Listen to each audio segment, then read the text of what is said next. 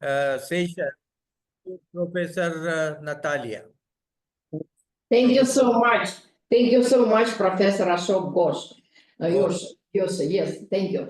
It's my great honor to open this ceremony and to say a few words about this conference. This conference is the first such a great event between RABE, the Russian Association of Business Education, and AMDISA, the major association of Indian business schools.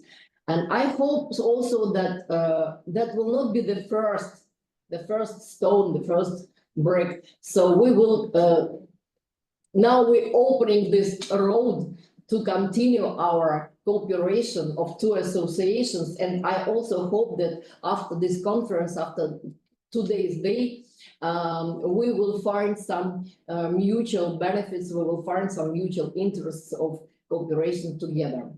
And also, I'm very glad that our great speakers today from both sides, from RABE side and from AMDISA side, are here with us. And we'll also welcome all our participants from business schools of both countries, Russia and India. And it's my great honor to give the first floor to the president of the Russian Association of Business Education, Vice Director of Presidential Academy, Professor Sergei Myasogedov. Thank you very much, Natalia. Dear colleagues, dear friends, esteemed Dr. Ashok Joshi, Dr. Carlo, Dr. Rajan Saxena, and all other participants from both Russia and India, thank you very much for this fantastic opportunity for Russia and RABE to run this mutual conference in business education. Thank you for this great honor for me and my pleasure to speak and welcome this conference. First of all, I want to say and to inform my Indian friends that here at this conference, a lot of leading Russian business schools are represented, that RABE today comprises practically all the leading Russian business schools. Unfortunately, we have about 100 of them. However, about 20 of our business schools used before all those sanctions to have Triple Crown accreditations. 3 leading business schools were present in Financial Times, etc. And today we are very thankful to our Indian friends and to AMDISA leaders for the potential conversations and discussions of quality improvement processes at your association and at our association, because Russia is in the process of developing and redeveloping in depth the system of quality assessment, a high quality assessment of our business education and business educational programs. It's my pleasure also to welcome you from the campus of the biggest Russian university, Russian Presidential Academy. Presidential means in Russia more or less what the word royal means across the world. We are working with the top leadership of our country. Normally the people say, are you from the Moscow State University? It's a tricky question in Moscow because we have more than 60 Moscow State universities. I understand that normally the people are speaking about the building of Stalin's apple pie of the skyscraper constructed in the middle of the last century, where the Moscow Lomonosov State University is located. And it's our pride. It's our honor of Russia. It's the best university. However, the Russian Presidential Academy is 10 times bigger. We have almost 5 dozen branches and campuses across the country. And so all of them would be very much pleased to work with the Indian people. Natalia Evtikhiyeva and I want to attract the attention of my Indian friends to this lady and professor. Natalia Yevtikheva is a unique woman in the great, to the great deal she initiated this whole process of our friendship with AMDISA, because I shall disclose you a secret. Her father was Indian, her mother was Russian, and she is a professor of cross-cultural management. And she feels both Indian and Russian culture. And it's a fantastical mental bridge which we're using at RABE. So I hope that Natalia, in case with the Russian, won't get some of messages of our Indian friends. Natalia will attract our attention to them. And now some personal remarks, unofficial remarks. I'm very, very happy that subconsciously and historically, Indian people and Russian people trust to each other and has a lot of friendly feelings to Russia. We, the Russians, and we consider that we have one of the most literate and educated nation, we at least we're aware, or we know a lot about the Indian philosophy, culture, people, and we have fantastic respect to India, this great country. And we are very happy that today Russia and India, as parts of BRICS movement, as co-founders of BRICS movement, trying to move our world to be better, to be more fearful, to be more multi-centered. And I wish the leaders of our countries great success, as well as I wish great success to our business education, both in India and in Russia, to business, both in Russia and in India. And I want to stress once again, the people of both countries know a lot about each other. And in Russia, subconsciously, they are more than friendly towards India. When I was a schoolboy and a student, the whole Soviet Union, the predecessor of Russia, was singing a very famous Indian song. I permit myself to switch it on for 10 seconds. Maybe you would recognize it.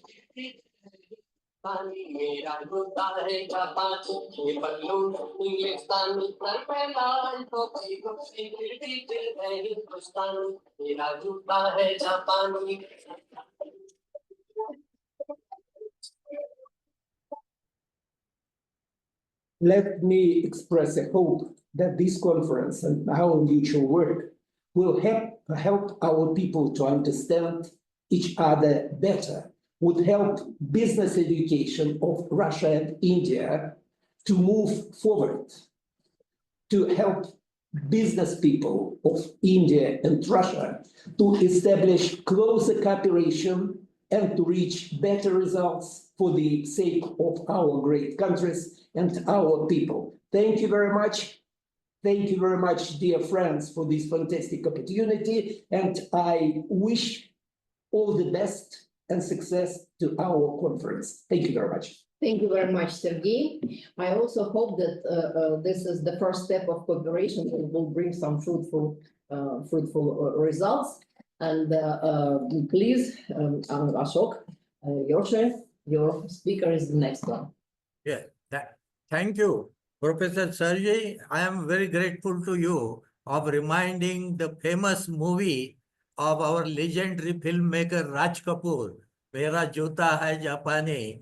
This is very interesting, and so I am very happy because these are the cultural bonds between Russia and India for last 70 or more, 70 plus years. Even before independence, we were having very strong relationship with Russian leaders, and it's a great friendship and very sustained friendship. Thank you very much for the reminder.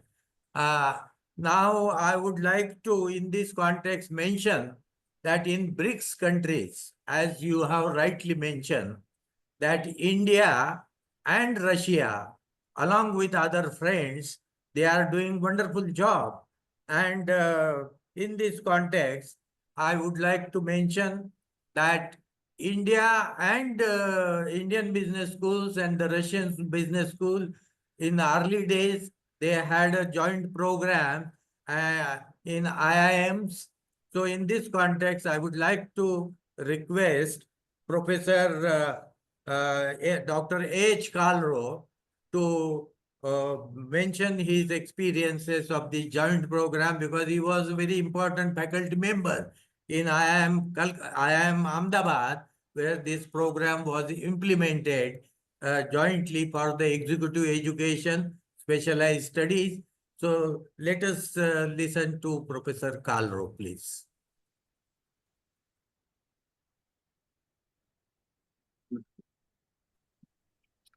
Thank you very much, Dr. Joshi. Esteemed dignitaries of this conference and distinguished participants and my fellow speakers. At the outset, I wish to convey my thanks to both AMDISA and RABE for giving me this opportunity to share some of my thoughts on the theme of the conference, which basically is cooperation between Russian and Indian business schools. What's the interest? I, in this context, would like to spend just a few brief minutes on the historical growth, development of business and management education in India and where it took off from its origins in the United States of America. It all began with transforming an education in the profession of accountancy at the well-known Wharton School into a much wider, broader, and deeper, more applicable concept of managing an enterprise or a business. And that transformation which happened was, if my memory serves me well, in the year 1874, just 150 years ago, when an education in accounting was transformed into an education in business. This was actually followed by the establishment of one of the greatest schools of business in the world, and which has been in that position for a long time, the Harvard Business School, which was set up in 1908. And in this school, many experiments were made to try and restructure management education and make it more relevant to the purpose for which it was established. And in this school was born the case method in the year 1918, when the then dean of the business school, Dean Gray, put together a group of colleagues and laid the foundations for the development and later substantial success of the case method. And the case method, of course, was introduced to drive the concept that in the education that they were seeking to deliver, there were no right or wrong solutions to problems that were faced. It was just to facilitate discussion on what was appropriate in terms of a response to a business situation that was faced or encountered by those who were part of that education system. So it was looking at the good versus bad versus right versus wrong. And that too, the difference between good and bad was always dependent on what happened over time. It was not at that point of time. The business education concept, however, gradually evolved into education in business and management, because management was central to all organized economic activity. And this influenced much of the growth and development of this education. And the theme was we have to look beyond business as it was understood and is sometimes being understood even today as a profit-oriented, a profit-motivated enterprise interest issue only, rather than a larger concern of society at large or the nation. So there was this realization that we have to move away from the profit motive alone to larger development and economic sustenance motives for the nation, its society, and later on to other partners and collaborating or participating committed countries.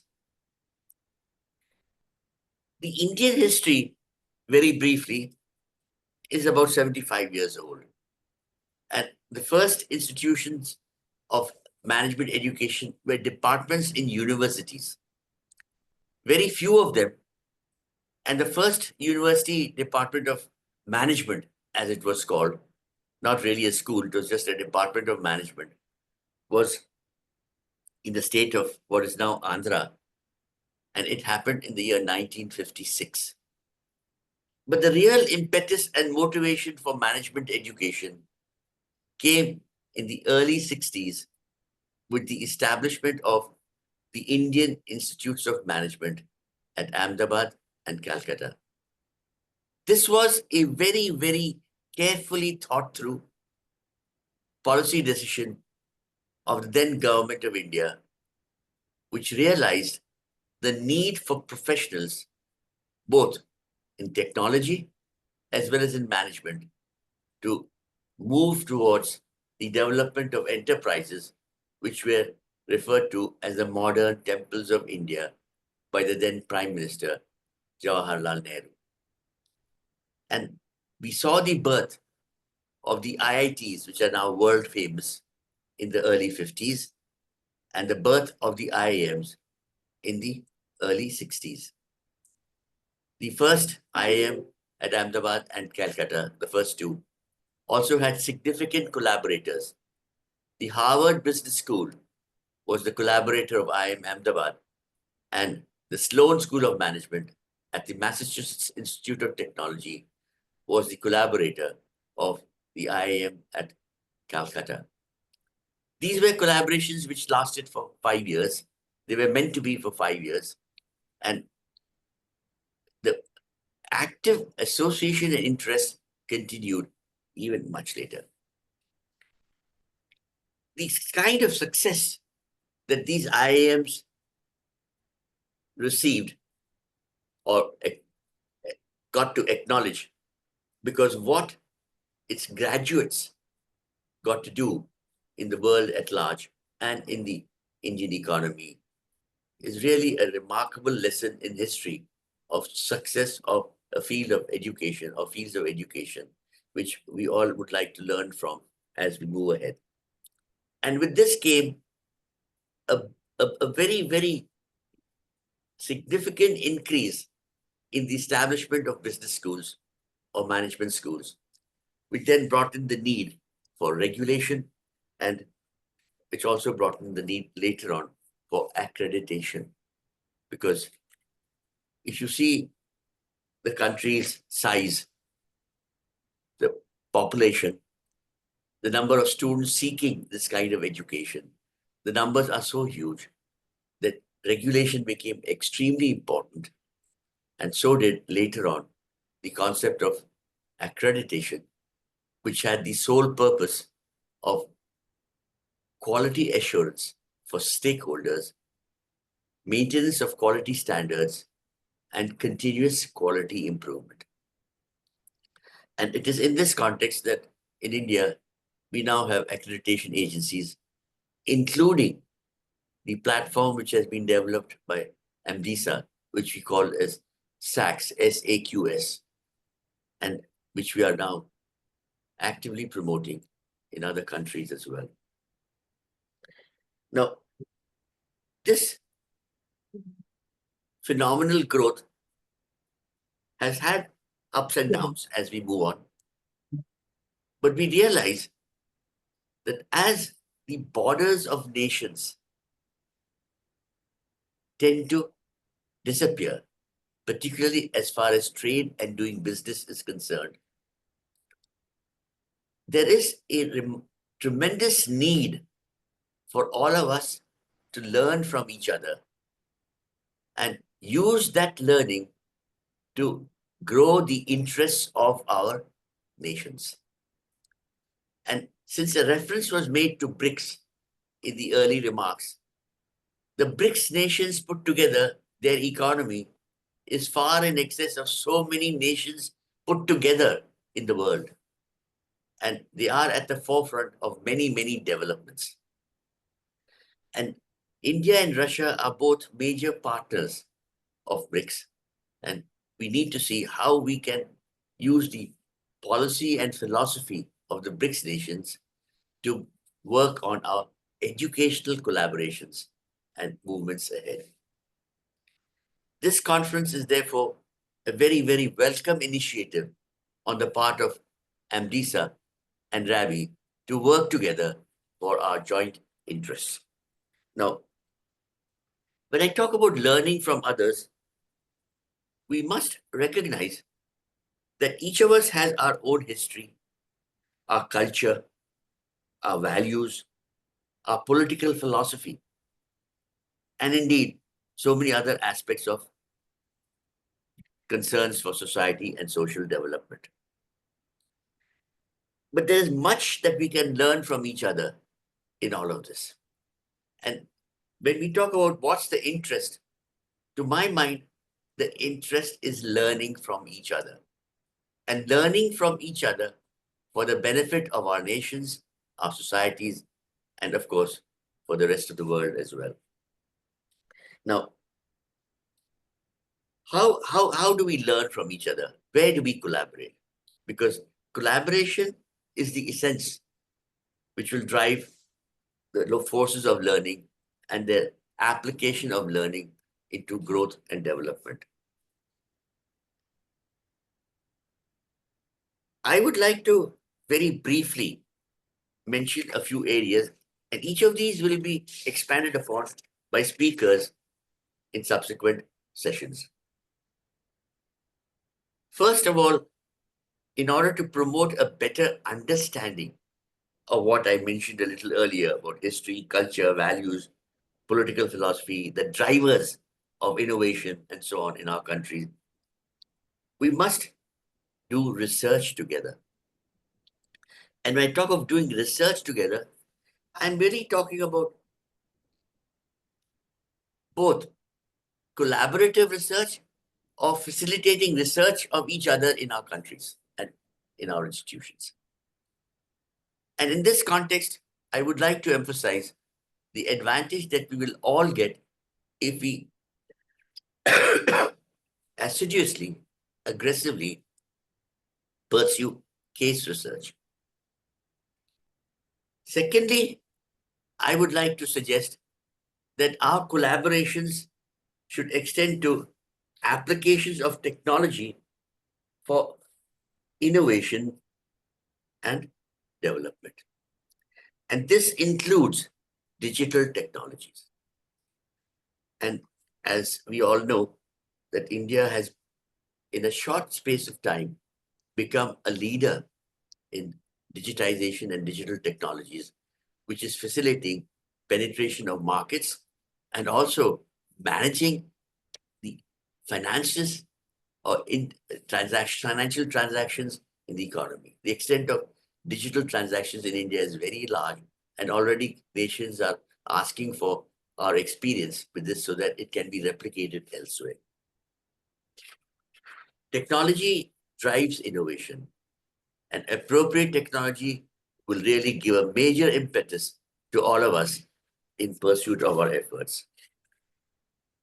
The third important thing I think we need to collaborate on is look at how do we manage scale and how do we respond to scale. And in this context, I would like to draw the attention of all of us present here to the latest experience we have from the organization and management of this mega event that we had called the Kumbh Mela. We heard about Mera Juta Hai Japani a little while ago, which made Indian cinema famous in Russia. But I think the world will talk about the Kumbh Mela for years and years to come. And in fact, I'm happy to tell you that already some of the leading educational institutions, research and consulting organizations have sent teams to study how such an event could have been so successfully organized without negative side effects and outcomes. We need to learn from all of this, and we have to go beyond looking at small things, but look at scale, because our countries are bound to face these issues of scale as we move ahead. The next thing that I would like to say that our exchanges should include, or collaboration should include, will be exchange of scholars. Please excuse me. And when I talk of exchange of scholars, I'm referring to teachers, students, and also exchanges through internships. There's much to be learned in all of this. I would continue further to talk about developing joint accreditation programs for our schools and programs. We already have a lot of experience with accreditation of programs in our country. Please excuse me. But we can work on this together in the context of our nations and learn from the good practices of each other and how we can improve quality in our educational systems. And finally, I would like to mention that we should together facilitate business collaborations. Because as educational institutions, we have alumni who are spread over the globe, who work for Fortune 500 companies, who have vast experience and knowledge, and indeed wisdom in their verticals, in their sectors. And through them, we can also ensure some kind of progress in business collaborations. Russia and India have a lot of interest in each other and have also got a lot of common goals to pursue. The last few years have given us with significant examples of how the two nations have worked together during deep crisis problems, both in terms of peace and trade. And this is a relationship which we need to build on through our collaboration in education. Because let us remember that education is the foundation which defines our basic identity. And that identity, if we push further and further, it is going to be for mutual advantage. It's my great pleasure to have participated and shared some of my thoughts. Dr. Joshi wanted me to speak about the initial IIM associations we had. I think they were very few, far between, and very limited. But we have to scale all of this up. And what were individual programs have now got to become a very, very recognized, important mission type activities that we need to undertake. And when we do, I'm sure make a good success of what we do. And this will benefit our nations tremendously. So I take this opportunity of wishing everybody a very, very interesting learning from this.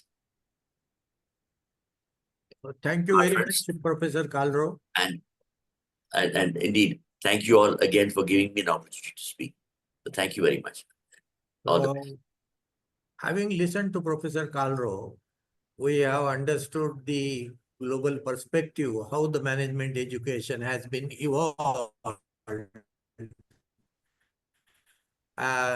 at the global level as well as at Asian level. Particularly in South Asia, we have developed the management education initially through the Ford Foundation grant, and the schools were established in India as well as in Pakistan and in Dhaka. So the good perspective has been presented. Beside that, the areas for joint education and research between these two great countries have been also indicated by Professor Kalro. Now, I think we will request Professor Natalia to invite the next speaker from Russian side. Thank you so much. Thank you so much, Professor Yoshi. But I would like to give a floor for 1 second, for 1 minute more for our President Sergei Myasayedov, because after this very great speech of Professor Carlo, we can't keep our silence, and we would like to add something. If you permit us, I will give a floor to Sergei Myasayedov just for 2 minutes. Dr. Karo, just maybe for 1 or 2 minutes. Thank you very, very much. I was pleasantly impressed by your great presentation and by the endeavors in the history of development of business education in India and in the world. And just I wanted to stress that Russian business education has a lot of in common. We started later. We started after the collapse of Soviet Union in 1991. However, during this time, just to create awareness, 200 leaders of Russian university departments and newborn business centers, they passed through training at the most famous world business centers. Some of them you mentioned today, like Wharton, by the way, I'm Wharton graduate, and MIT and Harvard, where it seems to me Ashok studied. One of the people present here in this room. So we have the same roots, and even the slogan you mentioned, continuous quality improvement. This is what Gay Haskins was the leader of AMD many years ago. She told me, Sergey, if you want to understand the substance of business education, please remember 3 words: mission, vision, continuous quality improvement. And I got those mottos, and I used to repeat them to my executive students. And so thank you very much for the stress on that. Very important also from our point of view, everything that is made that is connected with the stakeholders, with the work of our business, not for the sake of money only, but for the other stakeholders, for the state, for the people, for the development, for the culture, etc. And today we'll be discussing ESG topic that is interconnected with that. I'd like to add here also Prime Declaration of the United Nations and Principles of Responsible Management Education, which we follow in Russia. And I'm very much pleased to say that I was among the first 18 top business schools of the world signers of Prime Principles in 2008. Prime Principles were sort of 10 or 15 Russian business schools also signed and who participate in all those prime events across the world. And finally, business education is very important. It is interconnected with the independence and development of our countries. So a special thanks for the support of BRICS, where the leaders of our countries were co-founders of the very movement. And on behalf of Russia, I shall just add that today we also try to concentrate on research, on artificial intelligence, on neuroscience, where we'll be very happy to share our knowledge and skill and to work together. And we'll be very thankful to learn your experience about the combination of education of engineers and managers.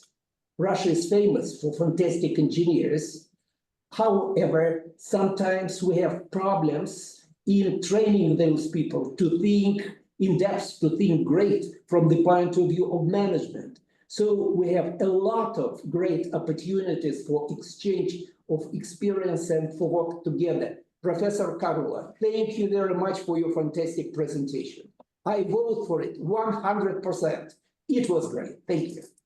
I Yes, am and- happy to hear your words of encouragement, and I'm sure we will both look forward to working with each other.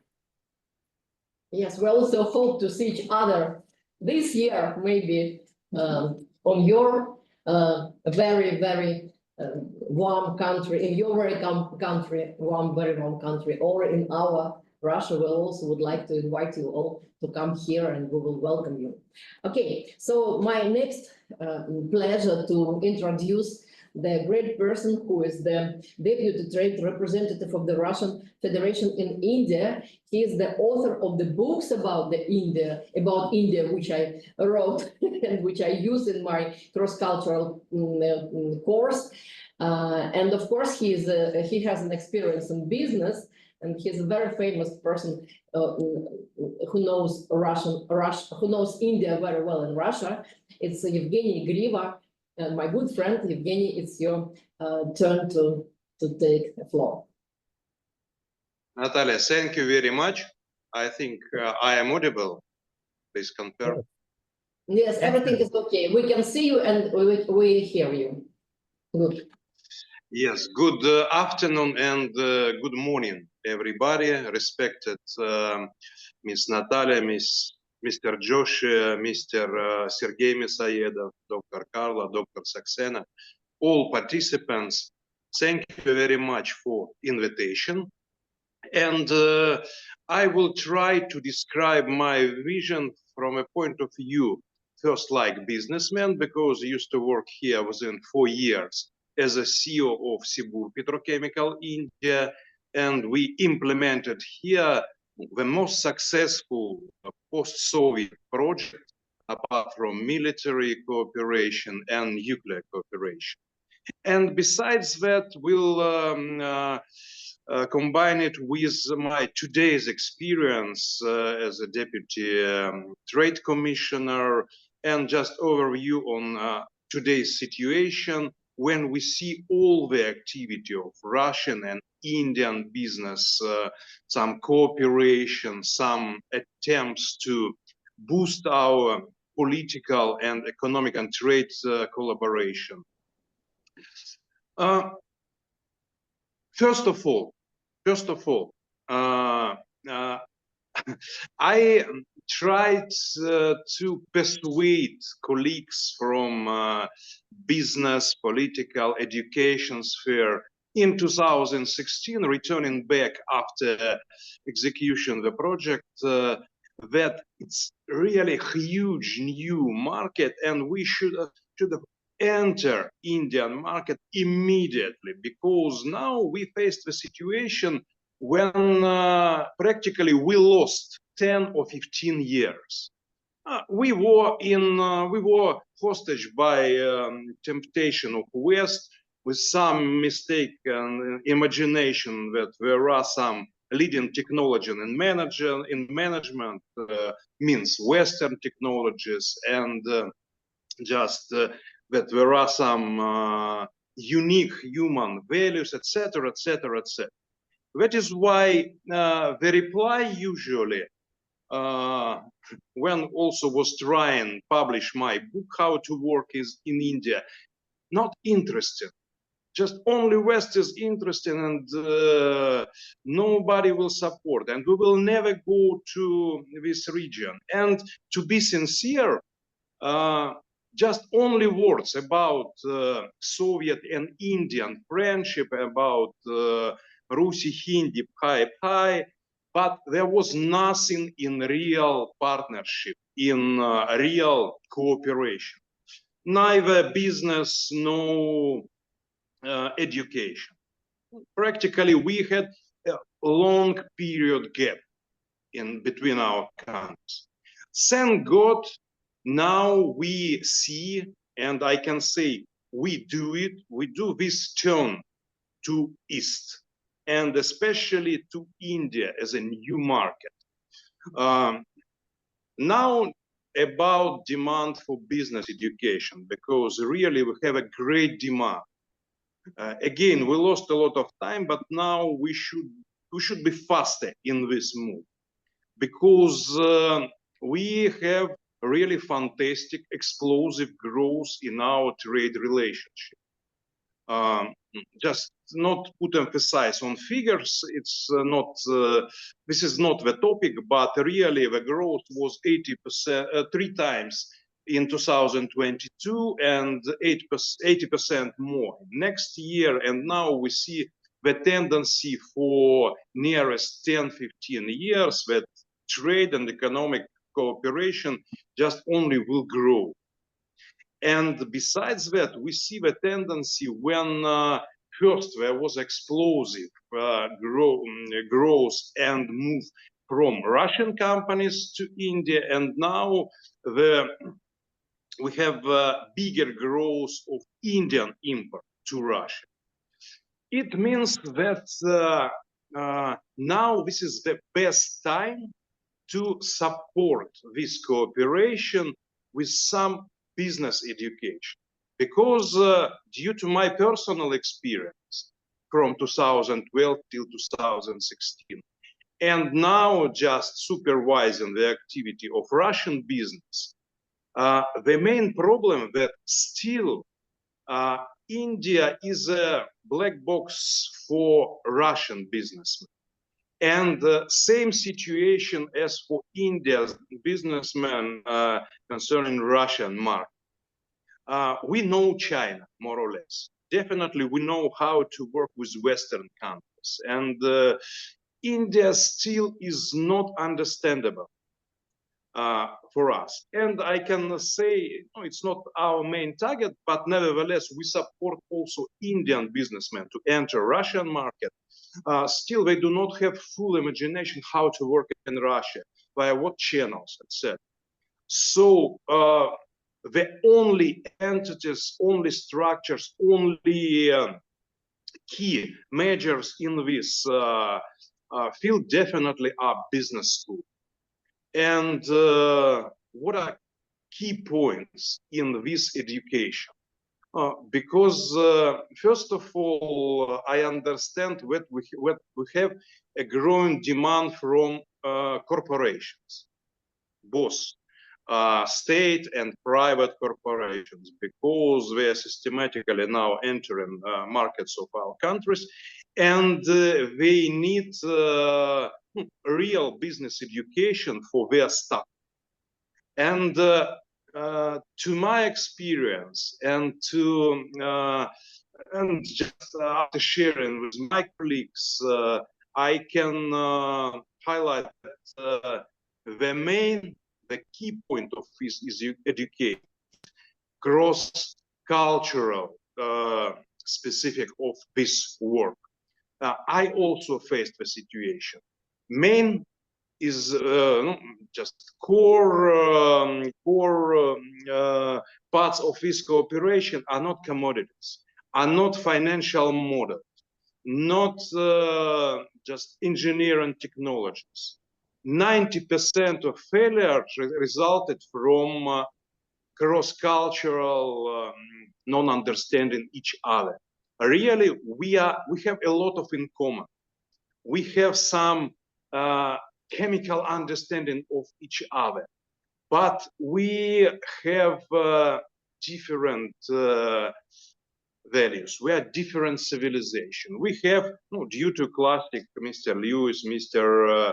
Hofstede, Mr. Masayedov, whose book practically impressed me about cross-cultural management. And after that, I started learning the specification of working here. We really have different perception of time, of distance of power here, of motivation of personnel. And the shortest way to get failure here, just to get good Western business education, to take all these tools, to enter Indian market, to start using all these technologies, and after 6 months will leave Indian market. First of all, you should understand this civilization, and after that, to get some brief about political system, about social structure of this civilization, of this country. After that, some practical tools, how to work, how to incorporate the company, what are taxes, what is the system of certification, and after that 50% of cross-cultural communication, because we see now the lack of specialists in both in government entities and in business structures here, who know how to work in Asia totally, and especially in India.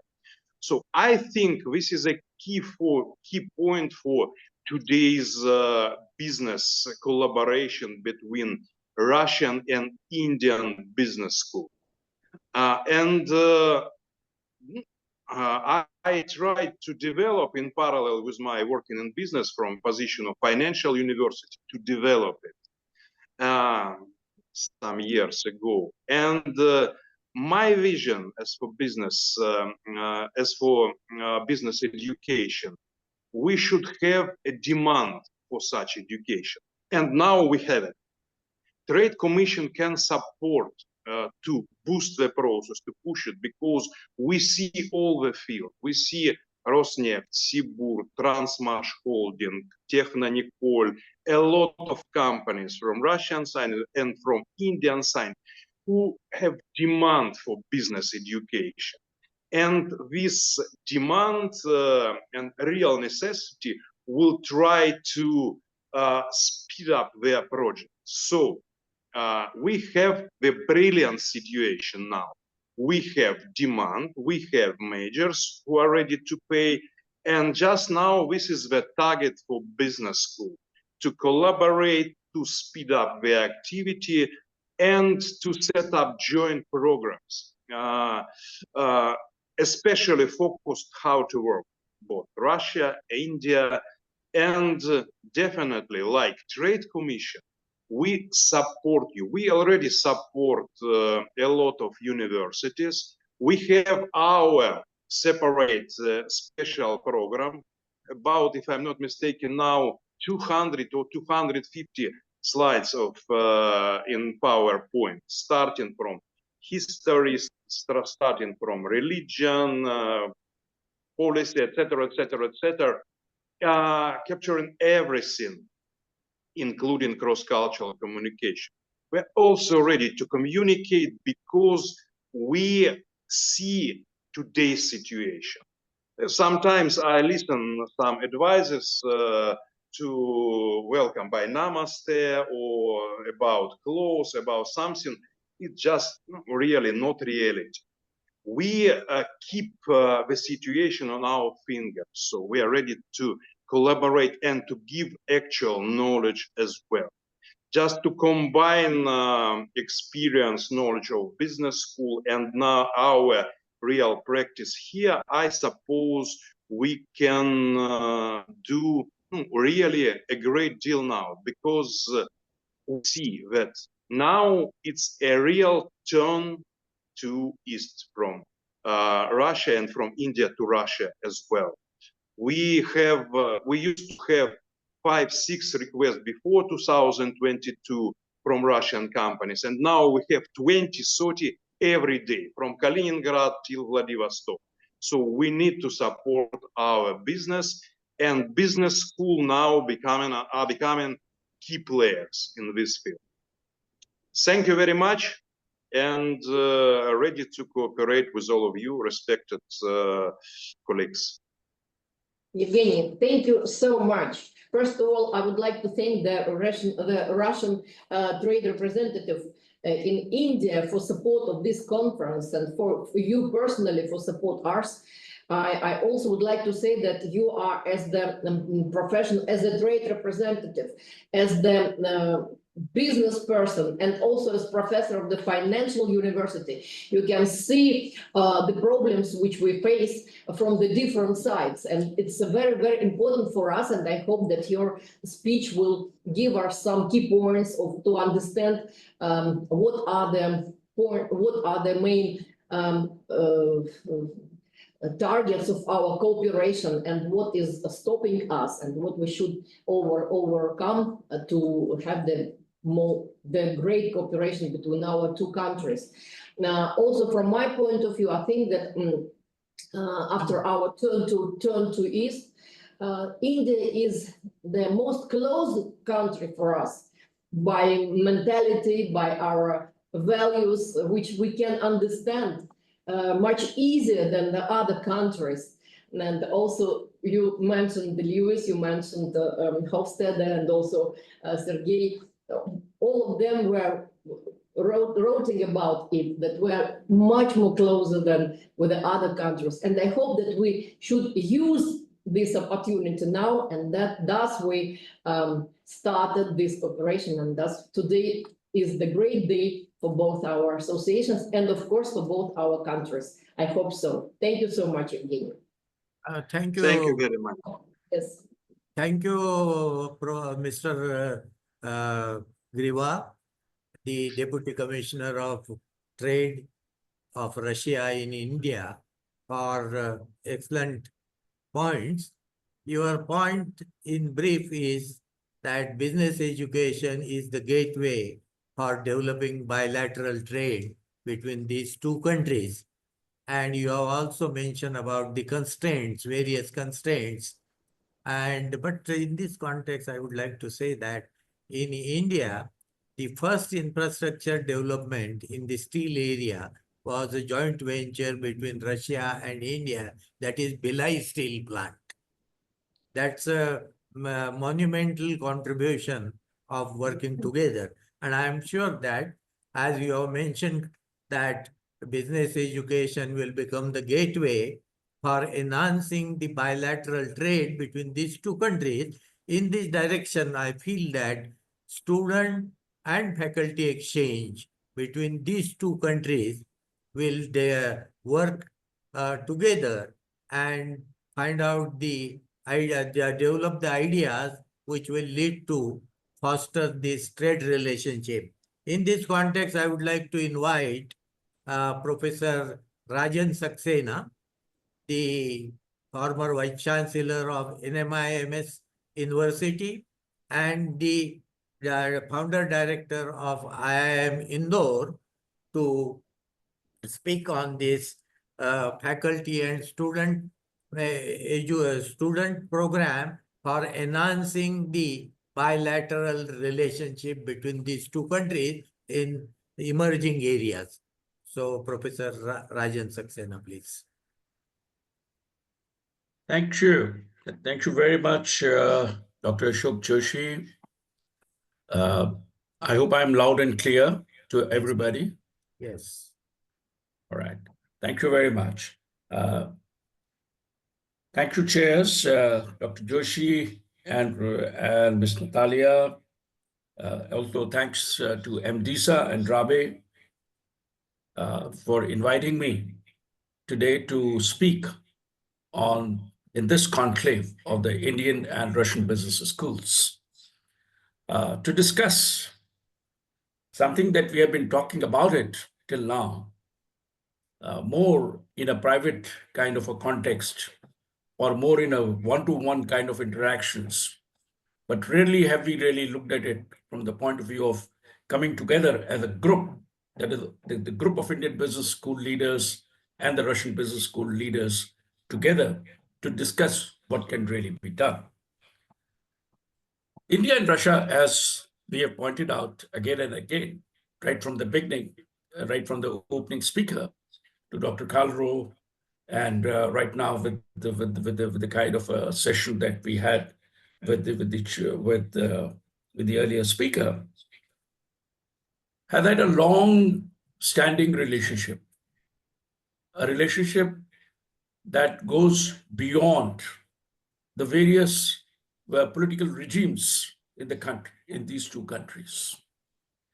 And therefore, from that kind of a perspective, I feel that, there's a lot of opportunities that are there between Russian business schools and the Indian business schools for cooperation and collaboration. We are today living in a world which is characterized by a very significant disruption. It's a disruption that has been caused by the geopolitical developments that are taking place around us. Whether it is the wars, it is the technology, or it is the various blocks that are today emerging. The fact is that there is these geopolitical developments that are there today have today created a very significant kind of an opportunity as also a threat to the industry, to the economy, and to the global trade itself. Let's just take a look at some of the kind of issues that are today emerging from these kinds of geopolitical developments. Whether this is in the form of what we call it as the volatility, the issues of volatility today. The whole global trade today is highly volatile. And one doesn't know at which point of time that the trade between the various nations get blocked up by various kind of developments that may be taking place or that may take place. At the same time, there's an uncertainty that is today increased. And a more important part of it, which to my mind is that these kinds of geopolitical developments today, whether these are the tariff wars, these are the canal blockades, these are, let us say, any kind of political disturbances in any part of the world, it has today raised the question, and a question that needs an answer today, not only in the industry, not only by the industry, but also at the business schools across the world, is whether we are seeing the decline of globalization. Are we really saying that the globalization has come to an end and there is a resurrection of the regional, that is the bilateral trades or the regional trades, or for that matter, let us say, the growth of the national firms? A classical example is that of what we call it as the BRICS, where these economies today, as was pointed out right in the beginning, they account for almost about 29% of the world GDP, with obviously China accounting for almost 16%. But then the understanding of the BRICS economy and the future growth in the BRICS economy today is as important for a management school student as it is to understand what is going to be happening in the American economy or what is going to be happening in the European economy. But nonetheless, the question that comes up over here time and again in the management schools is that how do we encourage an understanding of the global trade? How do we encourage the understanding of the operations of the global firms itself? I believe today that while on the one hand, the political developments or the geopolitical developments that are taking place are a threat to globalization, the technology, the forces of technology, and the demographic shifts that are taking place, that has already taken place, are today the forces that are contradicting all those that are talking that there is an end to globalization. Technology is a great leveler, to my mind. Even when we may not visit, for example, the Russian business schools, or we are not able to meet, or let's get the Russian professors, for example, physically in our classrooms. Technology helps us to bring them into our classrooms, and I think the same thing happens vice versa also. So therefore, from that kind of a point of view, I believe that the technology today is a very important leveler. It is today a bridge between it bridges the gap between the haves and the have-nots. It bridges the gap between the societies, nations, and individuals. And from what kind of a point of view? Take a look at it. Whether this is from the point of view of the information, for example. Today, information is not limited to one particular region or to a particular nation or to a particular society or particular group of people. Today, information is available to each and every people, to everybody around. And the same information is available to everyone around. At the same time, we are also seeing that there is a homogenization of consumption and the consumption values itself. The consumption is changing. So our ability to understand how, for example, the consumption is changing and how the homogenization of consumption values are changing across the world because of the technology is today as important for the purpose of understanding the international trade and for the purposes of seeing what kinds of goods and services would flow between one nation to another, as just understanding the political culture, the political environment, or the cultural context of the economy itself.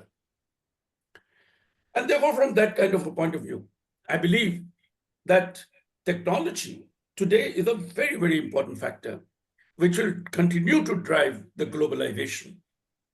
I also believe that this demographic shifts which have taken place from the West to let us say the East itself, and from the North to the South itself, has today created a very different kind of a power equations.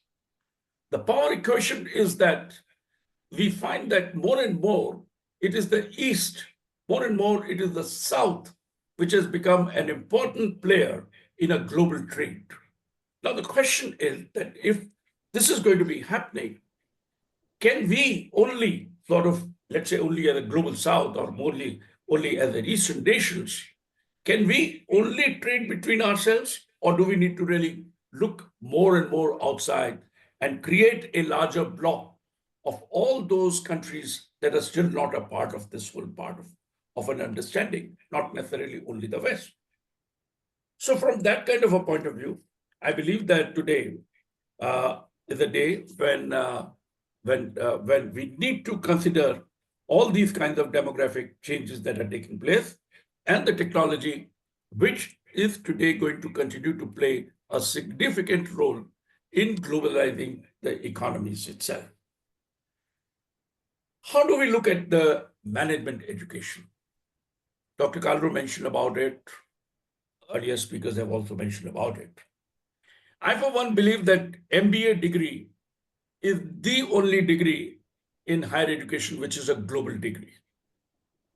Globally, MBA degree is recognized the way it is recognized in any given society itself.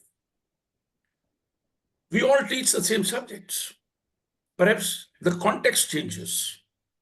We use different cases. We use different exercises to bring out the concepts, the principles, the processes of firms, the understanding of the companies, the understanding of the industry may vary from one cultural context to another cultural context. But no matter what the cultural context is, no matter what the economic context is, the fact is that some of the principles of management remain just the same. So therefore, from that kind of a point of view, today our as I look at today the global education, and particularly the management education in India, and let's say in a Russian kind of a context, it is that how do we build the biggest part of the challenge is how do we build the global reputation of the management schools from India and the Russian and Russia. Clearly, accreditation is a model. Certainly, there is no doubt about it. Some earlier speaker said that, even the publishing industry is geared up more for the West and not for the East itself. How do we bring about that kind of a shift wherein the East is as important as the West is to the publishing industry? Because there is so much of a work that is happening today in the East. And East today accounts for a very significant part of the GDP itself. So therefore, from that kind of a point of view, how do we improve our reputation? How do we sort of say that, well, our business schools are as important as possibly the American business schools? And therefore, possibly one would have to look at it from the point of view of a global recognition of our accreditation systems and also creating an awareness about our schools at a global level itself. The first kind of a step is where, let's say, bodies like AMDISA and RABE come together to create an awareness about the schools within the two blocks itself, the Russia and the South Asia itself. That could possibly be the starting point. The other part of it is to look at it from the point of view of, the whole lot of typical partnership agreements that have just come in, have been there. Student and faculty exchange programs have been the starting point. To me, these are the starting point. I have, in my own experience as a vice chancellor or as a director of an IIM, starting point has always been the exchange, because that is the easiest. We can move, we can get our students to come in, experience the economy, experience the companies, experience the industry, experience the culture. We can all do that. But today, given the kind of technology today, I think there is an opportunity to create more and more a dual degree programs which can, be taught by both the faculty almost simultaneously. Some courses can be taught by the host institution and another by the home institution. So from that kind of a point of view, today when we start looking at it from the point of view of the international partnership, I think these kinds of dual degree programs, besides the student and faculty exchange, which will continue for time immemorial, I think can really play a significant role. I personally feel that these kinds of experiences that the students have gained, one of the biggest kind of a benefit has been the development of the global skills. And I think among the global skills, the most significant skill that the students develop is the cultural sensitivity skills. Nothing can really make a student culturally sensitive. Then let us say when he goes and joins another nation's program and works along with or learns along with with that country's students itself. Understanding those culture, respecting that culture, understanding how, for example, certain things are viewed. We listen to that lovely song of Raj Kapoor's film. How, for example, the music is understood. How, for example, the music is played, and what is the role of music, for example, is something that one learns when you are actually there in a different cultural context itself. The conflict management.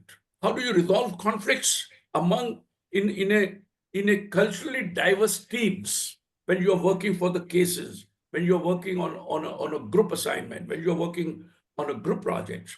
I believe that it happens only when you are actually there in a global classroom itself, as also the communication skills that you learn and the negotiation. I believe also from the point of view of the international trade, what was talked about it, and I would like to extend this to a little bit larger part of it, the industry itself. My experience has shown that today there's a big need to develop global MBA program, a global executive development program, because the need for training, the need for continuous upgradation of skills is not limited to any particular nation. What we can do is what we call it as a global executive development programs and the global MBA programs. Plus, at the same time, clearly we are talking about the translational research that can really happen, something that Dr. Carlo talked about it also. In terms of this kind of a translational research, could be in multiple areas. But the most important kind of an area is that of sustainability. And this is not just merely translational, but also facilitating research in our own respective cultures itself. How are we, what is it that the companies are doing? What are the policies that the different our countries have created to ensure that there is a sustainability of we are able that the planet, the disaster that is there and or the kind of threat to the planet that we have today, we can ward it off. I think it is a time for us to start thinking about it and the digital transformation. Yes. Last part that I can say is, I think as I look at the management education in India, today I'm also seeing a growth of the sectoral MBA programs. And there are many, many programs that are today emerging in areas like energy, areas like sports, and media, and many other kind of areas. It's a time we can think in terms of creating similar kind of sectoral programs and the joint degree programs and the dual degree programs with the Russian business schools that can really contribute towards the expansion of the management education sector, not only in India, but also in the Russian economy itself. Thank you very much, Dr. Carlo. Thank you very much, Dr. Saxena. And now we have to break for coffee for 15 minutes. And then next program will start after coffee break at 2 o'clock Indian time. And Russian time, it will be 11:30. Mr. Yoshi, just one second. Just one second. Ну, включилось.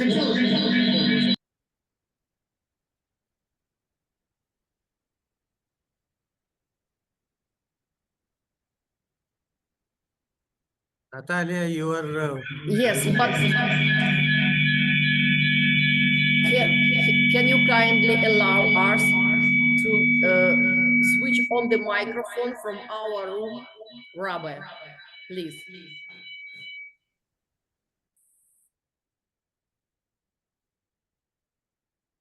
Вот, попробуйте сейчас. Yes, is it okay now? Can you hear us?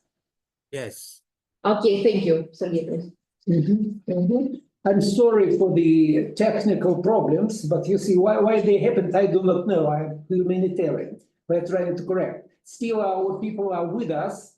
I want, with your permission, just before the break, to tell thank you very, very much to the final speaker of our plenary session, Professor Saxena, because, well, he outlined what I was thinking about. He outlined what we at RABE were thinking about. He outlined what we were dreaming about. I shall use just one small example. Sorry, I shall mention my business school, but it wasn't unique. We had about a dozen of double degree programs with the leading business schools of the world before the sanctions.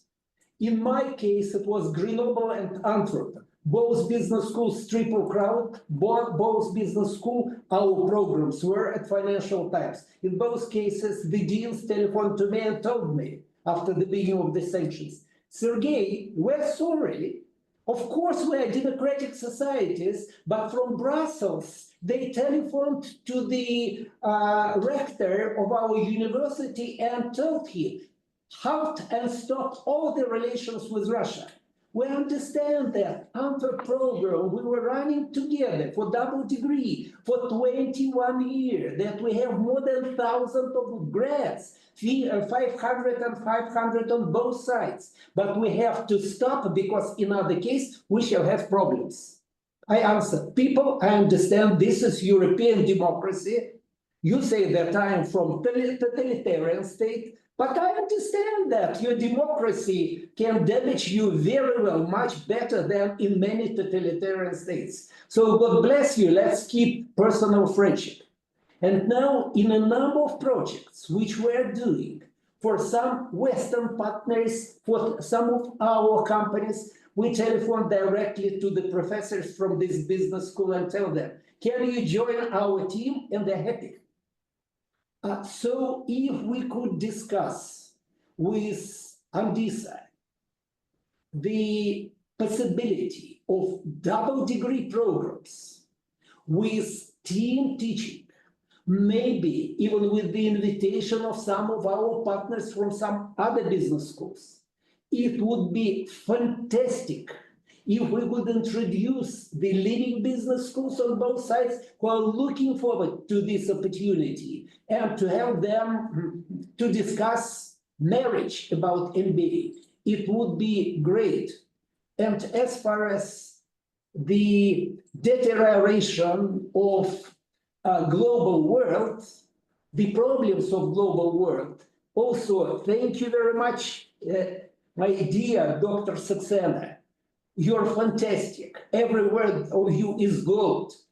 In Russia, we say now, globality doesn't exist no more. We should change it to by globality, be global and local simultaneously.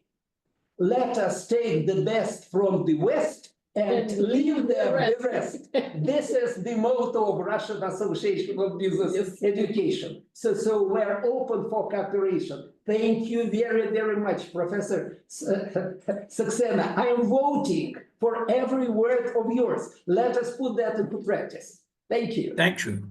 Thank you very much. I'm honored. I'm honored. Thank you. Thank you so much, colleagues. Thank you so much, Professor Yoshi. And I think that it's time to have a small coffee. 10 minutes, yes? 10 minutes coffee, as we agreed. Yeah? Не слышал. Okay, thank you. Thank you so much. Thank you. 10 Thank minutes you. coffee. Thank you. Mm. Good morning and good afternoon. I would like to introduce the speaker of first session, Professor Sudarshanam Padam. Thank who you. is the chairman, SACS Accreditation Awarding Committee, and the former dean of Administrative Staff College of India. So, Professor Sudarshanam Padam, I would request you to please take charge of moderation for the session 1. And from our side, we also would like to introduce Zhanna Belaeva. She is professor of academic director and head of Sustainable Development Committee of Ural State University, Federal University. Zhanna, from our side, please keep this moderating of this session. Thank you so much. Thank you. Thank you very much. Welcome, Jana. I hope I can call you Jana. So both of us. Yes, you can. I think so. With pleasure, Sudarsanam. Yeah. Now, we had very good beginning of this session, and some of the basics have already been mentioned. But now, let's get on with our sessions, because the question is, there are two very, very important themes that have been given to our group. One is, of course, the very definition of business schools. saying that whether they are global, whether they are local, whether they are national, whether any of those things. But then most important things is what you require is certain basic principles, which based on which we will look at the situation, whether the management schools, at what time do they address the global issues, at what time do they address it. Essentially, we are talking about management schools where we are training young people to face issues which are not necessarily local, but which are also global and depending on the situation in which they will arise. The other theme, which my colleague Dr. Jana will also explain, the other theme is not just management education. What about research? What about research, of which some of the speakers which have already spoken have done? Now, one is that we also create a group of people in every institution who will work on research, who will work on looking at this and create new knowledge which is required because of the challenges that we face. Jana, would you like to say something at that? Sure, Sunny. Greetings from Yekaterinburg, the heart of Russia, actually, the border between Europe and Asia. And I was thrilled to listen to presentations in the plenary session, and they outlined a very good bridge between the plenary and session one, because of course, in the era of technological advances, we need to think what we're going to offer to business and how we're going to teach business to make smooth transition from education to applied education or fundamental research to move further to their era of AA partnership, I would call it, and what type of programs we need to develop, what tools we need to train our graduates to fit in the world of tomorrow, to start today, and how we appreciate their quality, continuous development, and what should be the vision of business schools. Should they be more technological, less technological, more humanitarian? How we make friends with AI thrilled environment. This is, I think, we are fortunate to have a panel of distinguished speakers from both countries, India and Russia, and also it will probably start, and thank you very much to both organizations, AMDISA and RABE, to start this official transition period to true cooperation between Russian and Indian business schools. Well, I know myself, we currently have lots of Indian students, and it's amazing, but we need to find the framework on how we do this from both countries. So let's explore how we can actually stimulate the future of our programs. Thank you all for being here, and probably let's get started. Maybe should I start? Thank you, Jana. I'll just briefly mention the speakers from our side, from the Indian side. We have Dr. Raman from the Symbiosis Institution. We have Professor Shah, who is one of the very experienced teachers in the Sun and also a former director of the IIM. And we have Professor Sabarwal, who has joined us from the industry, and we have Professor Vishal Talwar also with us. Now, as Jana and I have also discussed this morning, each of you gentlemen will have 10 minutes or even a minute less than 10 minutes. Now, since there are two themes, one is basically how the business schools address themselves in the context of global or regional or national issues. Then the other theme being the management education. How does it get into a PhD program or something like that? How do we train future managers in a sense that where there is a basic research that is done at this. So each speaker, 10 minutes, either you choose 5 minutes for one or 5 minutes for the other, or if you choose that one particular topic in these two is more important, you can even dwell on it for the entire 10 minutes. I leave it to you, to your judgments. So that's how we have. Now, Jana, shall we begin with the Indian participants first? I think we've outlined the order early in the morning, if you don't mind. Would you like to introduce your speakers? Yeah, dear colleagues, just to save the time, would you mind if I introduce you one by one when we give you the floor? And I think if you would like to start from, discussing the complexities of globalized world, the question arises, should our programs be tailored to specific countries, regions, or should they adopt a more global perspective? And I would like to invite to explore this topic Violeta Grigorieva, who is Executive Director of the Moscow School of Management, Skolkovo. Violeta, welcome. And what is your perspective on regional nuances on business education? Please share with us.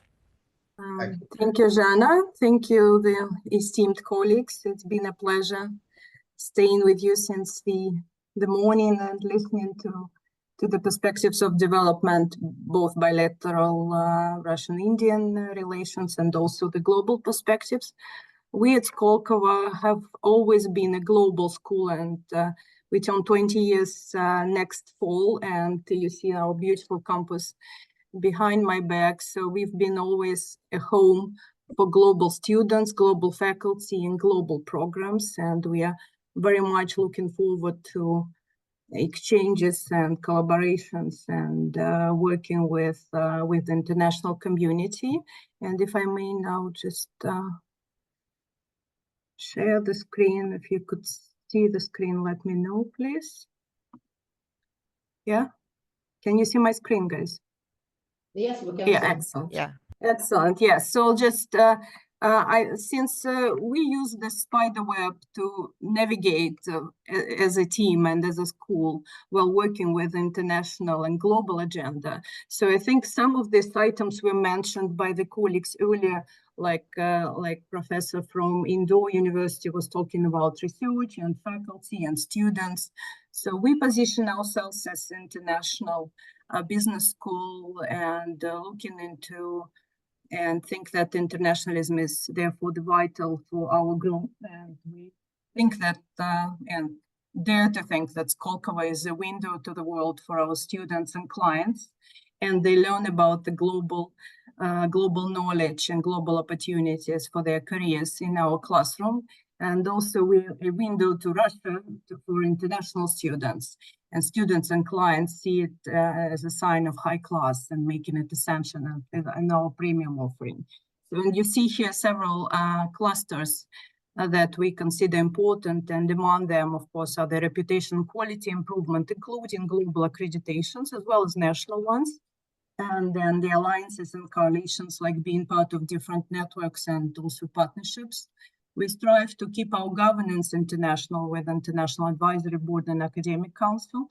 And of course, we're talking about programs like we are discussing today, the graduate programs, where we invite international students to all our degree programs, and we are aiming to have at least 30% for the next 10 years from China, Central Asia, Turkey, Iran, India.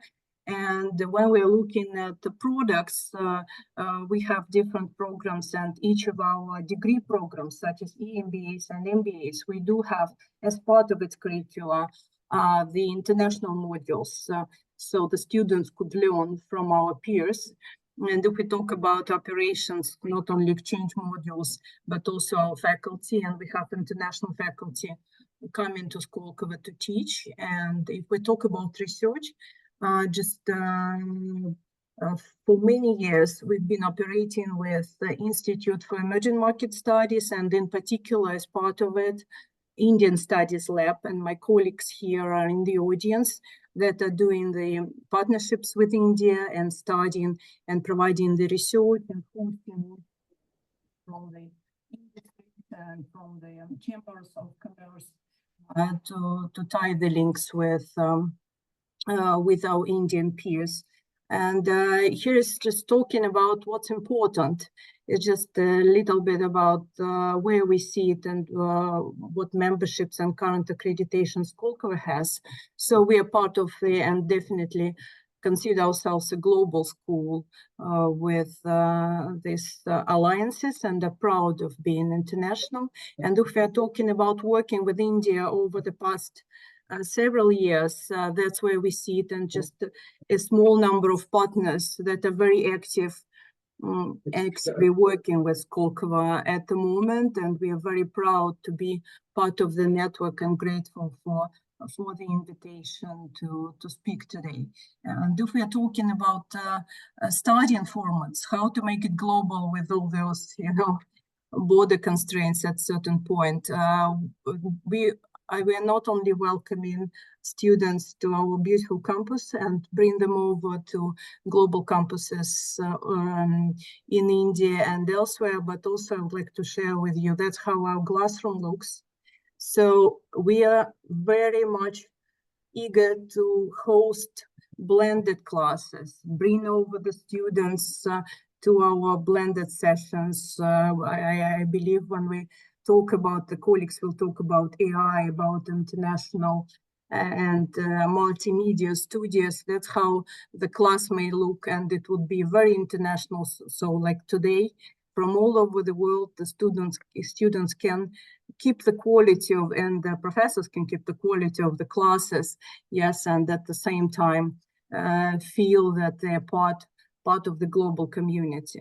From our side, like the Indian Lab Studies team and the school itself, we would be very much interested in getting to know great faculty from Indian schools that would be interested in collaboration in teaching, both in blended format and in person. And also we would be eager to know the competitive advantages or the strengths of particular universities, because there are some specifics that probably we are not very much familiar with, but that would be of great privilege to know those institutions.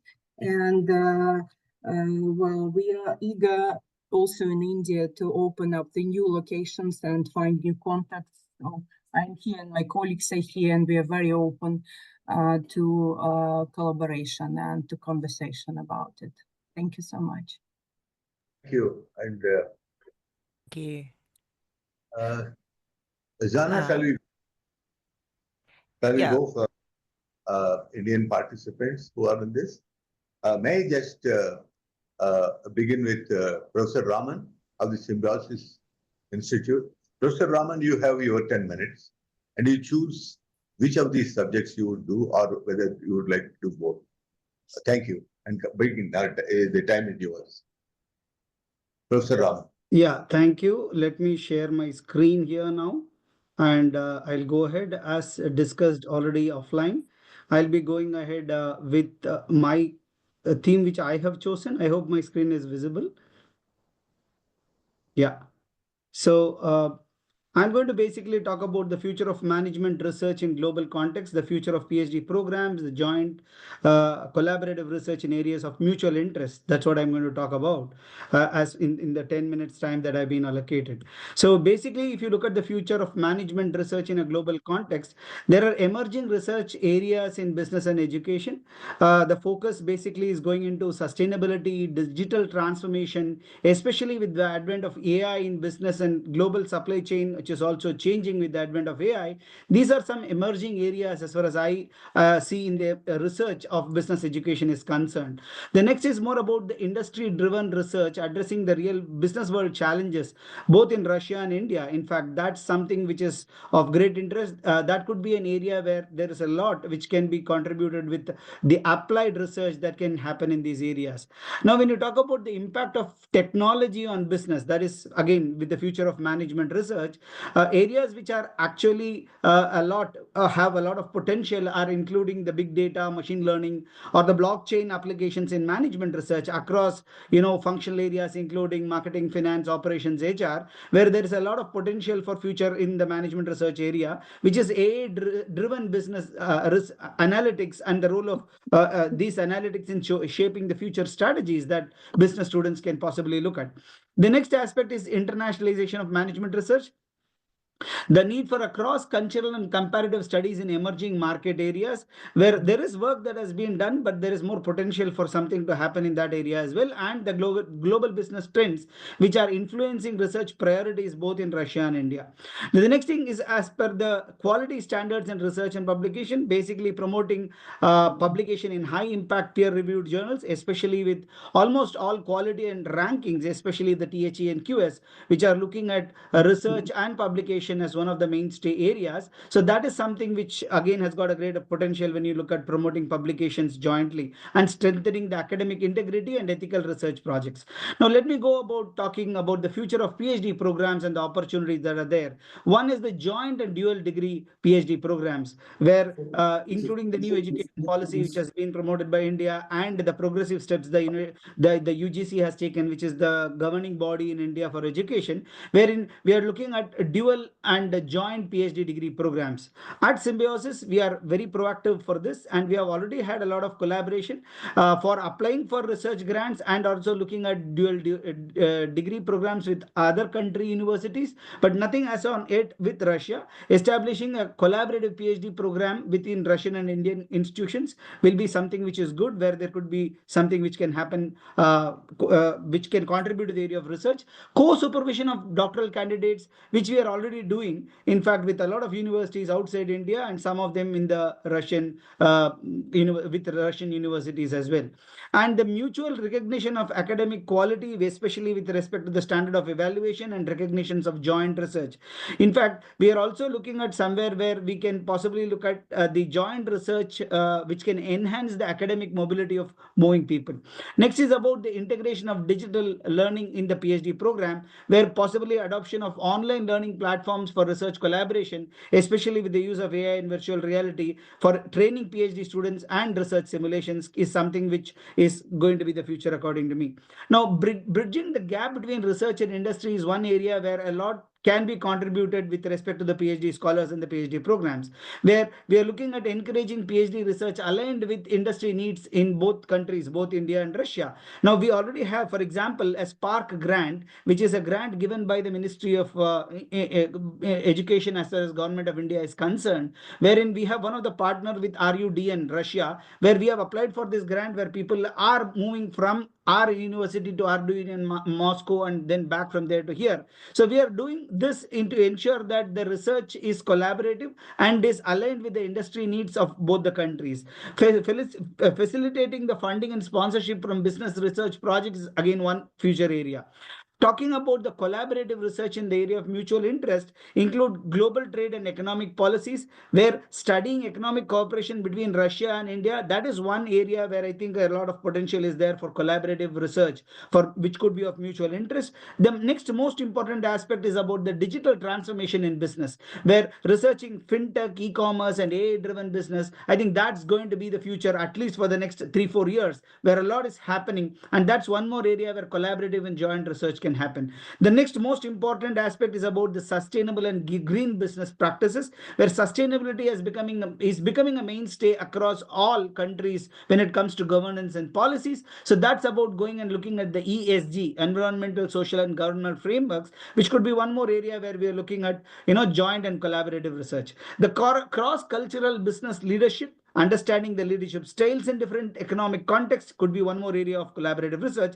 Apart from that is about supporting startups and incubators through academic research, which can help ensuring that startups are also involved in the entire process when it comes to research and output.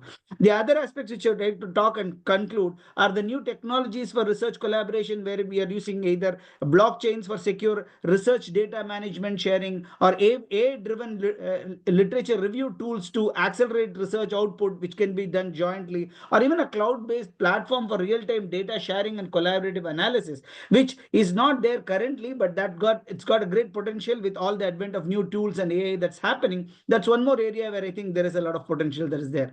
Last is about the academic industry partnership for research and strengthening the corporate funded research and applied business studies. Currently, we are doing this very much as far as Symbiosis is concerned from the Indian context, but if something which can be done internationally, that will be fantastic. That's a great area where where I look at as a great potential. Establishing joint research center, we have done a couple of them in the UK, but we'll be glad if you're going to do it more with other countries as well. So establishing a center which will focus on research. The recent one which we have got is something called SARA, where Symbiosis Aston Research Academy has got established, which is there in the UK, but we are open for something like that from Russian universities and other universities across the globe as well.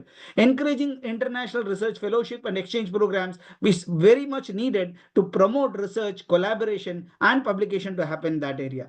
So that is in short about the area which I was talking about. I hope I could stick on to my time about the future of management research in global context, especially future of PhD programs, joint collaborative research, and areas of mutual interest. Thank you.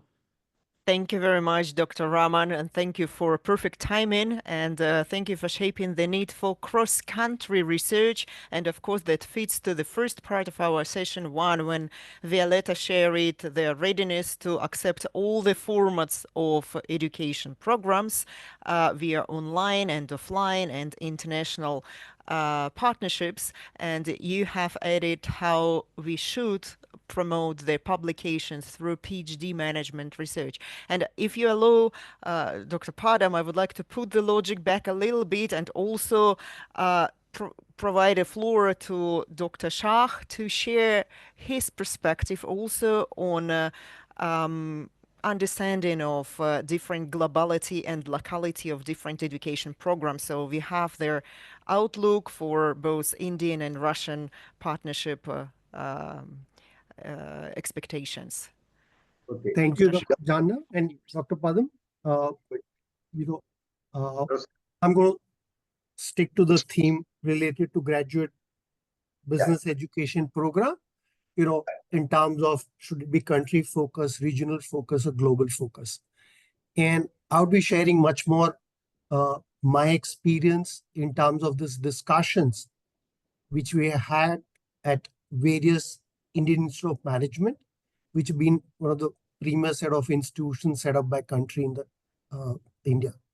Now, to a larger question in terms of, should it be country focus or, regional focus or a global focus? I think to some extent, once we say we're a fifth largest economy today, and, then I don't think it's a matter of choice in terms of that you cannot remain just the country focus. Even if your students are finally going to work finally in a company, which could be even just domestic company, but finally they're a part of a chain, which is a global chain. They could have competitors which are global in nature.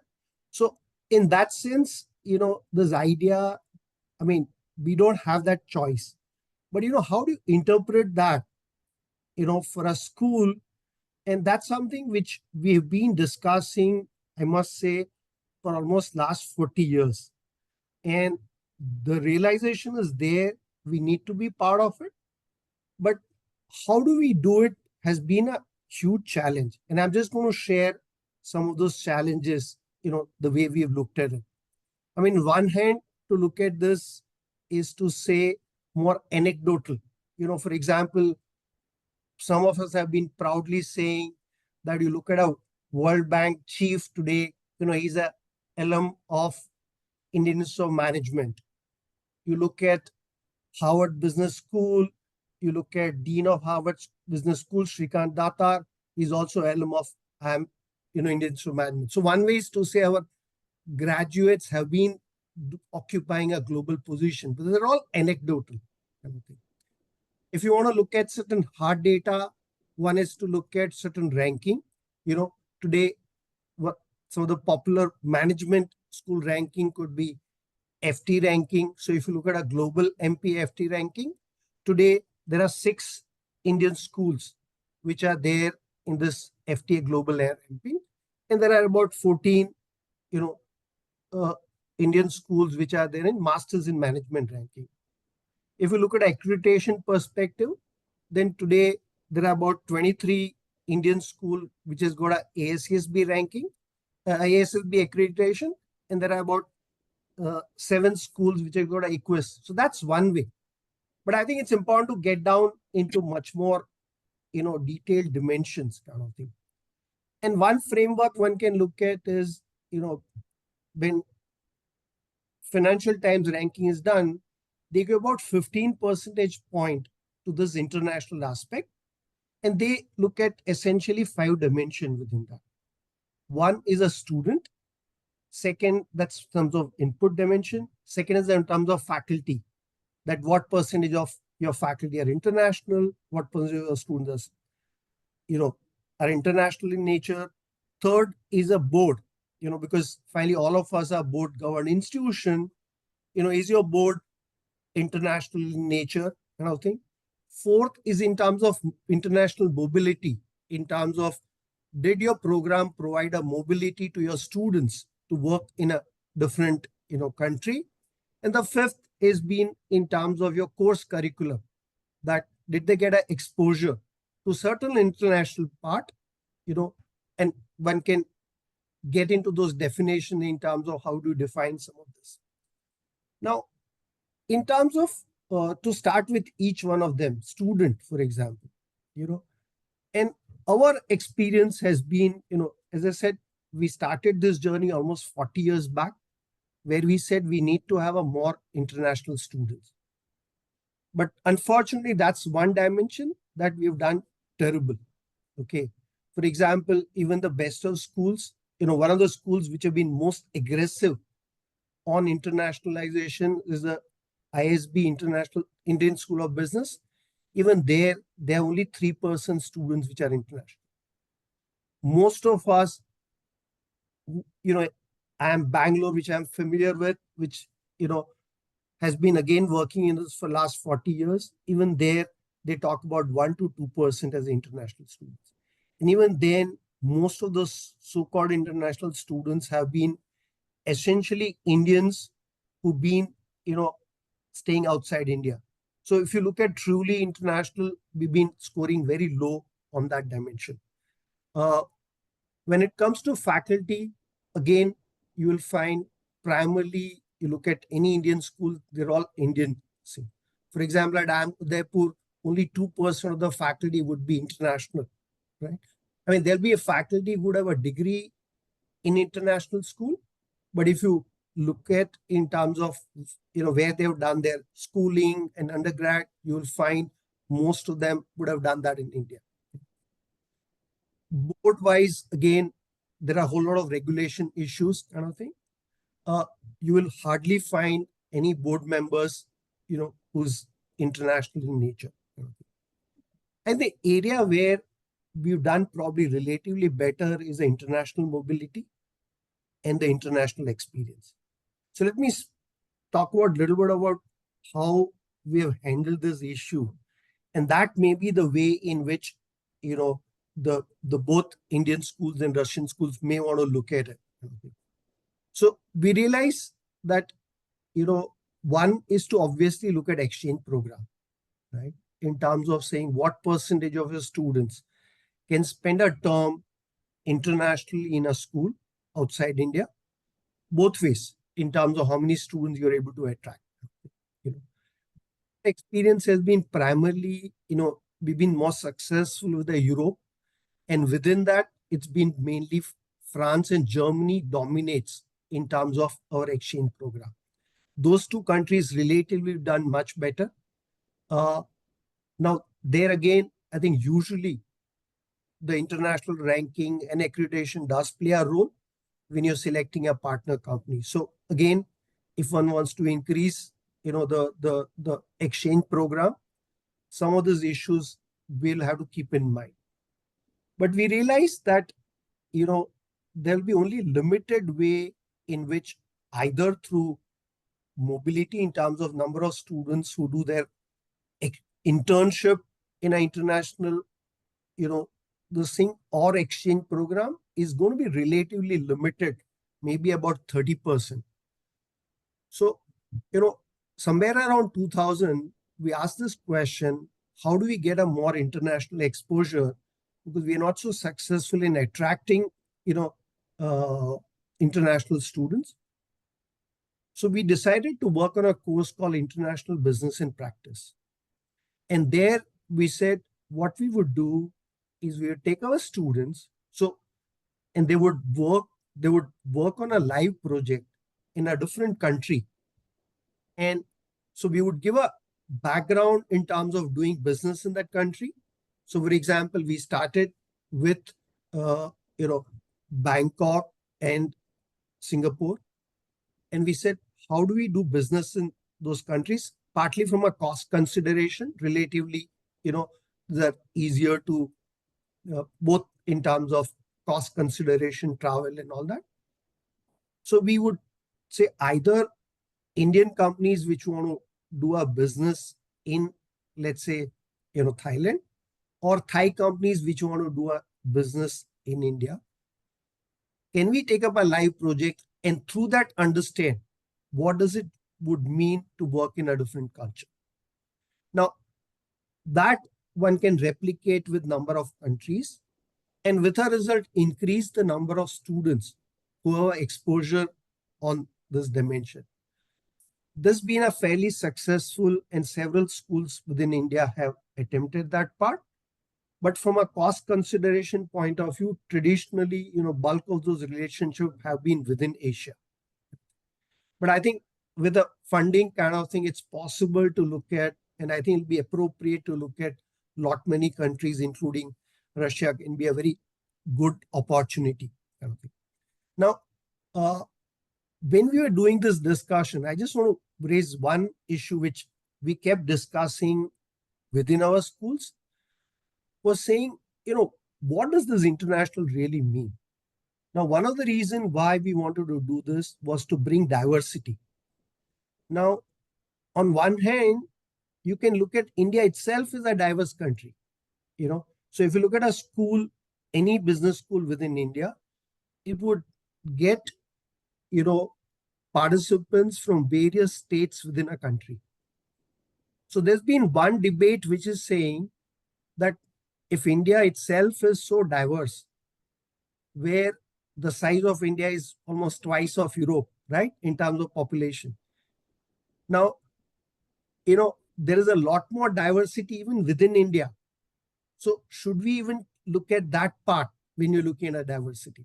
I'm just raising this as an issue, which has been there part of our discussion within our business schools.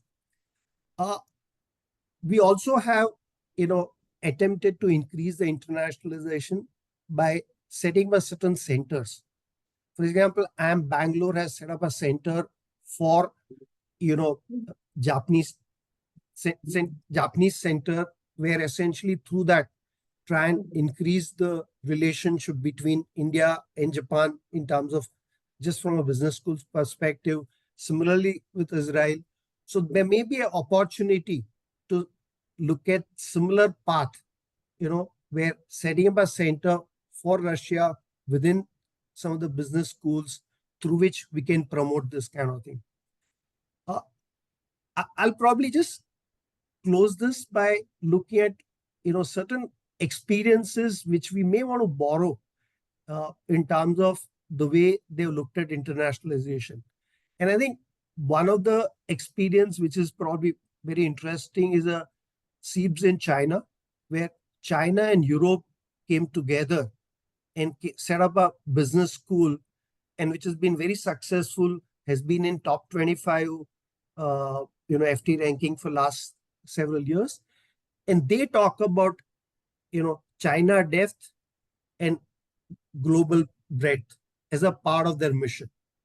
So I'm saying there have been various successful, in India, we have had a very limited success on several dimensions, but I think there are several international experience which we may want to look at it.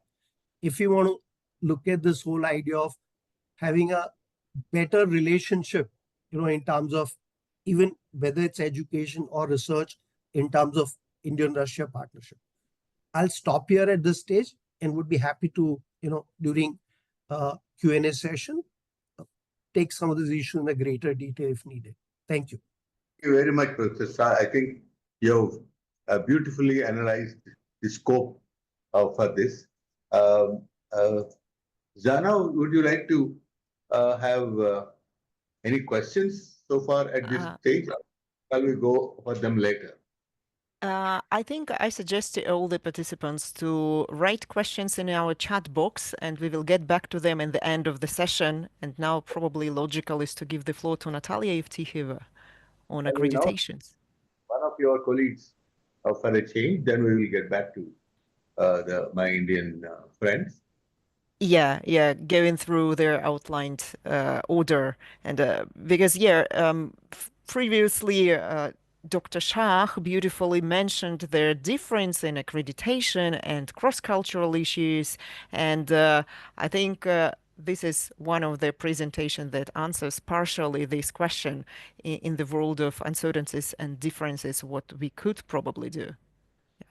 In fact, Dr. Shah not only told us what is happening, but I think Dr. Shah mentioned what can happen and how we have got to go ahead, particularly in collaboration with Russian business schools and Indian schools, and also in the case of several other issues, international. Interestingly, he has also mentioned the people working together, the students and teachers working together in these institutions. That would be nice. Shall we? Perfect model, yeah. Shall we? Yeah. Natalia, the floor is yours. Thank you so much. Thank you, Professor Padam. Thank you, Zhanna. So I would like to be in time. And thank you. I would like to thank Professor Shan about this opportunity to speak about the diversity, because you can see it on my first slide that during the last 30 years, our association, our business schools, Russian business schools, were under the umbrella of this Triple Crown accreditation, which consists from AMBAR, from ACSB, and AFMD. And our business education in Russia is quite young. We are about 36 years, because the first business schools were established in 1988, and then our association was established in 1990. So we just have 35 years this year. And I told you that during those years, we were looking for the international accreditation, and we were very much trying to be the best to give this recognition, the world recognition under these associations. And of course, we had it. And several business schools of Russia, and we're very proud of that. To the moment of 2022, I've got those accreditations, and also one business school in Russia was happy to get the Triple Crown in 2022, 21st at the end of 2021. Yes, but in 2022 everything stopped. And that was the political decision. We all understand it, and they didn't allow us to use the accreditation of their associations. And what to do at that moment? We decided. Let me see what happened. Yes, and we had at the moment, we were prepared for that. We have the National Accreditation Council for the Business Education. In Russian, we call it NASDOBR, and I thank very much Violeta Grigorieva, which showed in her presentation the logo of NASDOBR accreditation, which Skolkovo received last year. And we are also very proud that Skolkovo has this accreditation, NASDOBR. So we have this accreditation. NASDOBR is very interesting organization, because if you look, by the way, for the founders of this body, you can see that not only the Russian Association of Business Education, which was the just the first who invited the other association to join this work. We have together all the main business associations in Russia. And this body is not only the educational body, because we have the support of the leading associations in Russia, like the Chamber of Commerce, like the Business Russia, like a Russian Union of Industries and Entrepreneurs, Association of Managers, Association of Russian Banks. That means that those people who are responsible for the quality of the accredited business schools, accredited programs, are not only the educational people, they are also from the business, and so they can convince that this program is quite good and have to have the rights to have a very high quality and have the rights to be produced in Russia. So we have some steps during this work, because you understand, after this 2022 and after all this accreditation of Triple Crown stopped, so we need no more to look for that side to do what we should do to improve our quality. Doesn't mean that when they stopped the accreditation in 2022 that the quality of the programs are going worse. No, of course not. They are the high quality and the reputation of them are very high, and they improved it by those accreditations. But now we are in the process of creating our Russian independent system of accreditation and of ranking of course, ranking of the business schools, ranking of programs. And what we are going to do now? Last year, we prepared all the documents of which regulated the first steps for the first Russian ranking and rating of the Russian business schools, programs, and institutes and business schools. Then we had some meetings with the leading business schools accredited by Triple Crown and accredited by NAGBE or NASDOBRE, as you'd like, just to agree or to approve what we would like to see as the national accreditation ranking. And we agreed on some steps, and then we are now on the process of further agreement on this steps. We approved approved the regulations and requirements for those programs, and also we need to have the crucial quantity of the accredited business schools to start the first process of ranking and rating in our country. And first, of course, we will have the first pilot accreditation of the foreign business school, and we've got this application from the business schools of Belarus. This is the first business school. Maybe it's a common state, but of course it's the international, it's the other country. So we will have, after this accreditation, we will have this NAGBE accreditation as the international one. And then we are waiting for the other applications from our friendly business schools to join us. So what is the reason of such a work? We have our accreditation. You have our accreditation. I know that you have the SAC accreditation in India. I think that we can find some steps how to interact, or how to just to do it together, and to find the interests of Indian schools to be accredited by the Russian accreditation board, and to find the interest of Russian business schools to join the SAC accreditation as well. That will be the great benefit for both of us and for both our associations and our countries. I hope so, and I invite everybody to join this work. I think that when we met for the first several times before this conference, we agreed with the AMDISA authority that we should continue this work. We will just create the working groups of how to continue this work, and that will be the result, the first result of our conclusion of our conference from my point of view. Thank you so much. Thank you very much, Natalia.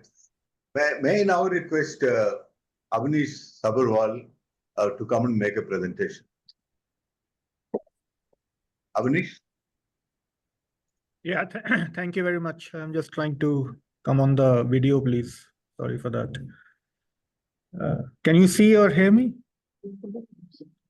Yes, we see. All right. Okay. All right. So, first of all, good afternoon and good morning to everybody. It's a pleasure to be here today to discuss the transformative role of artificial intelligence and management education, and that will be my topic today.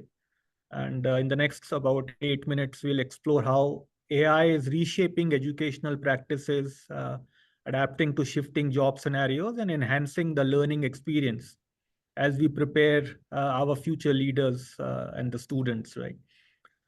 So coming from an industry, what we have seen is that AI is set to revolutionize various aspects of our life, and education obviously is no exception. As we embrace the AI technology, we must recognize that AI itself is not going to disrupt us, but somebody using AI will. This means that individuals and organizations that harness AI's potential will outpace those who do not adapt to this new landscape. In education, this translates to a necessity for institutions to integrate AI tools into their teaching, learning, and assessments thoroughly. By doing so, we can empower students to become adept at using AI, ensuring that they are not just passive consumers of technology, but proactive innovators who can shape the future. And what we are seeing in the industry is that by 2025, which is actually this year only, automation is expected to displace 85 million jobs. But 97 million jobs in AI are going to get created, focusing on areas like, for example, large language models, AI ethics, and human AI collaboration. So consequently, business education must evolve from the way it has been designed till now to cultivate new aspects which include critical thinking, creativity, and leadership skills augmented by AI. Now, in the next few minutes, I will talk about what are the different areas in which AI can be leveraged by business and management institutions. So the first is around personalized learning experiences. So real-time learning adjustments, right? So AI can facilitate real-time adjustments to the learning journey of individual students. So detecting when the students struggle with concepts and suggesting supplementary materials. Second is about gamification of learning. So if you look at, for example, Accenture has a platform called LearnVantage. And it is like an education academy which utilizes AI-driven business simulations that replicate real-world scenarios, allowing students to make decisions and learn through hands-on experience. I think for me personally, this is a very, very important scenario. And, if this has not been included in any syllabus, then this definitely should be, because this is the scenario which students will encounter when they pass out of the education institute. The next one is about collaborative learning. So AI can connect students with peers who have similar learning goals, fostering a richer experience through co-created knowledge in virtual study groups. So that's a big advantage as well. So the first one was all about personalized learning experiences. Second is in the AI curriculum development. So AI tools can track market demands and skill gaps, providing insights for institutions to update curricula proactively, right? And in real time. And this again becomes very important because the world is changing very fast. And so must the knowledge which is being imparted, by the institutions also. The second is about collaboration with corporates in this thing, right? So business schools can partner with corporations to expose students to real world AI challenges, allowing them to apply AI tools to solve business problems and thereby gaining practical experience. Again, a very, very important thing which institutions can provide. The third bit, which I go now in terms of the impact of AI, is the role of AI in assignment assessments. I have been part of the board of governors for quite a few management institutions in India. And one of the first things when generative AI came in was And what the question which was asked to me is that, we have now students using generative AI to, basically complete their assignments. So should we, use guardrails and software to detect whether the assignments that have been submitted by the students have been, using Gen AI? And while a number of, there are, two different views on this, but my view is that AI and Gen AI is like a genie which is already out of the bottle. And I think it is something which is complementing the skills which the students have. We should encourage them to use Gen AI, but accordingly, we must change the way we assess the assignments.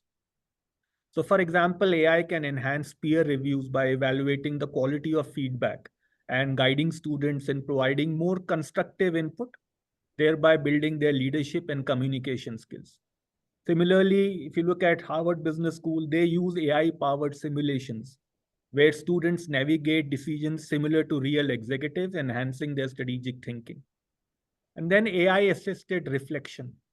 AI can analyze students' project progress over time and provide feedback promoting self-awareness and critical thinking skills necessary for the management roles.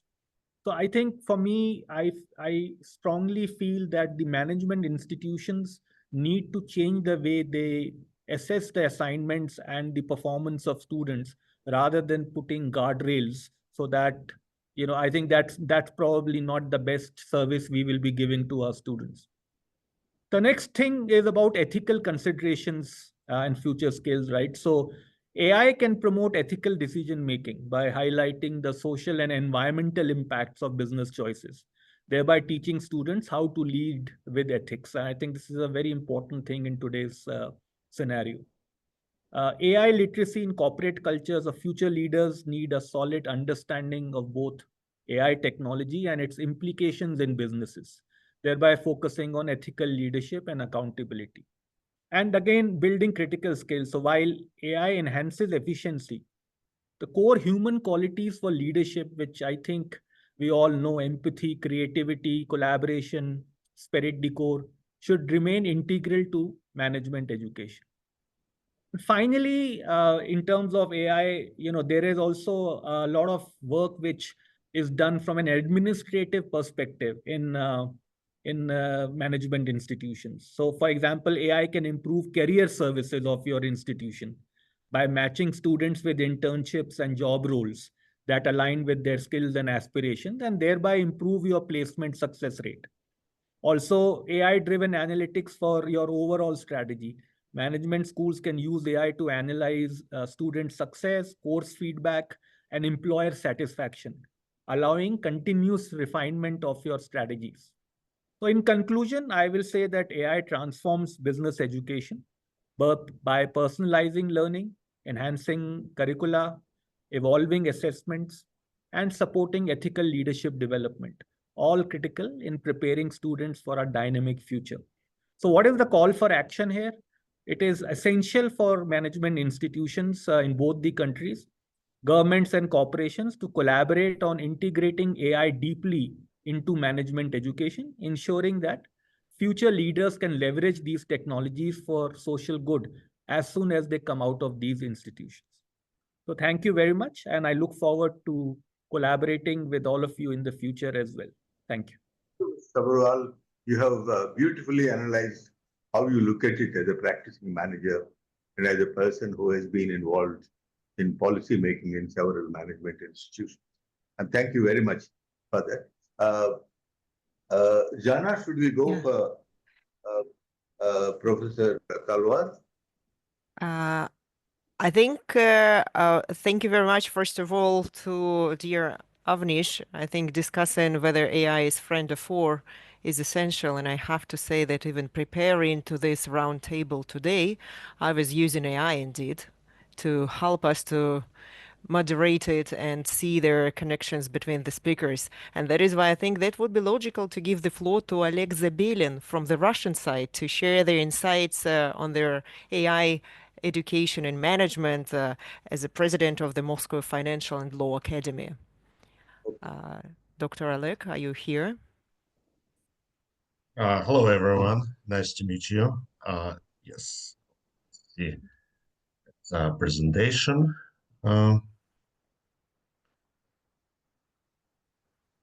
Okay, well, I would like to take this opportunity to thank everyone who organized this event. Thank you very much to Dr. Yevtikheyeva and Dr. Misayedov. Fantastic presentation of Dr. Carlo, Dr. Jashi, Dr. Saxen, and many other speakers. Without your support, this cooperation wouldn't be possible.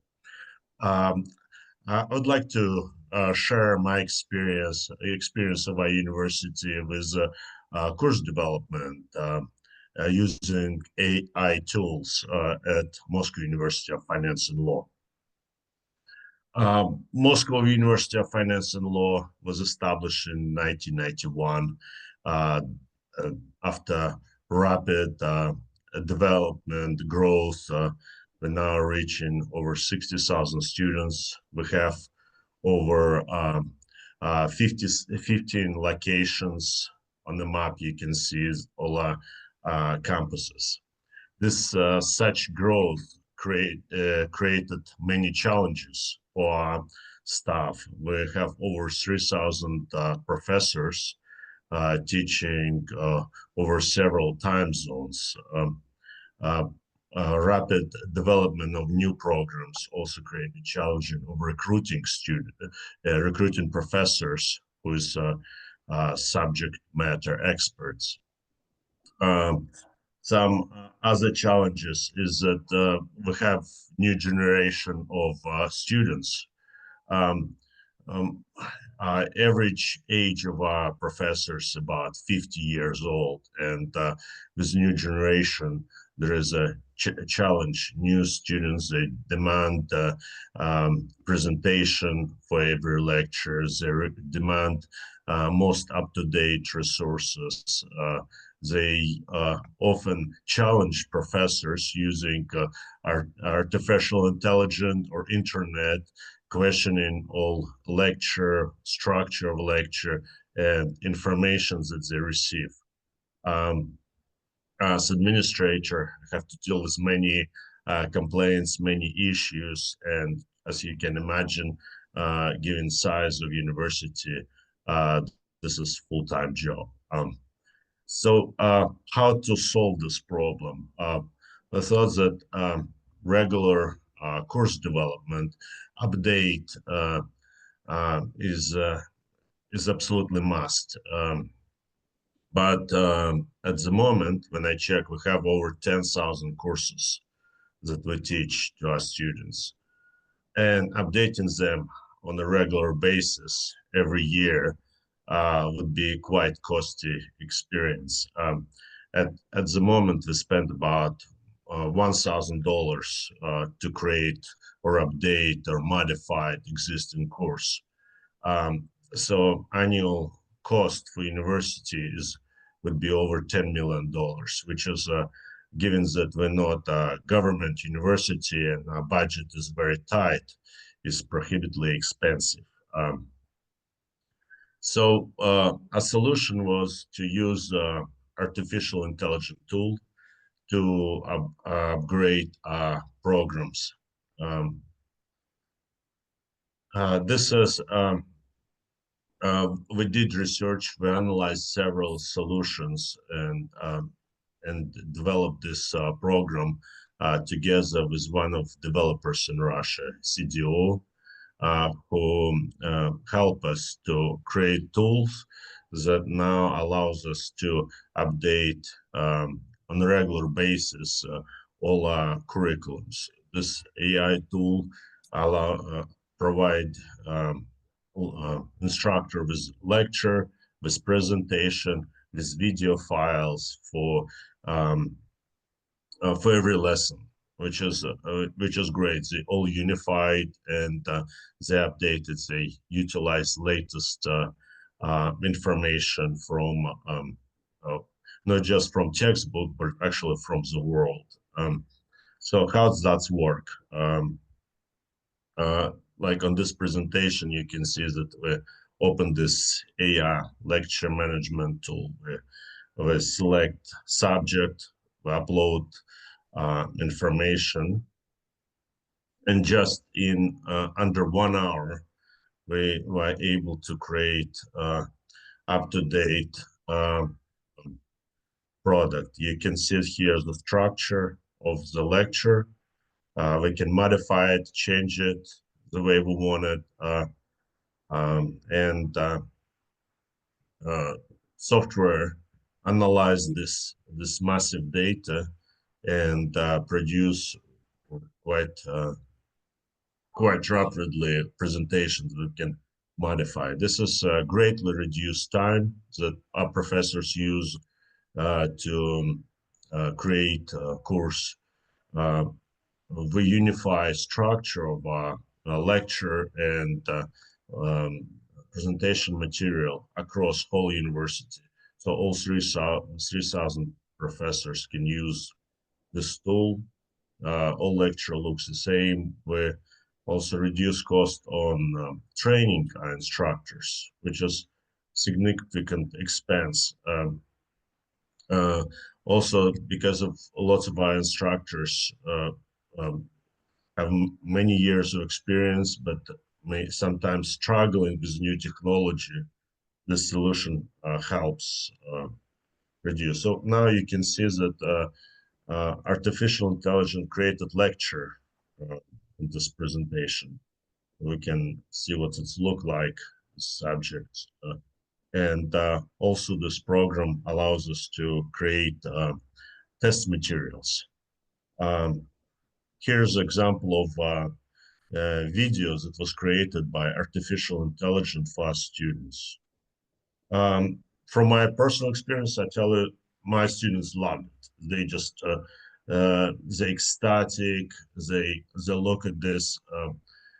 Plus, we can create lectures in many languages.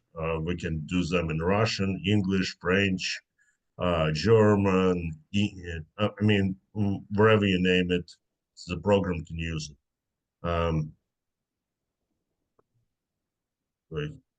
Here's the presentation.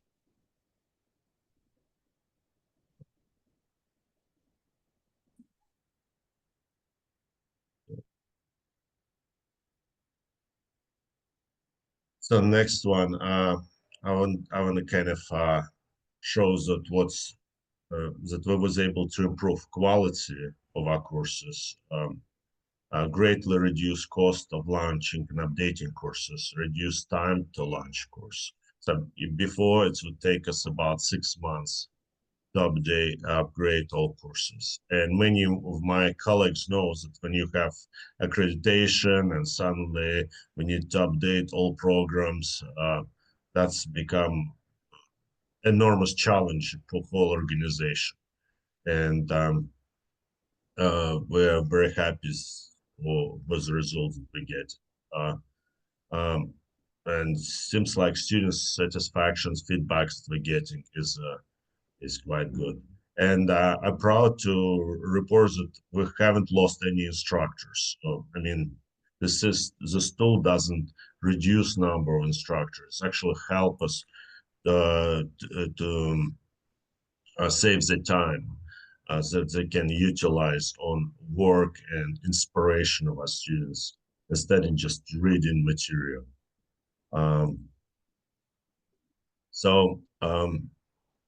You know, here's some things that we found quite interesting.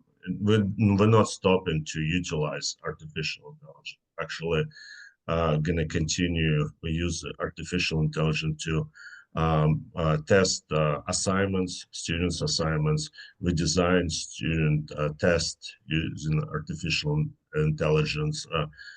We use AI to monitor classroom performance. We analyze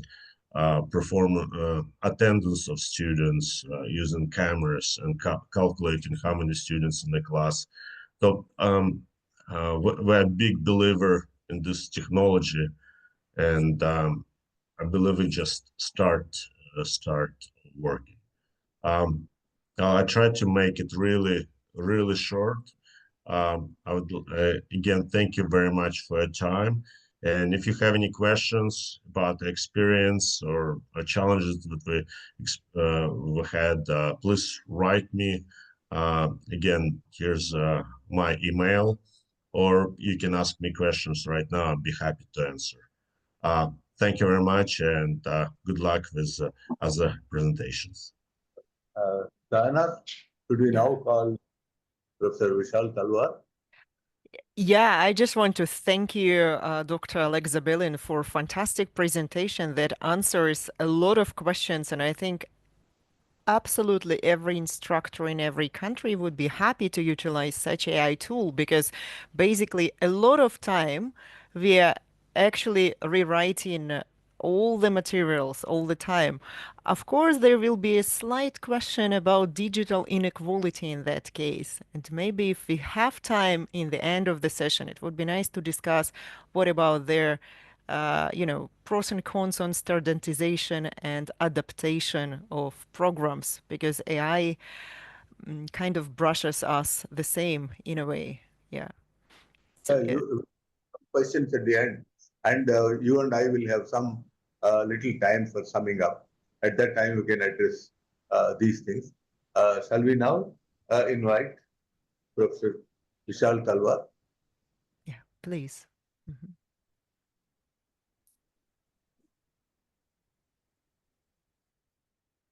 Good afternoon, everyone. Thank you so much for inviting me today. I thought I'll speak a little bit on the various models of partnerships and collaborations that we see in management education with respect to India, of course. And I think in the last few years, there's a lot more what I would call as engaged partnerships that we see from across the world coming into India. I think this is part of, let's say, the new education policy, as well as many other aspects of India being a very buoyant market from an educational standpoint. So I thought I'll just highlight a little bit on that. We are possibly maybe aware of some of the international partnerships that already exist. You have a University of Tokyo and IISc Bangalore. You have IIT Delhi and University of Queensland and IIT Mumbai and Monash University. Quite a few of these partnerships. Of course, you see different partnerships from a different perspective. Some of them are, let's say, academic in orientation. Some of them might be, maybe scratching the surface in terms of student mobility. Some of them might go beyond student mobility into, a lot of research exchange, if I may add. Of course, a lot of them could be related to corporate funding of research centers, work integrated learning, public-private partnerships. So as you become a little bit more confident with respect to your international partnerships, I think you tend to get into more, let's say, intensive relationships, and that's what India is currently seeing. Right now, you have multi-institutional global alliances, and of course, you have a lot to do with the entrepreneurship innovation hubs that India is witnessing in the last many years. We know that the rate of startup creation in the country is phenomenal, and of course, it requires a certain ecosystem to be able to mentor, to be able to incubate, and that also is seeing a lot of partnerships. You also have social impact partnerships, right? So that's something that is also rather common. What we are now seeing is a lot of this cooperation happening at various levels. So I spoke about student mobility. Of course, if I look generically at a lot of the partnerships that Indian business schools and, let's say, Indian universities have witnessed, a lot of it could be revolving around student mobility, could be revolving around staff mobility, certain levels of cooperation and research programs. And of course, I think some are able to utilize, the benefits of these relationships far more, let's say, than some of the other partnerships. But, quite a few of the institutions and some of the institutions that I see here have been able to benefit. And I think Dr. Raman was talking about SARA, and that's obviously a promising relationship they've created with Aston University. But if you look at it now, and if you look at, what is facilitation, what is regulatory approval, helping is to create more interlinked structures with respect to cooperation in education, cooperation in quality assurance, and of course, strategic cooperation. At times that goes beyond, let's say, human resource or maybe some levels of technological resource into more financial resource. So you're seeing a lot more of these partnerships. And I think it's only the beginning, right now for such partnerships to fructify. Now, what I quickly talk a little bit about is what we are seeing across the world. If you look at, let's say, the Middle East, if you look at Dubai for that matter, if you look at Malaysia, if you look at Singapore, and now, of course, if you look at it from an Indian perspective, you see a lot more involved transnational education that is coming along. Now, this transnational education can be in various forms. So you could have predominantly distance approaches to transnational education. You have Indian EdTech organizations that have been working very closely with international universities for varied programs. You have a lot of Indian business schools and other institutions looking at joint degrees or dual programs or 2+1 or 1+1, whatever format you have. So what you see here is it's very much what I would call as, if I go back to some of the matrices that we used to look at and learn from in business school models, we are moving from lower levels of risk, financial or otherwise, into higher levels of involvement. And of course, in the process, potentially there's more return that may happen. So what are the various models? You are seeing models which are more validation oriented, something like what some of the international institutions have. You see franchise models. You see international branch campuses, from across, the world that are happening. It could be around student mobility. It could be around teaching orientation. It could also be around full-scale setups. So whether you look at Dubai, whether you look at Malaysia, whether you look at many of the other institutions, you notice that it's not just about teaching, but it's about full-scale setups that are coming up. In the form of transnational education. If I break this down into what kind of collaboration can happen, if I look at it from a very, very granular level, I think a lot can be made out from this particular perspective, depending on your appetite, depending on the levels of confidence, depending on your experiences in internationalization as partners. You may want to look at it from, let's say, low involvement initially into more higher levels of involvement as we go forward.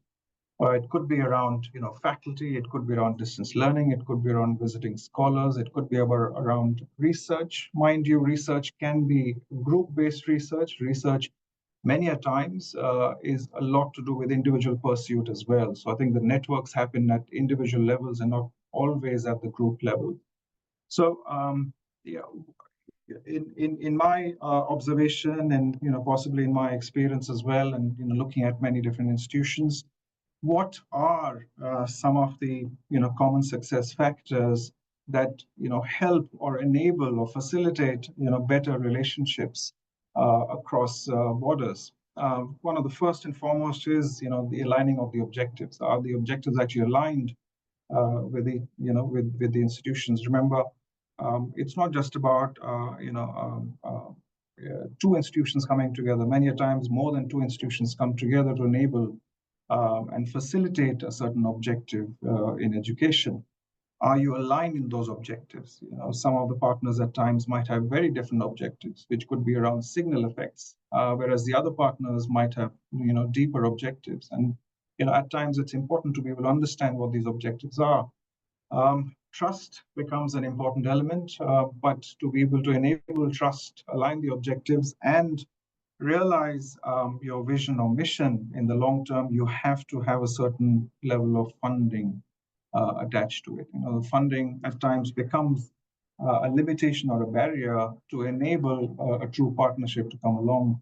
The other issue that's obviously possibly is linked to funding or may not be linked to funding is resolving of intellectual property issues. And that becomes one major element that needs to be resolved before you move ahead. Aligning to the objectives are establishing clear roles and clear goals for yourself. What are the partners looking at? What are their varied objectives? What do you want to achieve? In a span of 3 years or 5 years, that needs to be clear and that needs to be signed on by the partners.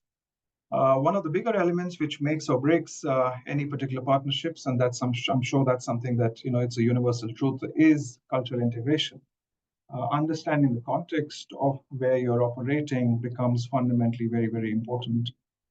Not just for the host, institution, but also for the home institution. Both institutions have to be as well versed with their culture as anyone else. You have to be able to develop certain evaluation metrics, right? Are you on the right track? Are you achieving what you wanted to achieve? Let's say in year 1, year 2. Have you established the right key metrics? Many a times it's difficult to set, but it goes a long way in ensuring that your partnership is on track. And of course, the long-term commitment is fundamentally important. So I thought maybe I'll talk a little bit about what my experiences, my observations have been around the different models and partnerships. There's a lot of different models that have come along. One model that I thought I'll talk about, which may not necessarily align with business schools, but is this whole idea of learning factories, wherein a lot of institutions are trying to emulate or to create a certain practical environment within their learning spaces. And at times you align with different higher education institutions, also aligned with private industry or with the government to be able to facilitate that. So thank you so much for allowing me to have a bit of a conversation with you today. Thank you. Thank you, Professor Talwar. It's now. Thank you very much. Shall we invite questions? We have one more speaker and something else. Well, thank you very much for presenting their models and mentioning their a very serious barrier, their financial barrier and funding. And of course, it's hard to understand whether true metrics and cultural barriers weight more than their lack of funding. And I think their cooperation with business might be one of the solution, and that is why we finally come to our concluding speaker, Executive Director of the International Alliance Business Eurasia, Teymur Akperov, who will also explore new models of collaborations and partnerships that can foster a more interconnected approach to business education. Teymur, the floor is yours. Thank you so much for being here to share this very beautiful stage, distinguished colleagues, esteemed partners, and visionaries of the future. Dear Teymur, we can't hear you very well. Maybe there is some problem with the sound. 1 second. Can you hear me right now? Can you hear me right now? Is it better? Yes, but it's if you could talk louder. We can't hear you properly.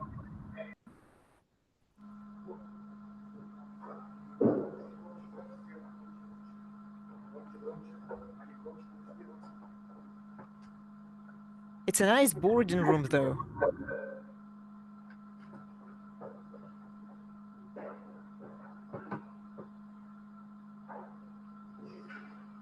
Can you hear us right now? Sorry for that.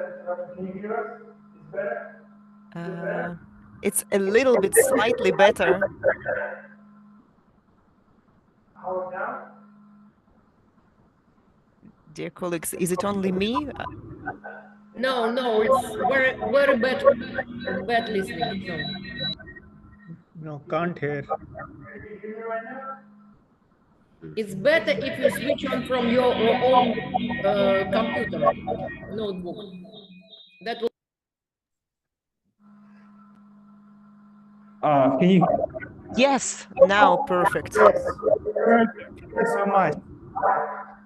Yeah, we got some issues with our technique, but anyway, distinguished partners, It is a real honor to be here and to share our view how we can develop standards of Eurasian business standards.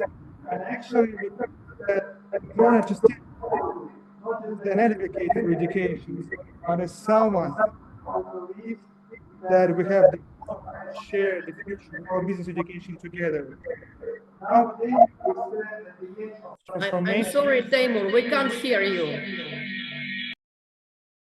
Anna, maybe it's better to make a flow to Shoptenka and then Taimur will reconnect. Yeah, dear Timur, if you could just speak to your laptop, maybe because we could hear you echoing sound. Okay, I'm just putting the off microphone. Can you hear me right now? Well, a lot of echo.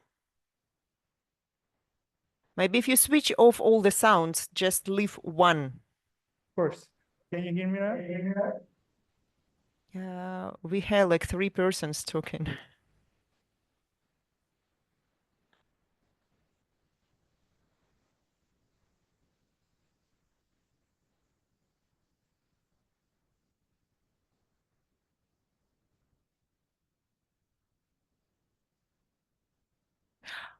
Okay, Timur, let us know when you're ready. Oh, I just got a message about the picture behind me. Thank you. I never noticed. It looks fine to me. Can you hear me right now? Or is some issues? Yeah, just try it. Okay. Can I put the presentation on there? We see the first slide, but if you do it widescreen, it would be better.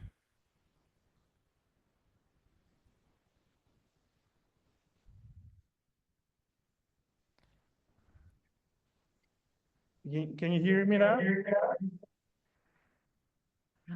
Same sound. Okay. Maybe I will start.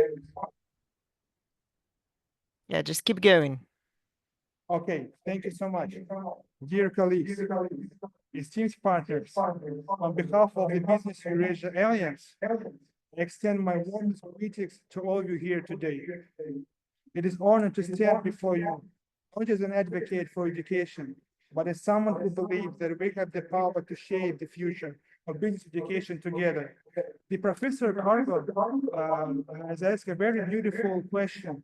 How can Russia and India learn from each other? And I think that one of the solutions of that question would be the formatting of the business Eurasia, to creating the new standards of Eurasian business education. Nowadays, we stand at the edge of a transformation that is profound in the world of business education. For decades, business education has been structured, systematic, and standardized. It has produced some of the world's greatest leaders, thinkers, and innovators. And yet, as the world changes, so must our approach to education. Today, as far as you know, economies are evolving faster than ever. Technology is disrupting industries, markets are shifting, and globalization is bringing more opportunities and challenges. And it is a really simple question, but we should ask ourselves, is business education keeping up? We believe that the future of the business education lies on a model that is adaptive, regionally relevant, and globally competitive. A model that integrates global best practices with local economic realities. A model that strengthens national economies while connecting them. This is the vision of the business education.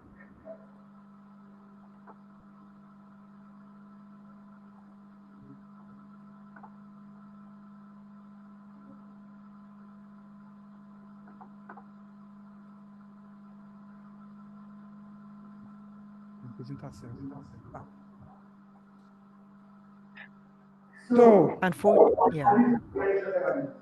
It is an educational universities, business schools, and research across Europe. More than that, it is a movement towards an education model that aligns with economic and business realities. Alliances are free the education, the science, and direction of business education. And Timur, I'm really sorry, but we can't really understand what you're talking. We see your presentation, but it's not exactly clear. Maybe you can send your presentation and answer questions or send a message via chat box. Or if you have some technical assistance, maybe you get some help. Can you hear me right now? No, nothing changes. While you are sorting out their sound issue, I actually have, dear colleagues, I have a surprise message from RABE, Russian Association of Business Education right now, because we have two new members who just joined our session. And that's Lav Agarwal, Global Management Challenge India, Managing Partner, and also Vyacheslav Shaptenko, Global Management Challenge Russia, Management Partner. So, dear Can you hear me right colleagues, now? Vyacheslav and Lav, are you here? Nastas, can you hear me right now? Is it working or not? The sound? No? It's working now. Is it better? It is better. Maybe So may I if you're continue, ready please? to present, then we postpone our I'm sure. surprise Yes, I'm sure I'm for ready. Sorry for 5 that. minutes. So if you could do it in 5 minutes, that would be perfect. Of course, we can do it in 5 minutes, for sure. Perfect. Thanks, Timur. The floor is yours. Okay. Okay. I would say that what is the Business Eurasia Alliance? It is an international educational platform uniting universities, business schools, and research institutions across Eurasia. It is more than a network. It is a movement toward an education model that aligns with economic and business realities. And Alliance is trying to focus on 3 fundamental pillars. First one is education, the science and research, and business education partnerships. Because in our personal opinion, with these 3 elements, we can develop a new standards of Eurasian business education. We can integrate our economies together. We can be sure that the Russia and India and the other countries in Asia can integrate much better, that can lead to the economic growth between our countries. And to understand why this model matters, why we decided to put that matters on the first place, we need to look at where we've been, where we are, and where we are going. As we can see here that in the traditional model, which was in the past, business education operated in isolation, with universities focusing on national priorities and limited international collaboration. While effective, it lacked global connectivity and industry integration. Nowadays, with digitalization, cross-border education, and corporate partnerships, this can open new doors, but also create a challenge. And model that is highly globalized, but not always adapted to local realities. So we can see here on the one hand that, okay, there is some national interest, national educational identity. And unfortunately, we can see here that we are starting to forget this identity. So that is why we truly believe that the future of the business education going to be creating the new model, the Meta University. What is the Meta University model? It's a next evolution in business education. It's distributed, digital, and collaborative model, one that connects universities, business schools, and industries in real time, integrate the modern technologies, the artificial intelligence, VR, AR, and big data technology as well. Also, it allows institutions to develop customized, locally relevant programs within a global framework. And one of the main things we would try to say that we are trying to make an alternative of the Western standards of business education. Because, of course, the Western standard is good. They're providing equality to the business sphere. But on the other hand, we see that right now, this kind of Western values and Western business management is not suitable for us. So that is why, on the one hand, we're not forgetting about our national interest and about our national identity. On the other hand, we are starting to use the new technologies that will what will increase the integration between our countries. So this is a meta-university initiative, and we truly believe that it's the future of business education in Eurasia. Imagine a world where education is not confined to the physical campuses, where universities and businesses collaborate perfectly, and where students gain knowledge tailored to their industries, economies, and aspirations. That is a meta-university project, and right now we are really working hard to make this project into life. Of course, it is a project of the future, and I think that Russia and India should work in order to create these new standards of business education. How we can work in this meta platform? How can the Indian universities and business school can integrate into this platform? That is the question we should ask, dear colleagues. And why do we truly believe that India and Russia can be one of the key centers of the formation of the new business education models? I think that India and Russia are the global leader in digital innovation. Especially India is pioneering AI, fintech, and online learning technologies. So that is why I think that Indian universities and Indian business school can integrate perfectly into this meta-university project. Also, we have to mention that India is a key player in the world economy. Indian companies are shaping the international trade, investment, and finance. And also, taking the educational part, India has one of the largest and most dynamic higher education system, producing the world-class professionals. And also, I think that Indian universities are making their programs very flexible, that can help us to develop this Meta University project. And by joining Meta University, what India will have? They develop specialized education programs that reflect its industries, markets, and business culture, strengthen its role as a global leader in business education, attracting students and corporate partners, forge deeper collaboration with universities and business across Eurasia, driving long-term growth and innovation. I think we truly believe that both India and Russia share a commitment to strengthening their educational ecosystem, fostering innovation, and bridging the gap between academia and industry. Together, these two nations form the cornerstone of the Eurasian business education model, bringing together knowledge, expertise, and learnership. And also, the future is business education is evolving. The question is, how do we want to shape it? To continue this critical discussion, we warmly invite you to the Eurasian Business Education Roundtable, which will be held in Istanbul on April 10, 2025, as part of the EURI 2025 summit. The roundtable will be a defining moment where global and regional experts will discuss the role of technology in transforming education.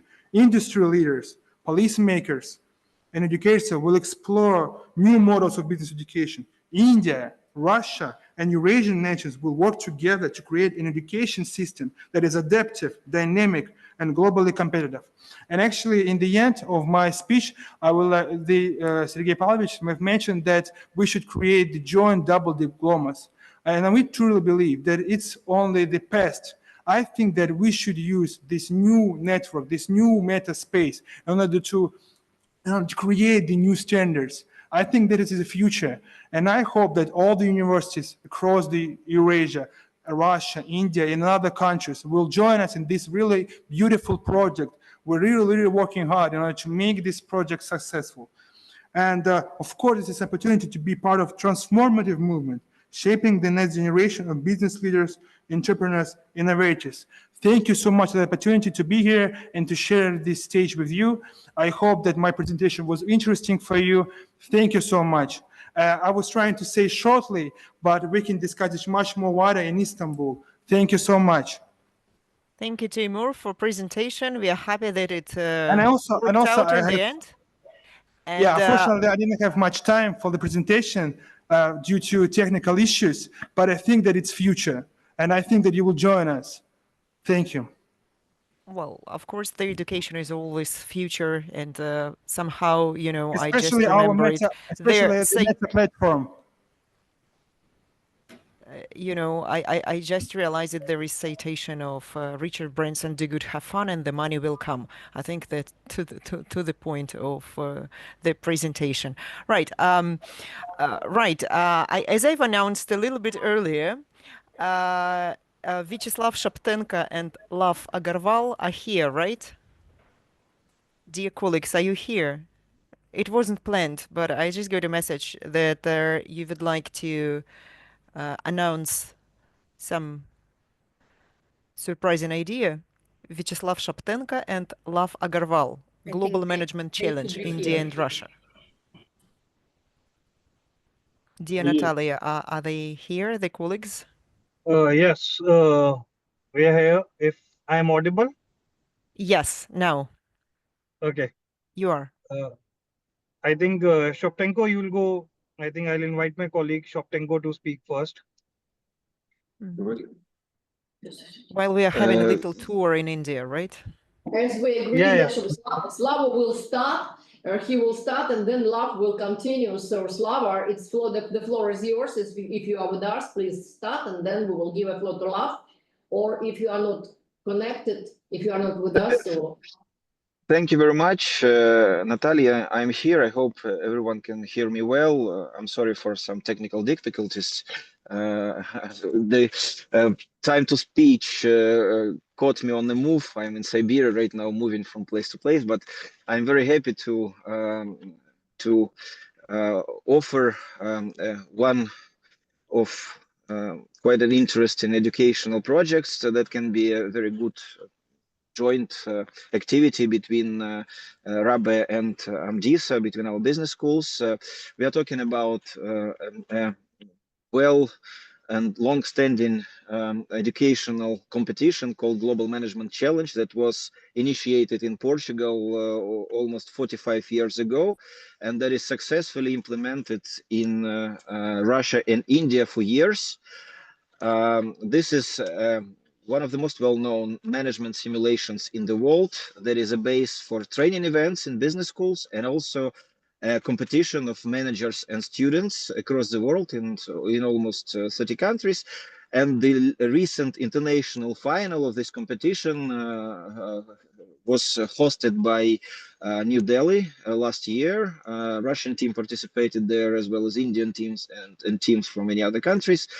In Russia, for years at our national stage, operated by Russian Presidential Academy, we run a special competition within the Russian Association of Business Education that unites MBA students and faculty members from various business schools. We organized inaugural Russian Association of Business Education stage of Global Management Challenge last year. And our idea was to offer a joint competition of teams from MBA programs of Russian and Indian business schools on this Global Management Challenge business simulation platform this year.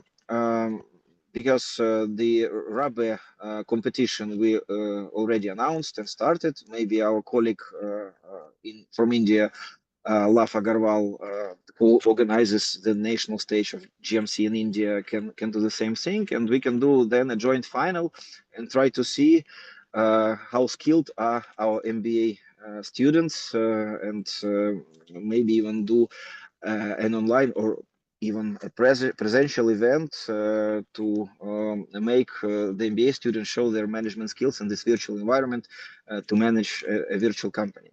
This is like a brief introduction. In Russia, this is quite a successful initiative for years, in India as well, and maybe this is also a good bridge for our business schools, Indian Russian business schools, and our business education associations to work together and use this educational tool, education competition, to compete with each other, to learn new skills, and also to connect, to do this networking between our business executives who study at business schools. I believe this might be a very nice idea. Lav, maybe I can pass a word to you, and you can do some additional insights about a very successful international final and how we can do this competition, a special competition in India as well. And Thank you maybe very in much. 2 minutes, because we have to be on time with there. Thanks. Sure. Thank you, Slava. And of course, it's a pleasure to be with you guys. And thank you for making me joining this session. And on part of from Global Management Challenge, we are talking about how we can enable technology into our education system. So GMC is one such tool that allows B schools and business schools to use technology and help their students to learn and be a better manager when they come into real world and take up their future careers. Having said that, it will be a pleasure to host a competition for all the member institutions in the best way we can think of, and maybe get focus on upscaling students using a real efficient technology. And with this, we were pleasure to host this year's international finals of GMC in India, and we had participants from Russia as well, including 12 other countries, mostly student teams. And we will be soon hosting our national finals in India again, where the students from all the top premier institutes in India will be a part of. So we are there to help in the best way possible. And it's a very nice idea that if we can conceive a competition for all the member institutes and especially for the students that are eager to learn and with the best technology possible. Thank you. Thank you very much. I think that's a fantastic initiative, and of course, it's a long-standing brand. And of course, it would be great to have both schools to participate. Right. Natalia, yes? Let me say a few words. Because We have echo.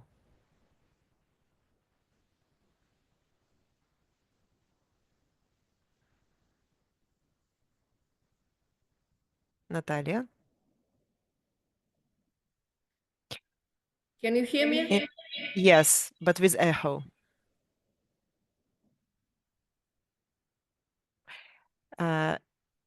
While Natalia is adjusting microphone, dear colleagues, if you have any questions, please write them in chat box.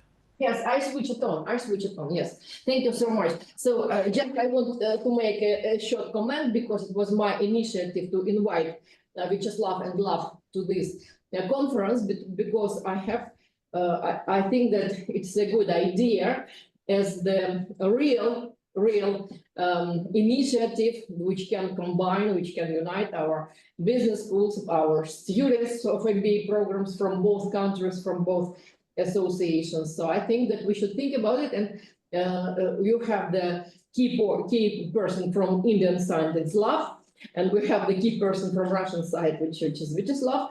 And I think that we can combine this story all together and do this both CAP from RABE and AMDISA CAP. Thank you. Thank you very much. In the meantime, dear Dr. Padam, are you with us?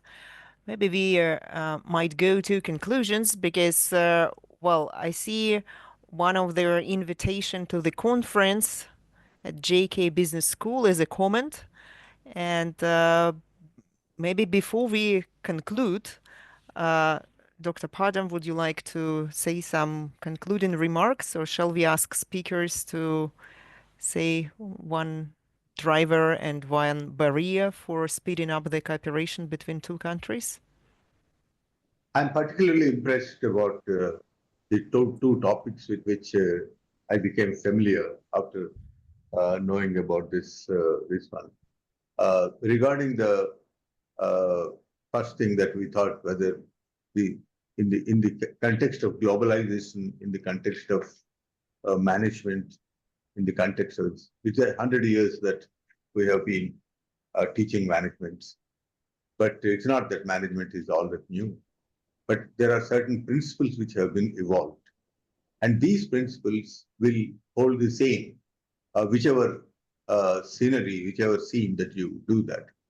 But right now, what is happening is that it's necessary that we should have more and more students who are aware of what is the global situation, how they can play, and then how they can convert the opportunities that they have within their country to such an extent that they would globalize. Now, this particular workshop gives, the seminar gives an excellent opportunity to collaborate with the Russian business, because I know people have mentioned about certain initiatives done, but I think enough has not been done. In fact, one of the things that we need to do is to take it seriously and see that some of the fellowships are created for Russian students in Indian business schools and Indian students in Russian business school. More importantly, the faculty exchange. I think this, is something which we should concentrate on. And I think that is something I hope both the Russian Association and AMDISA will look at it. The second, of course, is something which is very important about the research part of it. You know, this has been, there are several business schools which still think that research is not their focus. In fact, unless we create knowledge, we should create knowledge. We cannot depend on knowledge which has been created in other sectors. So I think India has done a fantastic job in recent times that the PhDs in management education have increased. But what I feel is more and more people who are doing PhDs in management education are the ones who are already managers for a long period of time. But what I thought is that the initiative is that we should pick up young students who would like to go into research, who would like to do PhD and become teachers as well as this one. I think we should have some kind of collaboration between teaching and practice, which is beautifully done in the case of medical sciences, where the doctors perform operations, doctor-led kind of. I think we should take some lesson from that, and I hope this is a good beginning, and I have every confidence that we will continue and collaborate further. Thank you. Yeah. Thank you very much. I'm also pleased there to see that there are lots of contacts exchange going on in chat box, and hopefully their presentations would be shared as well as their contacts, and we will of course all in our universities endorse participation in faculty exchange, in also in all their events, and maybe to outline specific roundtables within our annual conferences that we normally have. And that would facilitate closer contacts, because when we talk about international research, today there were a lot of lines showing that it's very important not to only have fundamental research, but also applied research. But both are different stories. And to know better what are the research topic appreciated in each business environment and scientific environment, it is better when we see face to face. Although, of course, since 2020, we are well adapted to online and digitization strategies. Well, there is nothing better at this time than to have a human face-to-face conversation.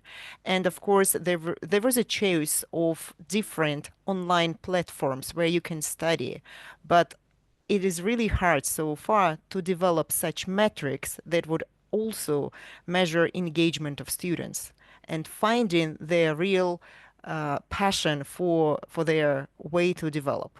And I think utilizing AI, utilizing generative technologies, we can only help to stay human and to develop strategy utilizing also cross-cultural communication between their countries, between different regions, because India as well as Russia is a very big country, and of course there are also different cross-cultural differences in parts of the countries. And I'm glad that our session showed that as well.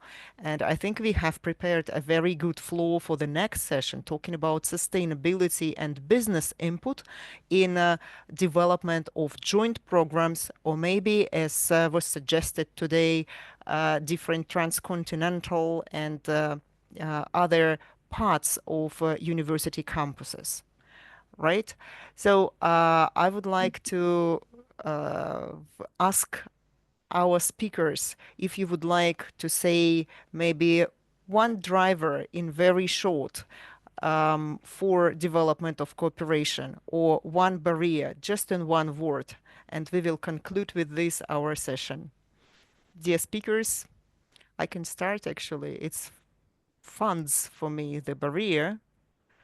And I'm sorry, I'm still in your your stage, but it's and maybe the driver is the business activity. Dear colleagues, may I say? Please. I think that the key is the Metro University project. And I think that is going to be the key because, in our personal opinion, this platform will ensure that as well as Russia and India will cooperate with each other more deeply with this incredible tool. And I repeatedly join you to integrate and to join us in this really incredible project. And because also this meta platform allows us to, on the one hand, preserve the national identity, on the one hand, to develop a new technology, develop new meta space. So I think it's future. Thank you, Timur. It's more than 2 words already. So as using my right of moderator, but unfortunately through the presentation, yes. So dear colleagues, other speakers, if you would like to share, well, we got your opinion, then. Yeah, can I share, please? Actually, so I think that the reason of the point of what I was speaking about is what for we need to be together, and what will be the benefits of both sides to just join. By the way, the accreditation of each association, and that is the barrier. I think that. Well, as soon as we understand that this is very important for us to be together, that will close the doors for us to do it. And then what can help us is our willingness, our wishing to do this, our encouraging to do this. And I hope that we're on the right way. Thank you. Yeah. Thank you very much. I hope I am audible.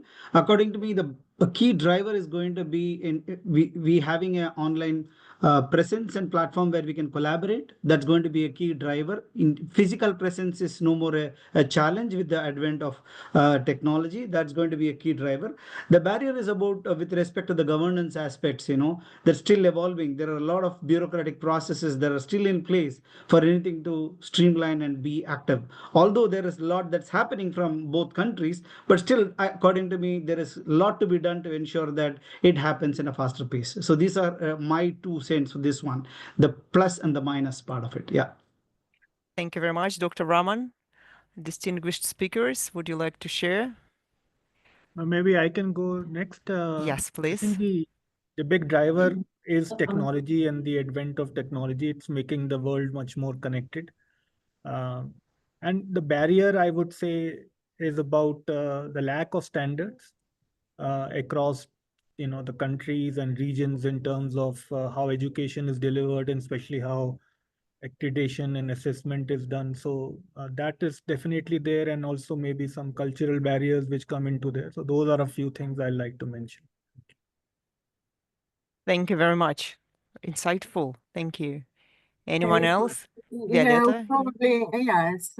Regarding, I think one of the speakers had a very good point regarding the aligning the objectives, because if we do align the objectives, I think we have no barriers, because we would see the goal and we would go for it together, even though I do agree that certain bureaucratic paperwork and some aligning of standards might help in moving faster. But other than that, I guess if we see the goal, there won't be no obstacles. Yes. Thank you so much for today. Thank you. Dear colleagues, anyone would like just switch on the mic, because I don't see everyone. I think the time is over, Zhanna. Yeah, the time we still have 1 more minute to say thank you very much for insights. No, this is 1 more minute for me to say thank you for our brilliant moderators of this session. Zhanna, please, thank you so much You just link this you moderate this session in a brilliant way. You just help us as a speakers, and I would like to thank also Mr.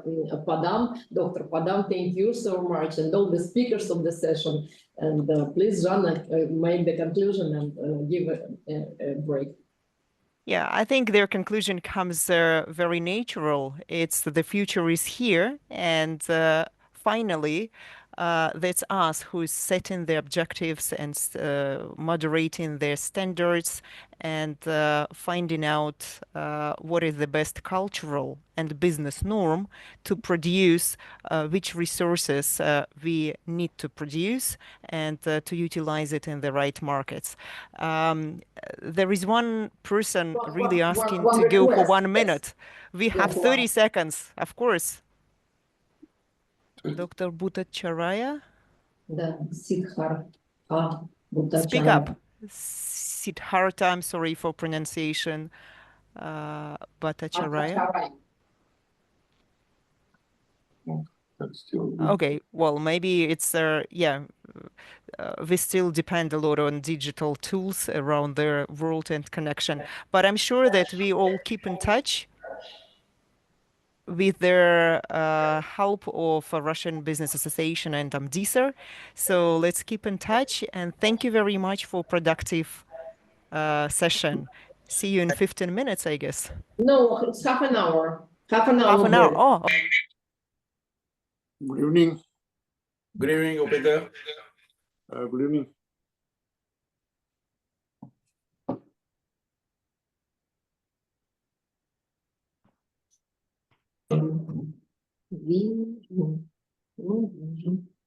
Good afternoon, everyone. Nice to see you. Good afternoon. Good afternoon. My name is Ashot Sibirin, and I hope that we will just together moderate the next session, the last one. And I would like just to invite all the participants to join. We have 1 additional minute before we start.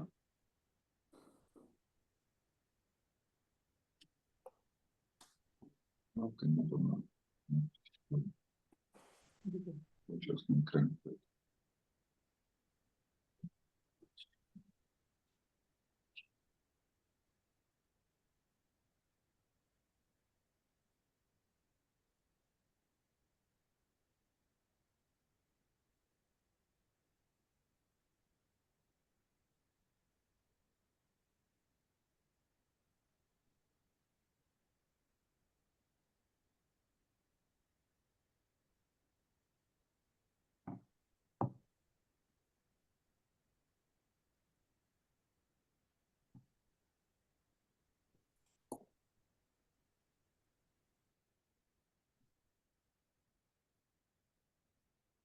Haji, I'm just starting. I'm just waiting for, because he's just waiting for the Dr. Ashot to start. He has asked us to wait for a minute. So it's 2 o'clock. Should we start? Good afternoon to you, Dr. Rajan. Afternoon. Good afternoon. Good afternoon, Professor Upinder. Yeah, Good afternoon. Good afternoon. Good afternoon to all of you. Aditya Srivastava-ji, good afternoon. Good afternoon, sir. Can you hear me loud and clear, right? Yes. Perfect. Yes.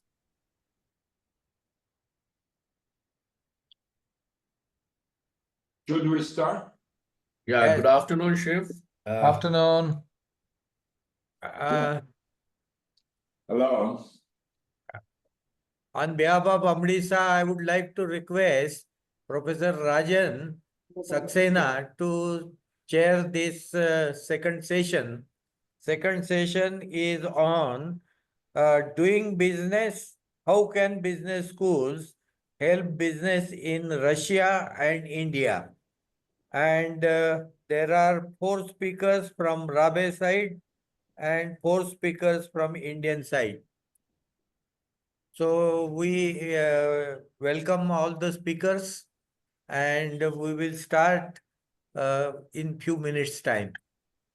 Yes, Mr. Yoshi, from my side, I also would like to introduce our moderator of the second session, Ashok Seferian, Professor Seferian. He is the Director of Executive MBA Program of AMDISA-RABE Presidential Academy. So I'm just also happy to give a floor to Professor Seferian, Ashok Seferian. Yes. Good afternoon to all of you. Good afternoon, sir. So today we have a very interesting session regarding business education and business, how both of them can help each other. And I would like just to start our session with a quotation from the previous one, from Jana. Just in final words, she said that future is now here. And future is here, definitely. And at the moment, the business is struggling in a new environment, external environment, trying to find out new ideas, new technologies, new tools, how to just cope with the situation. And most often they are coming to the business school for some solutions, for some ideas, and we have to meet these challenges, just changing our curriculums, just inviting new professors to the schools.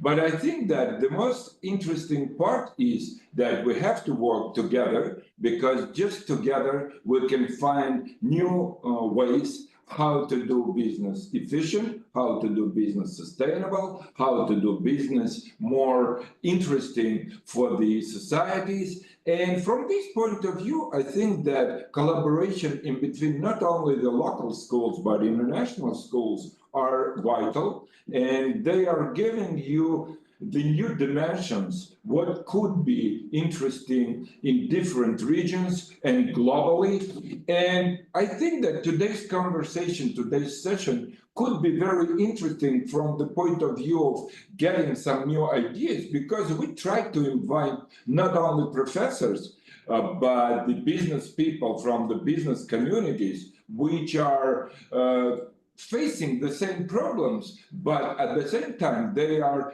just over the fence, while schools are trying to have the educational version of, or educational solutions. They are having just economic or managerial solutions. And from this point, if you permit, we will start with our speakers, who are from different angles, who would from different angles just try to introduce their visions, what is going on and what should we do. And I would like just to start with the person who has a lot of experience, both in public sector and at the same time in business, as well as he is a current president of a business school, being at the same time involved in a lot of projects related to sustainable development. I would have my honor and pleasure to ask Andrei Sharonov just to start this conversation. Hope Andrei is with us.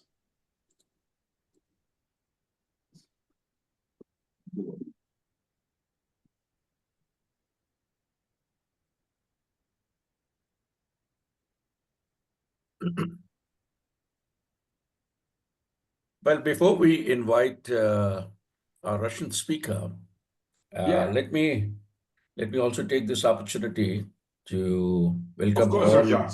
Sorry, just not to. No problem. No problem. No problem, Professor. No problem, Professor Ashok. Let me take this opportunity of welcoming all of you back after the break.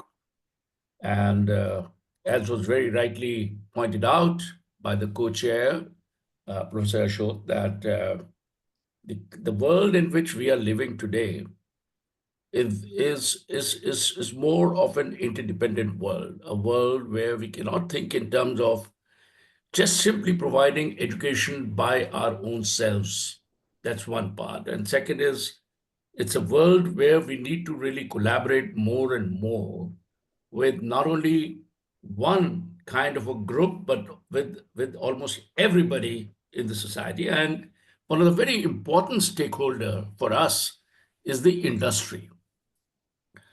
Personally, I have believed that management education and the relationship with and industry, these are the two sides of the same coin to me. Because without understanding the industry and the industry practices, we simply cannot really teach a management program in our own schools. And vice versa, that the industry also needs the management schools, not just merely for the manpower that they get from our schools, but also for a whole lot of other part, which is in terms of support in knowledge creation, support in terms of creating more executive programs for them. Because ultimately today, the world is such where companies repeatedly tell us that we don't have the time to train our own people, and therefore we would want you to think in terms of creating more programs for our own executives in as much as doing something back in your own institutions.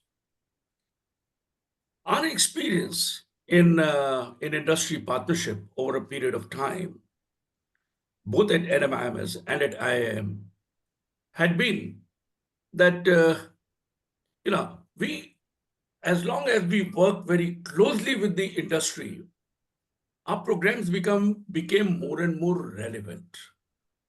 And not only so that they were relevant, our faculty also was far more relevant to the changing times itself. And as a result of which, the work that the faculty was doing in the industry created more value for the industry.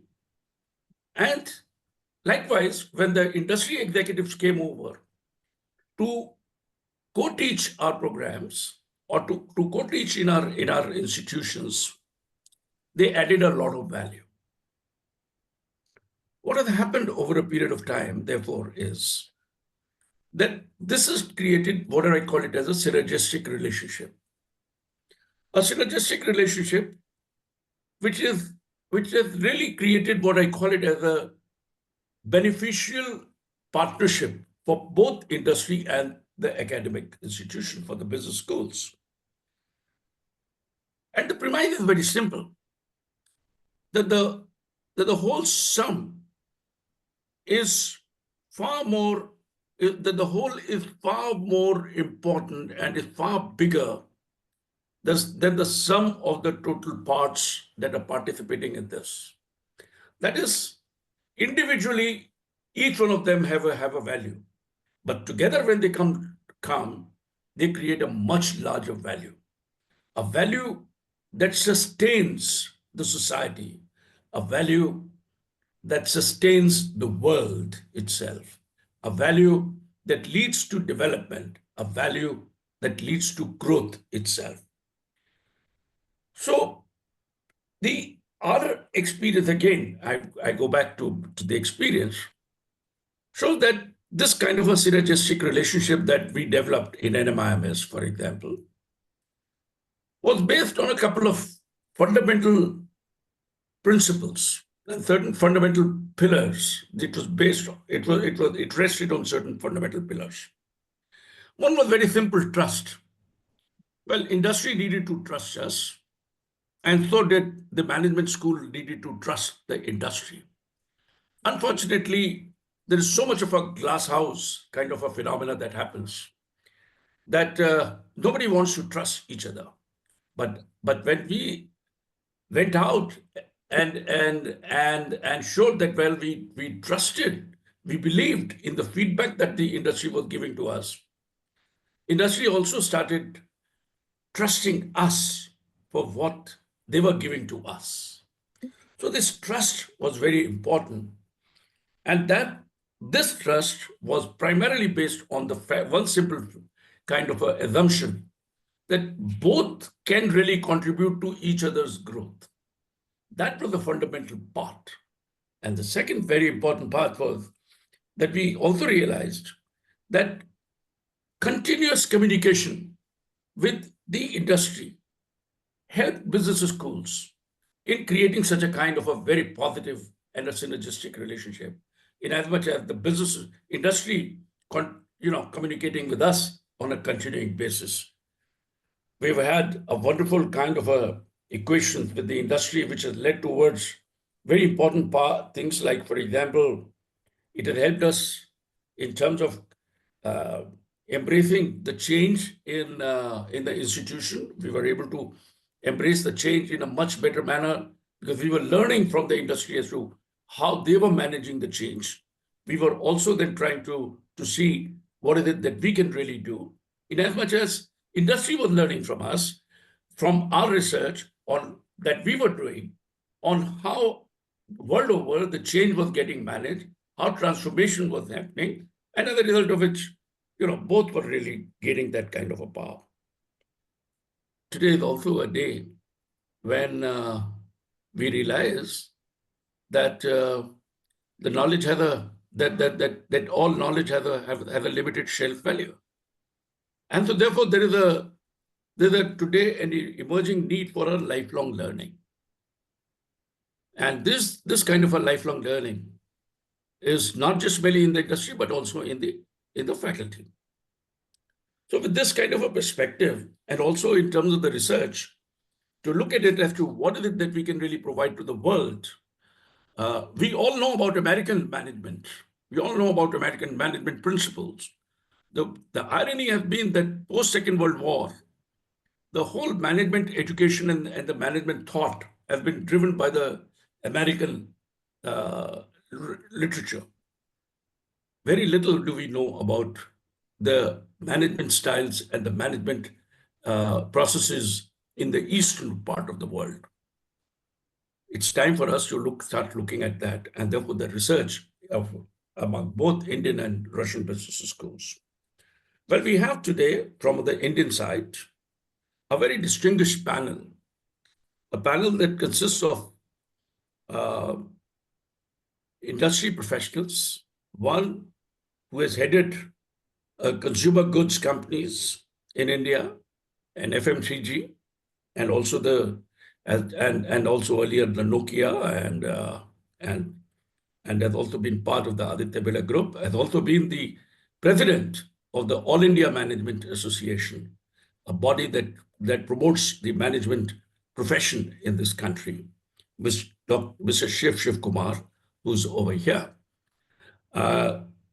We also have another great kind of a young professional from a consulting world who is specializing in education, Dr. Avantika Tomar, and two very distinguished management academics, Dr. Upinder Dhar, who heads one of the universities in India, and Dr. L.S. Prasad, who heads another university in India. We will invite them as we really go forward. So, Professor Ashut, I would request you to please invite the first speaker from the Russian side. Thank you very much. I am applying to technical assistance. Please turn on the microphone to Andrei Sharonov. Yeah, it's happened. It's happened, fortunately. Thank you very much. Glad to be invited to this distinguished panel and this conference. As far as I understand it, it's a traditional conference, and I'm becoming a part of this tradition, fortunately. As Ashot mentioned, I do represent at least two domains which related to the topic of our conference, Health and Business School, help business in Russia and in India. I know much less about India, but I will tell you about the Russia situation, and I will touch upon the issue of sustainable development and the ESG agenda in Russia and globally, and the relation of the business school towards this process. I will try to be quite brief. and substantial, and we'll mention just three ideas. The first idea is the current situation with the ESG agenda globally and at the national Russian level and in BRICS, which is important for both parties for today's conference. Global ESG agenda moves through some turbulence, and probably everyone could see and could feel this turbulence. And it realized not only from the United States solution decision to move out of the Paris Agreement, there are some other negative signals for this agenda from different parts, including Europe, and the most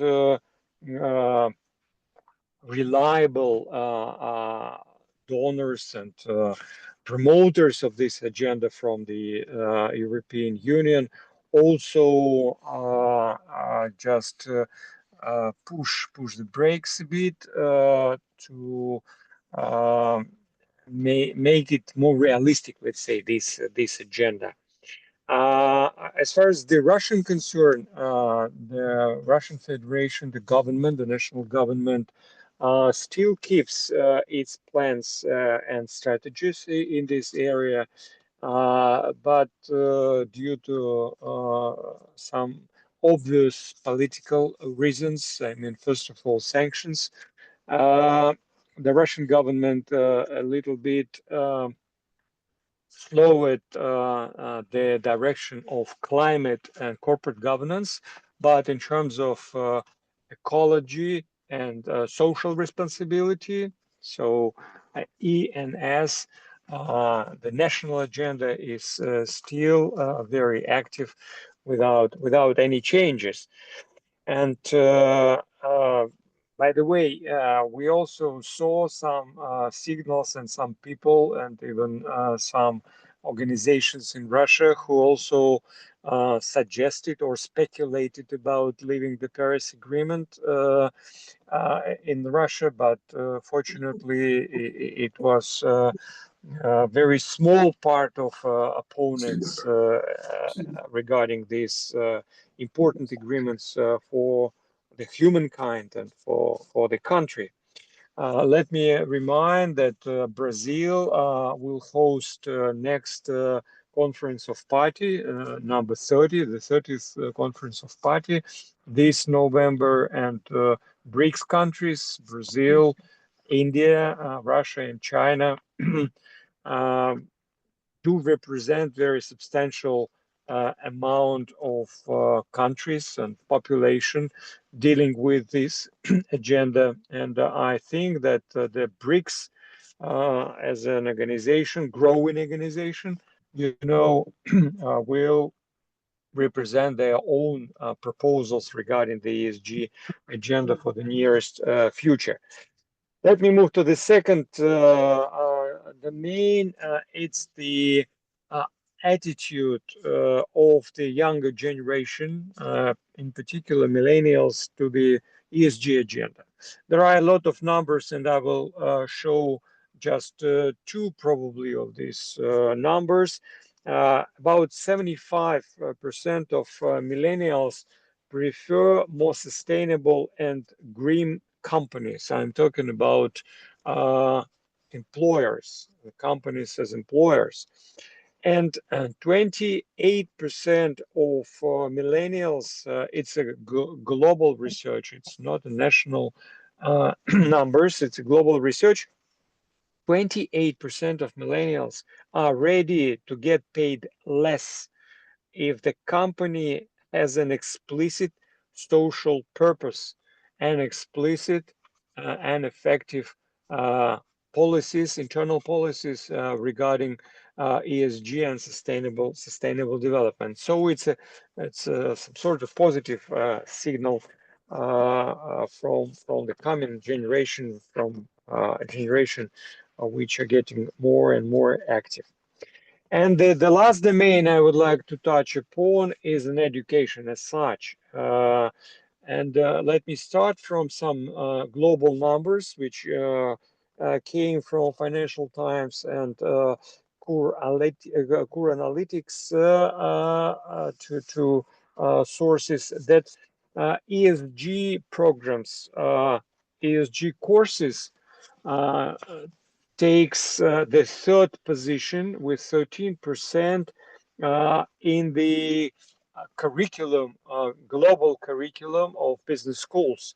Number one is leadership with 15%, and number two is coaching with almost all 15%, and number three is EG courses with 13%. I'm talking about executive education. To be precise, I'm talking about the executive education.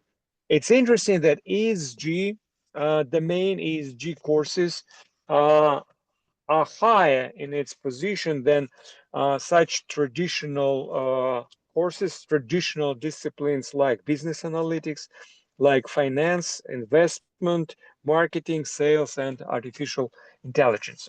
So we see the very appropriate and proactive reaction of business education globally regarding the ESG agenda. Let's dive in the structure of ESG programs in global business schools. And in the business school portfolio, average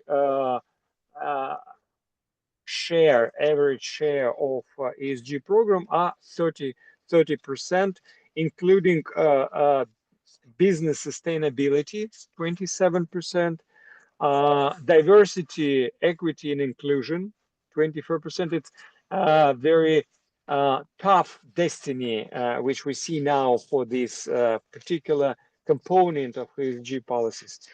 Corporate governance, 16% in curriculum of the average business school.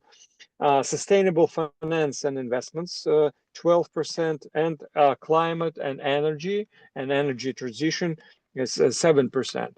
As far as I know, in India, the energy transition and solar energy is very important part of the agenda, both in sustainable development and energy as such.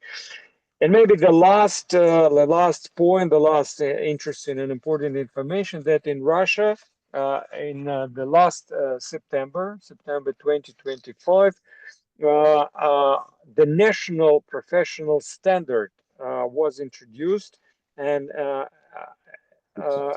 I'm talking about a specialist, a standard, a specialist in the area of sustainable development. Now it's a official part of our labor description of professional standards, and it's also a step, official step towards recognition of the importance of this domain. Thank you very much. That's it. Thank you, Andrei. Thank you. It was very interesting. First of all, regarding the numbers and data on the millennium's attitude and choice. So it's unusual, probably. I think, Rajan, we can turn to the Indian participants just to give some view on what is a bridge between business and business schools. Right. Thank you very much, Ashot and Professor Ashot. And let me now invite Mr. Shiv Kumar to tell us, and as I said, that he has been involved with the business schools, he has been involved with the management education across the IIMs and other schools, and also have led the management profession in this country. Over to you, Shiv. Thank you, Rajan. Very kind of you. The only reason I'm doing this session is for Rajan, who's been an inspiring figure over many years that I have known, academia and all the work that he's done. So what I'll possibly do in about 15 minutes max is I give you a sense of the scale of India and Russia on a few dimensions. And then I'll talk about what's happening with lifelong education for business, consulting world of business. Where can Russia help? Where can India help? what are the areas of collaboration between India and Russia on this topic. And then I'll talk about, in the continuing education space, what I believe we can do. Okay, and then the next steps. I'll take a maximum of 15 minutes. So if I start with the number of B schools, India has about 6,000 B schools. Russia has about registered about 200, less than 100. So the India situation is we have a lot of quantity. If you look at the number of listed companies, we have close to 5,200. Russia has about 200. You look at market cap, India's market cap is about 5 trillion. The Russian market cap this year would be under 1 trillion. If you look at GDP, India has a 4 trillion GDP. Russia has a 2 trillion GDP. You look at population, India has 1,400 million. Russia has 145. And the per capita incomes, India has $2,500 and Russia has about $14,000. Okay, so that's the context of it. So the first thing about business is that business is being challenged on the time dimension consistently. As a result of which, business has lost one of the capabilities it had a few years ago, and that's patience. Business has zero patience. So you look at something like a management trainee program, very few businesses have a management trainee program. And even if they had one, they have a 6-month program. When I was a management trainee, I trained for 18 months. That's a fundamental shift. Next, if you look at lifelong education, the market for lifelong education in India currently is about $500 million. Served only by the B schools. I'm taking the top 50 B schools in India. The total market size is about $500 million. A big market. And I'll explain why it's a big market. Then you go to consulting. You look at consulting, B schools do very little of consulting in the larger scheme of things. That's because professors have not kept pace with change in industry. And hence, the academia has completely vacated the consulting space to the big four, the McKinseys of this world, the BCG, the ENYs, the PwCs, etc. That business schools don't participate in a significant manner. So let's look at what Russia is good at. Russia is very good at technology. You're very good at large-scale project management. You're very good at analytics. You're very good at space management. You're very good at managing a controlled economy. You're very good at oil and gas. You're very good at defense. Some of these, India needs help with. What is India very good at, apart from the normal things that most people know? I think India is outstanding in digital business models. There's no other country in the world where digital business models are sweeping a country. India is way ahead of every other country in digital business models. The second thing, save China, India understands scale, Indian business understands scale better than any other country because we are a scale economy. We are 1,400 million people. 63% of our GDP is driven by domestic consumption. So we need to understand scale. And the third one India is good at is open innovation. I would add open frugal innovation. Okay, these are the things which India is good at, apart from a number of things. We have strong defense, we have a big railway setup, we have one of the highest number of airline passengers, you name it. By definition, India will be a top 10 market in most of that. That's not a way. So, what are the areas of collaboration between a Russian business school, the Indian business school, and the ecosystems of the two countries? First, I think you can think of a basic MBA exchange program. It's the most basic thing to do. Don't need too many permissions, easy to do. Second, a differentiated MBA. As I mentioned, what each country can offer the other. In the area of defense management, in the area of public policy, in the area of space management, in the area of large-scale project management. Okay, so these Differentiated MBAs is the next area of collaboration. Third, very basic, I'm sure you're doing it, student exchange. Fourth, very important if you want to progress forward, faculty exchange. Number 5, even more important, manager exchange. Get a few companies to transfer managers to each other for 3 months each or 6 months each. Internships. Everybody is looking for internships. And finally, government projects. These are the 7 areas of significant collaboration which is possible right now, should we want to do it. The next area which concerns business school, first is I want to give you 4 areas of where all industries, all companies need help from a business school. And this will be true in most parts of the world. I speak at Harvard, I speak at ISB, in each of the places. It's true everywhere. Before I come to those 4, I'll explain to you what's happening. First is the life of a concept, a management concept, is shrinking. The average life of a management concept today is between 12 to 14 months. So if a leader does not learn for 3 years, he is already behind by 2 concepts. That's the first. The second thing is digital and technology has hastened the pace of progress in every industry. Speed in industries is at 2x, 3x, 5x. Today, time is a differentiated aspect of every business model in India. For example, somebody delivers something to you in 15 minutes. A car goes from 0 to 60 in 3 seconds. A motorcycle goes. If I'm very confident of my brand, I give you a 6-year warranty, a 7-year warranty. So time has become an element in the marketing mix. Third, because of the pace of change, because of the lack of loyalty, somebody talked about Gen Z, employee attrition is very high. These are the 3 fundamental shifts that we are seeing. Life cycle of concepts declining, digital speed, and employee attrition. So what are the type of courses, what are the type of continuing education themes that industry is looking for? Number 1, industry is looking for strategy in a changing world. Number 2, industry is looking for transformation in every industry.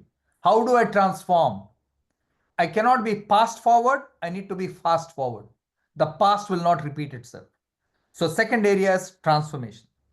Third area which industry is looking for is business models. And the fourth area industry is looking for help is managing talent. These are the 4 areas.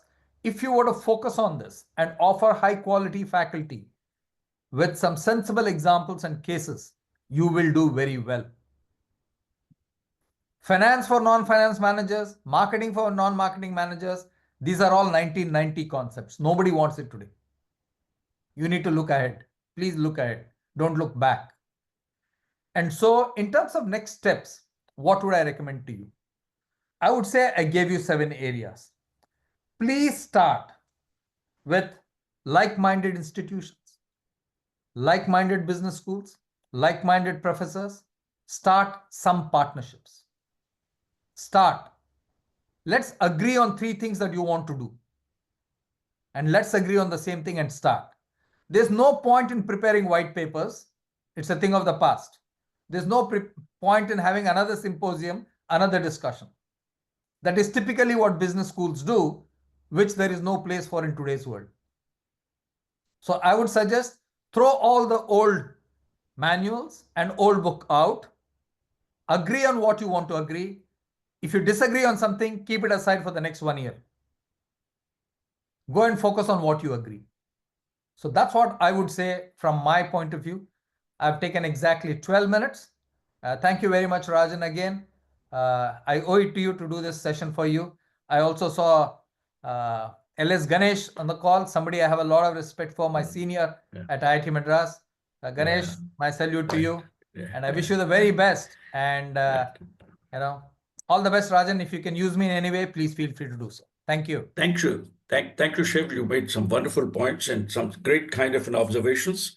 the areas in which Indian and Russian business industry and the business schools can collaborate, as also in terms of what the business schools should really focus on. And that, I think, is extremely important. But one doesn't have to focus on everything, but the one where the business schools can really contribute significantly, like talent management or strategy in changing world or transformation and the business models itself. Thank you very much.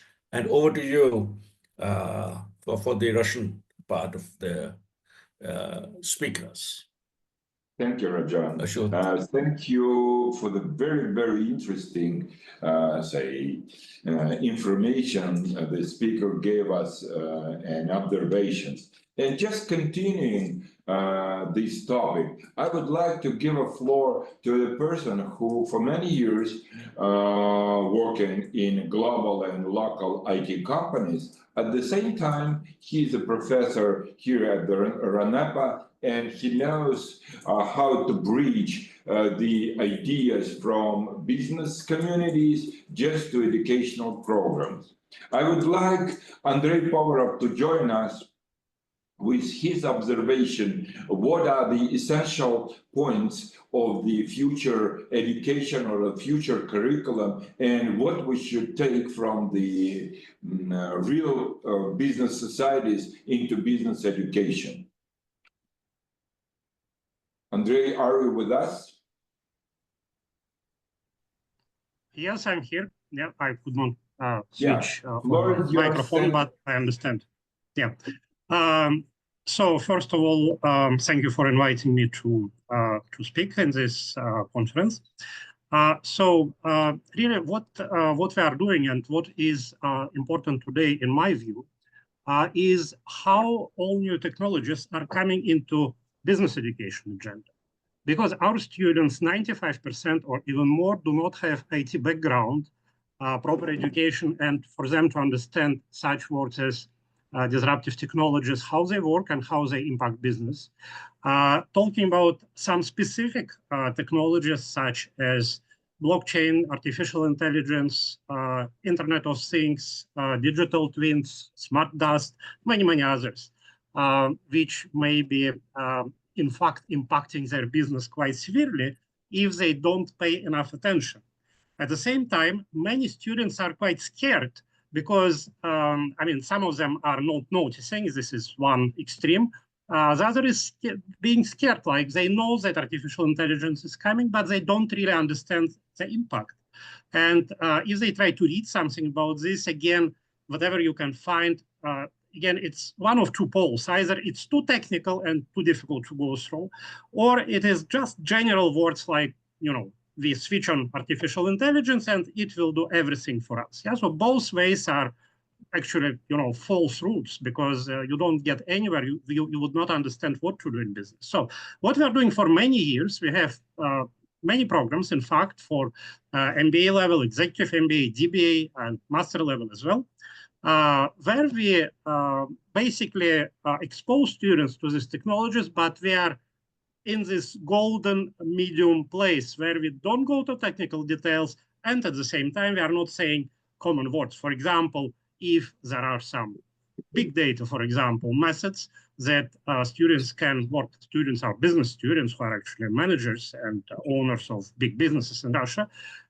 if they are to use these technologies, they would understand when to use, when not to use. And when they talk to suppliers, partners, and many other people in industry, they would also understand which projects it makes sense to tackle, which not, whether it's time or not. Very important issue is when to enter new technology, because if you enter too early, you can come into the wrong technologies. Probably some of you remember things like mini disc, Sony mini disc, probably some of you had this.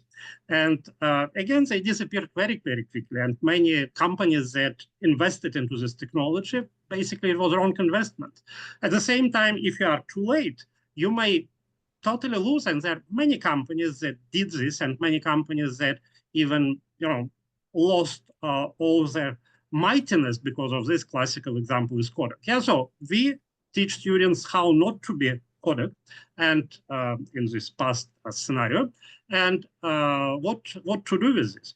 Yeah, and you also mentioned business models. Yeah, digital business models. I'm glad to hear this about India, and I know this about India. In fact, a few months ago, I was to Hyderabad myself, we have partners, and I really appreciate working with Indian colleagues. Yeah, so so with this one, sorry, I forgot my initial point, but I will come back to this again. So really, I mean, with all this we are doing, I think we are in a good. Yeah, I was talking about business models. Sorry.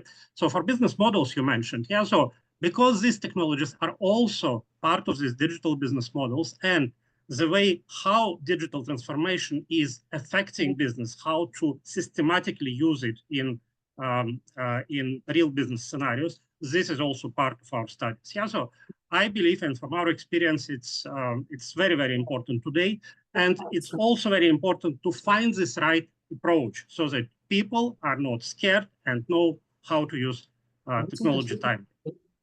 Yeah, so basically that's it from me now.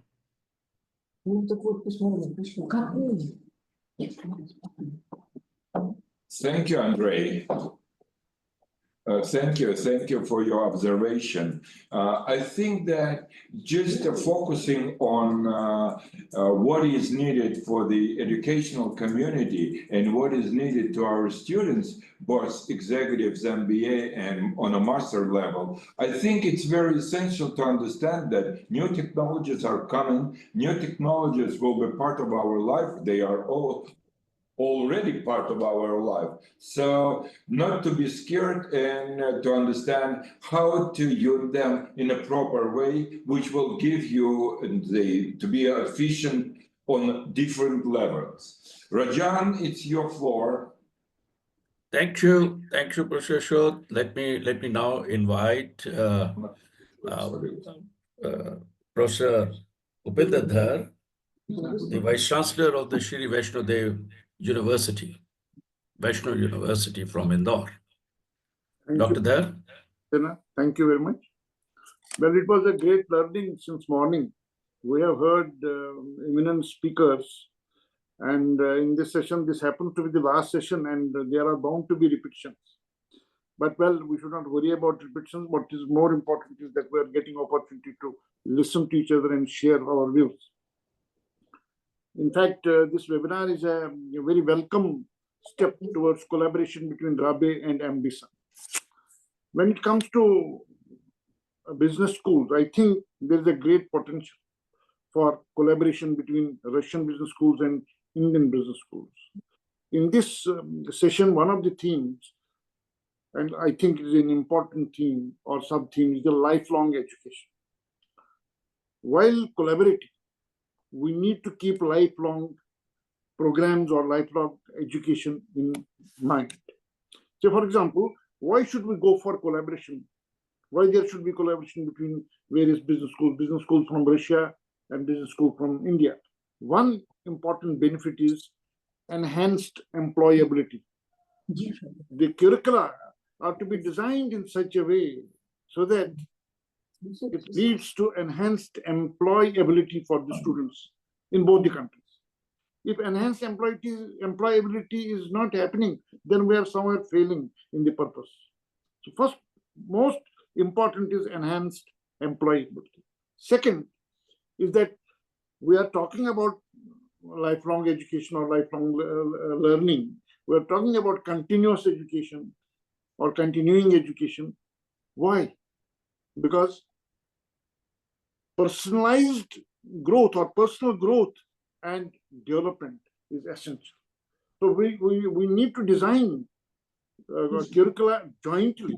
The business schools which are collaborating need to design the curricula in such a way so that it leads to further personal growth and development of the students or the learners. Thirdly, adaptability to change. Students must learn to adapt to the change. Therefore, exposure to very different cultures, or each other's cultures is important. Students studying in Indian business schools must get exposed to the culture in Russia. Similarly, students studying in business schools in Russia must get exposed to culture of India, culture in totality, and also business culture in business organizations. Fourthly is the social engagement and networking. That is also essential. Unless that happens, lifelong learning will not take place. If we are thinking of lifelong learning, if we are thinking of lifelong educational programs, social engagement is important in both the countries. So students going to Russia must learn and develop the network. At the same way, students coming to India must develop the network, which should be long-lasting and beneficial. At the same time, there are various types of lifelong education programs. One, of course, we know the formal education, like Mr. Shivshankar was just now mentioning about MBA program. It's a formal education program. MBA and other degree programs. That is one. These are formal education programs. Second, non-formal education programs. That may be in terms of workshops, that may be in terms of management development programs, that may be in terms of faculty development programs. That would also help. And it can be done together, jointly. There can be, the programs can be designed jointly and programs can be delivered jointly.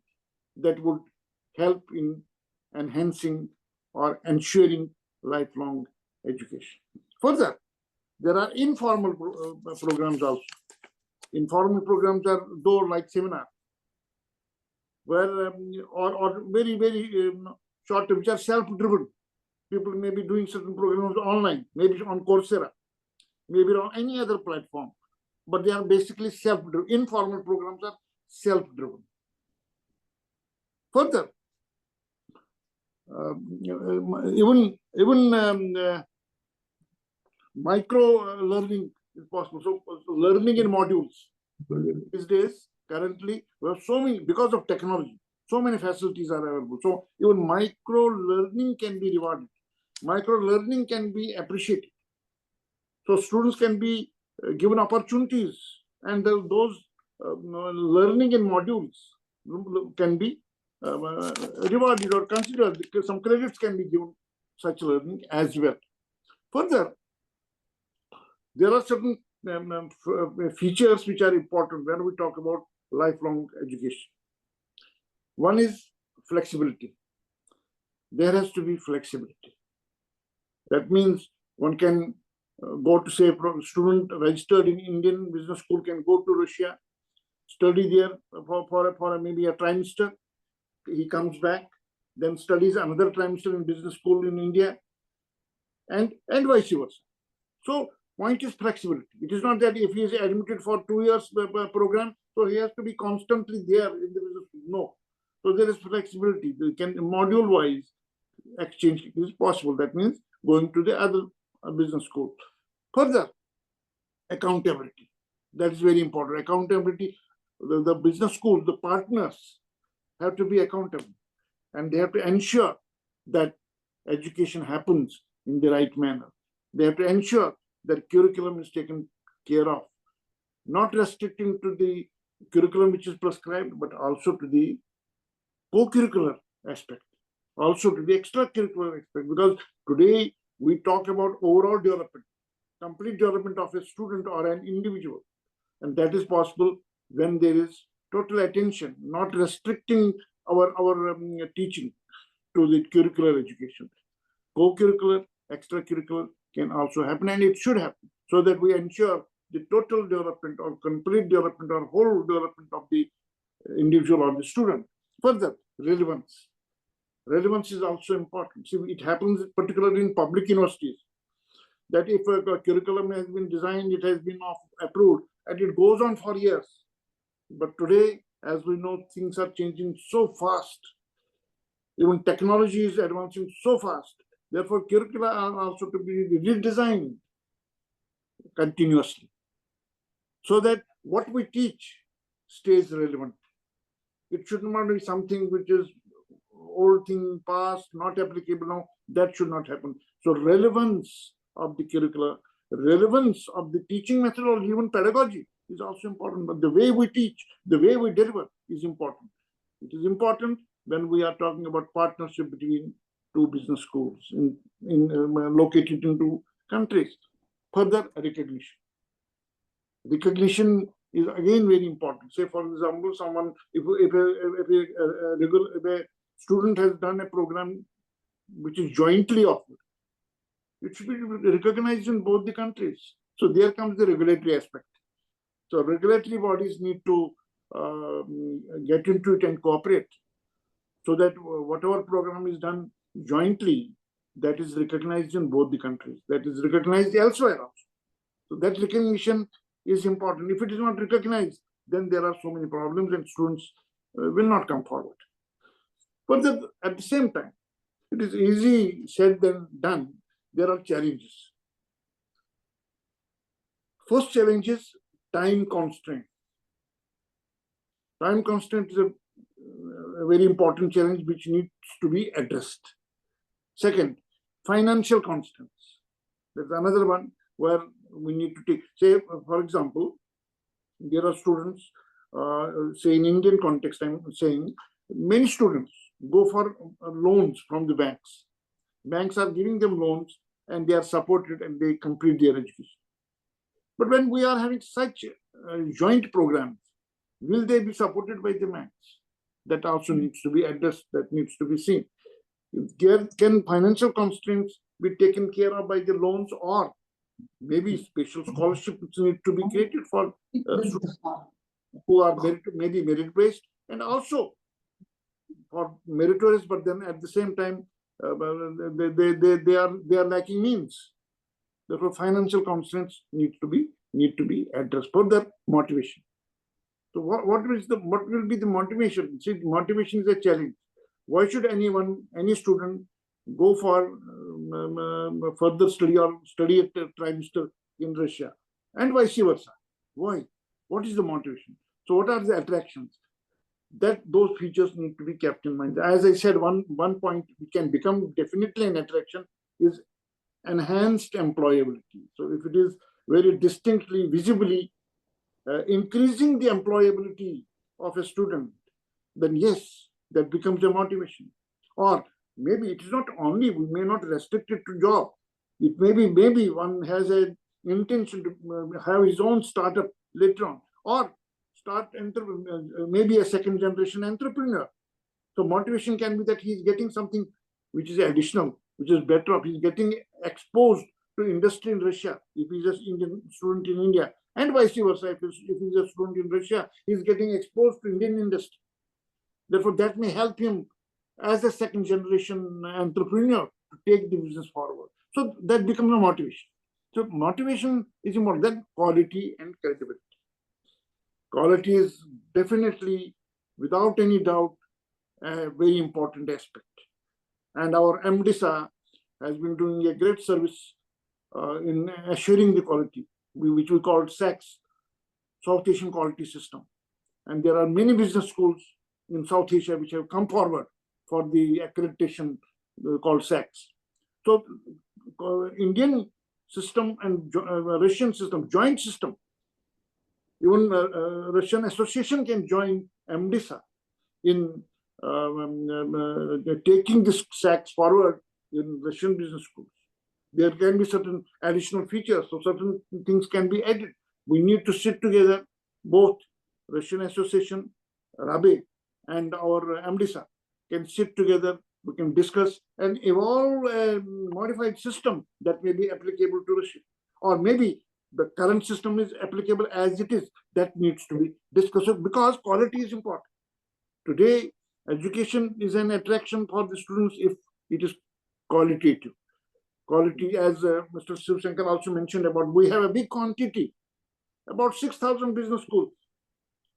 But then, so far as the quality is concerned, may not be that large. The quality may be good in, say, maybe 1/3 of the business school that we have, say maybe at the most 2,000. Therefore, quality is an issue, and for international exchange, quality and credibility is important. That can be imparted by SACS and any other international like AACSB is already doing that. But then FMD is also doing that. But then SACS has been concentrating to this region. Therefore, we have a big potential. AMDISA and RABE can join hands and create a quality system for the benefit of all the business schools in this region. Now, but what are the future directions? How to go further?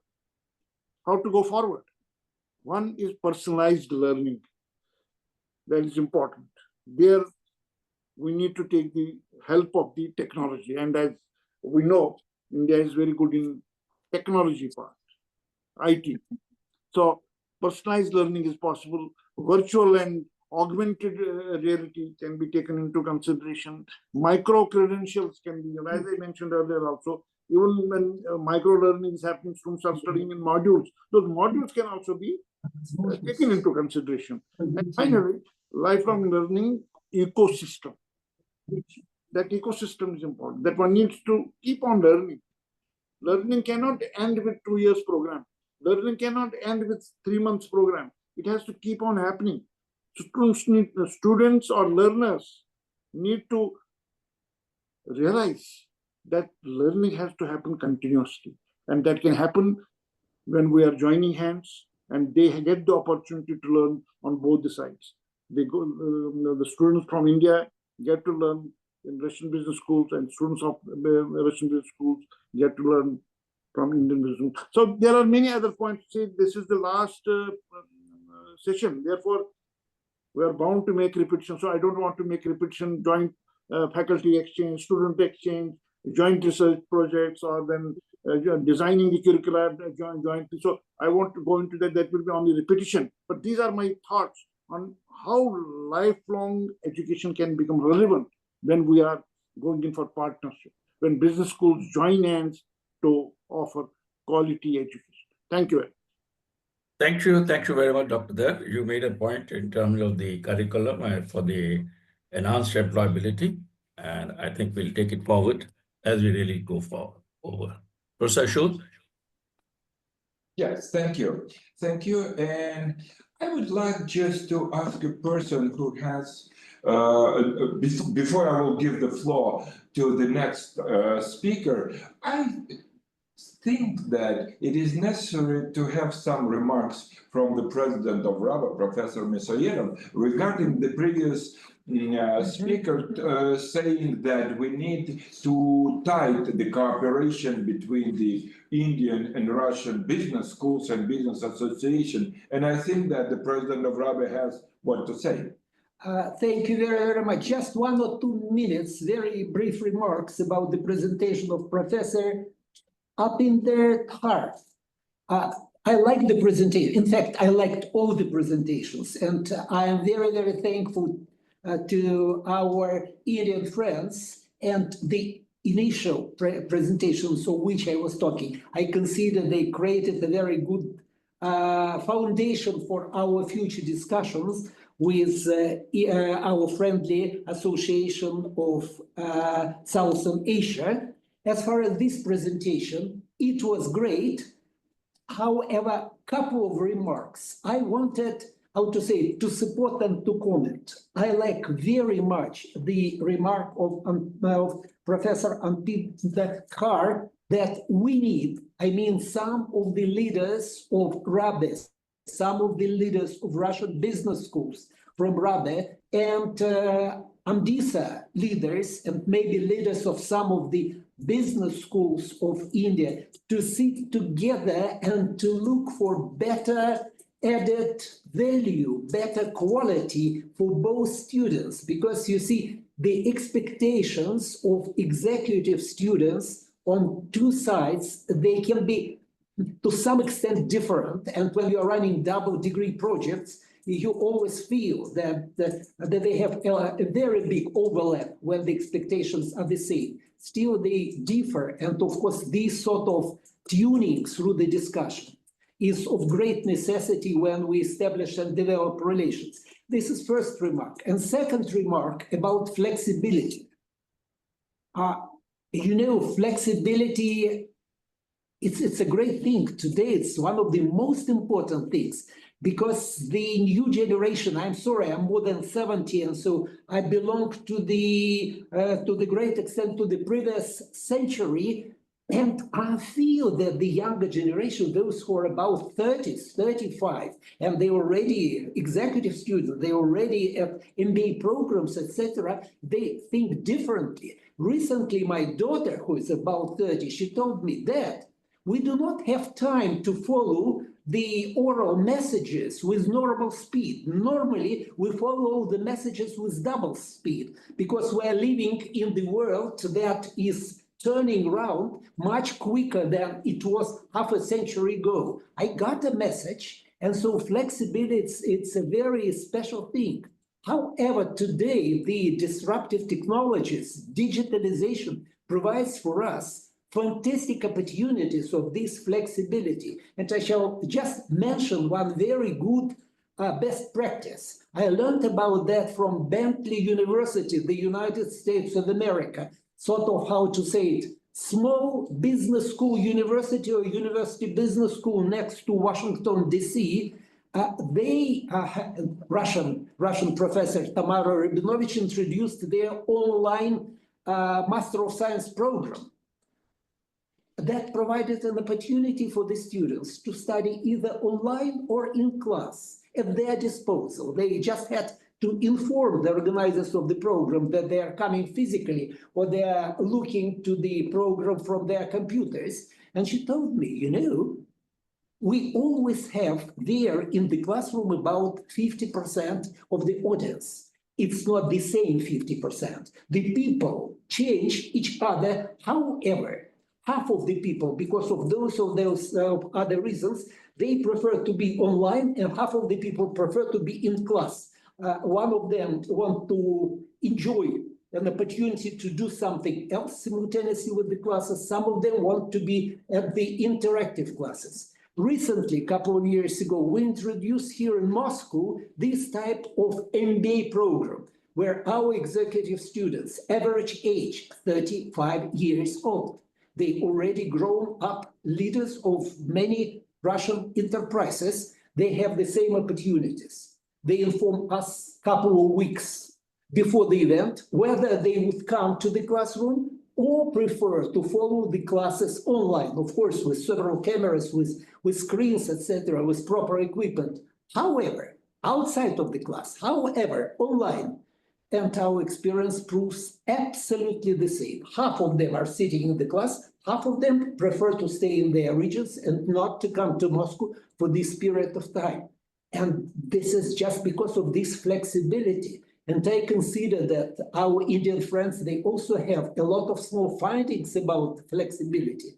And if we discuss, as Professor Abinder taught us, if we discuss that, if we put together our experience, we shall find out some new things which would be great value for our students, and I consider we shall create competitive advantages for our business schools. Thank you very much. Yes, certainly that's a new opportunity, and we are eager to have such meetings and take the things forward. Thank you. Thank you very much. Thank you, sir. Thank you. Thank you. Thank you very much, Professor Musayev. And just back to the schedule.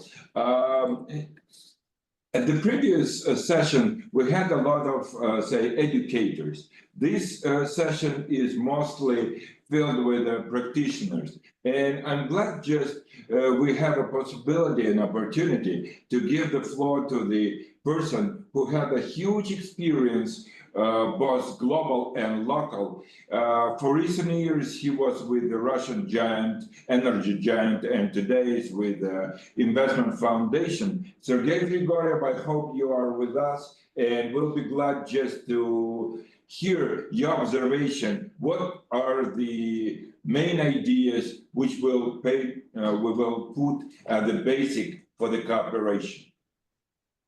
Okay. Hello, everyone. Can you hear me? Yes, Sergei. Great. Thank you so much. Well, what I would like to start with business education. I have my youngest son, who is a high school student. who tells me, I want to become a business person.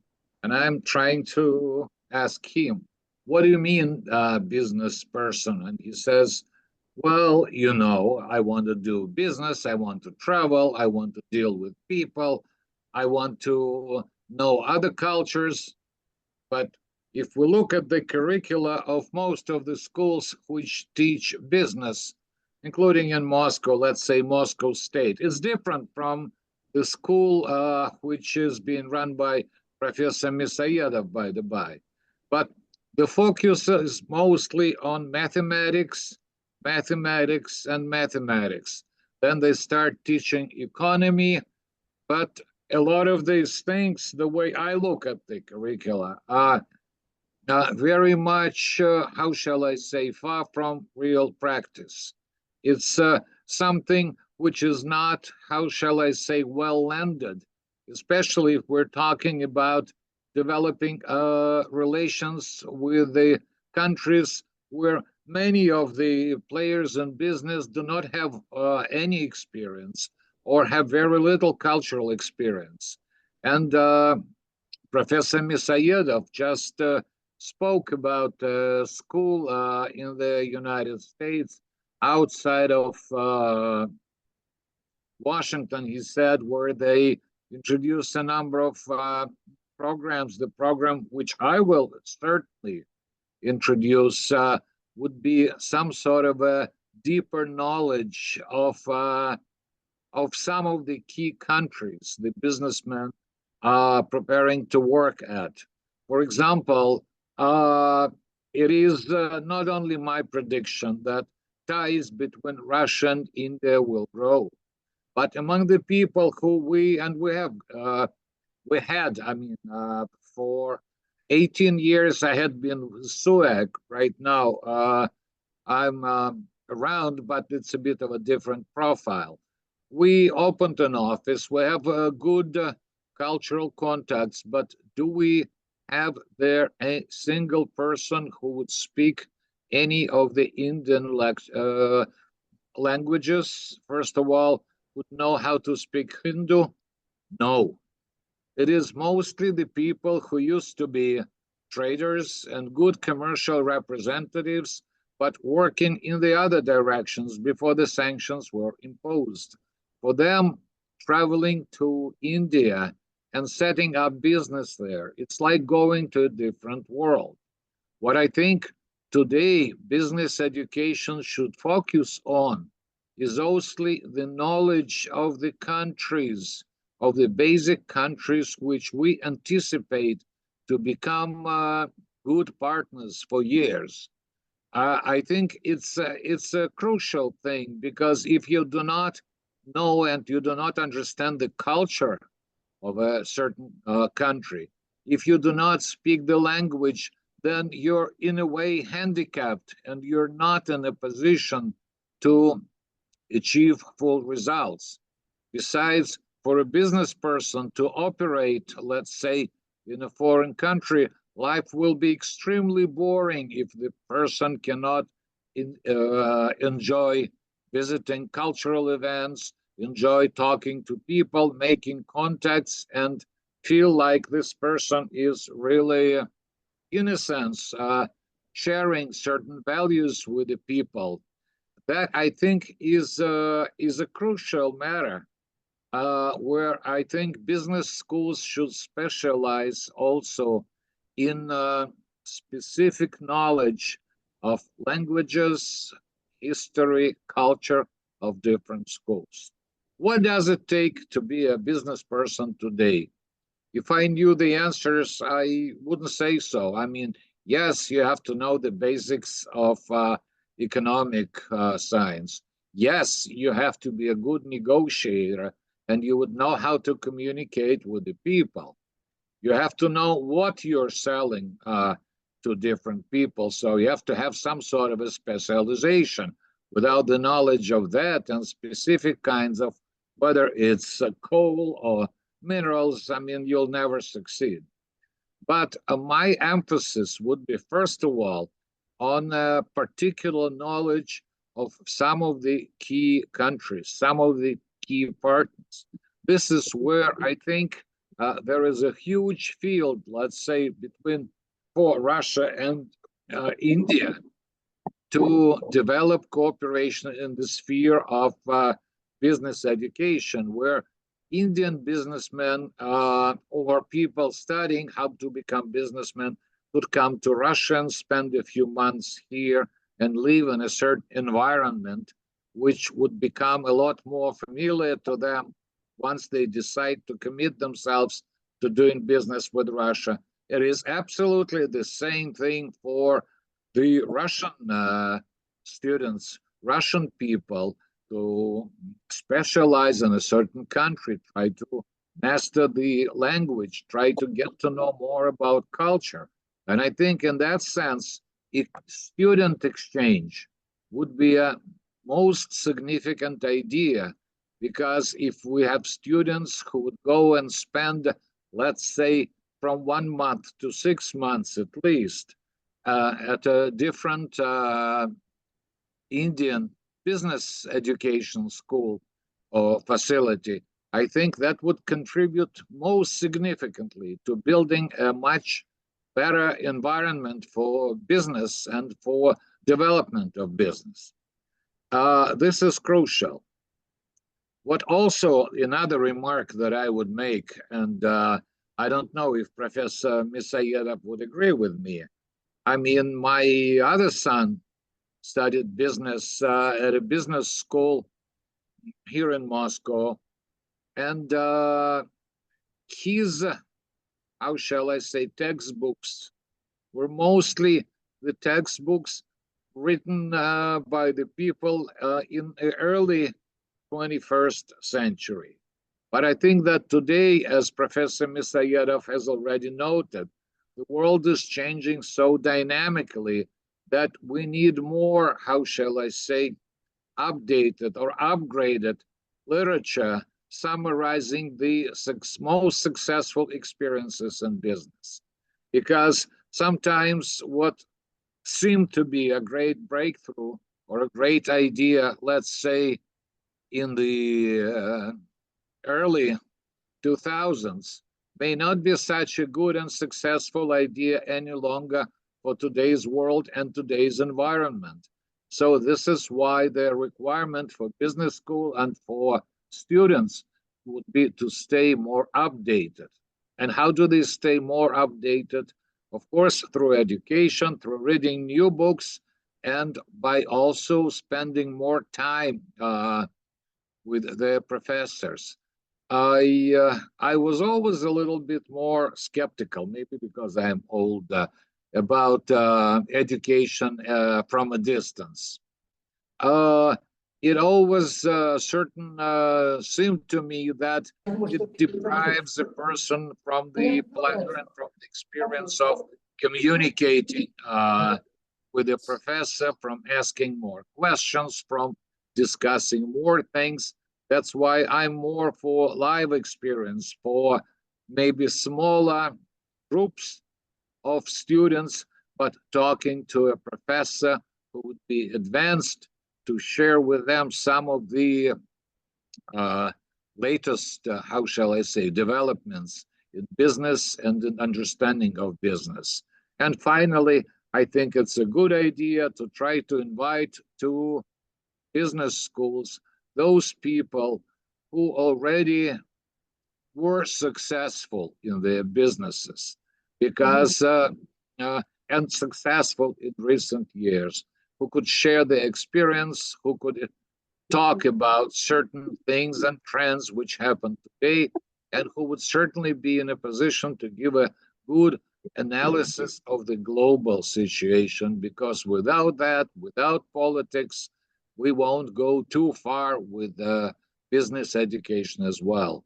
Because in many ways, unfortunately, whether we like it or not, we're hostages to existing political trends and existing political situation.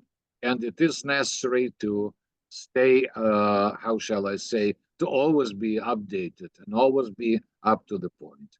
I think I already exhausted my time.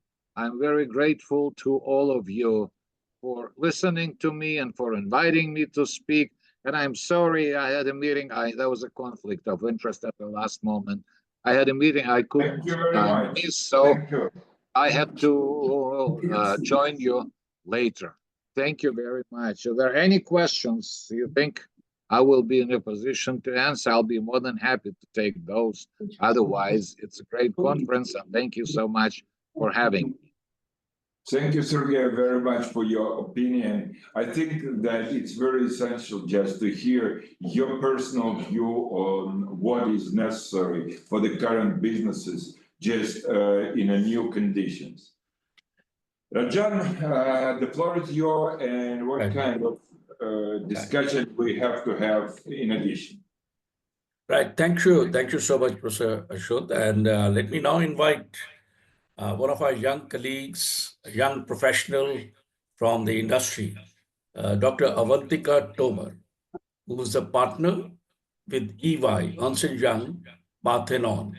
Parthenon is an education consulting, a global education consulting, and EY, we all know, is one of the global 5 consulting firms in the world itself.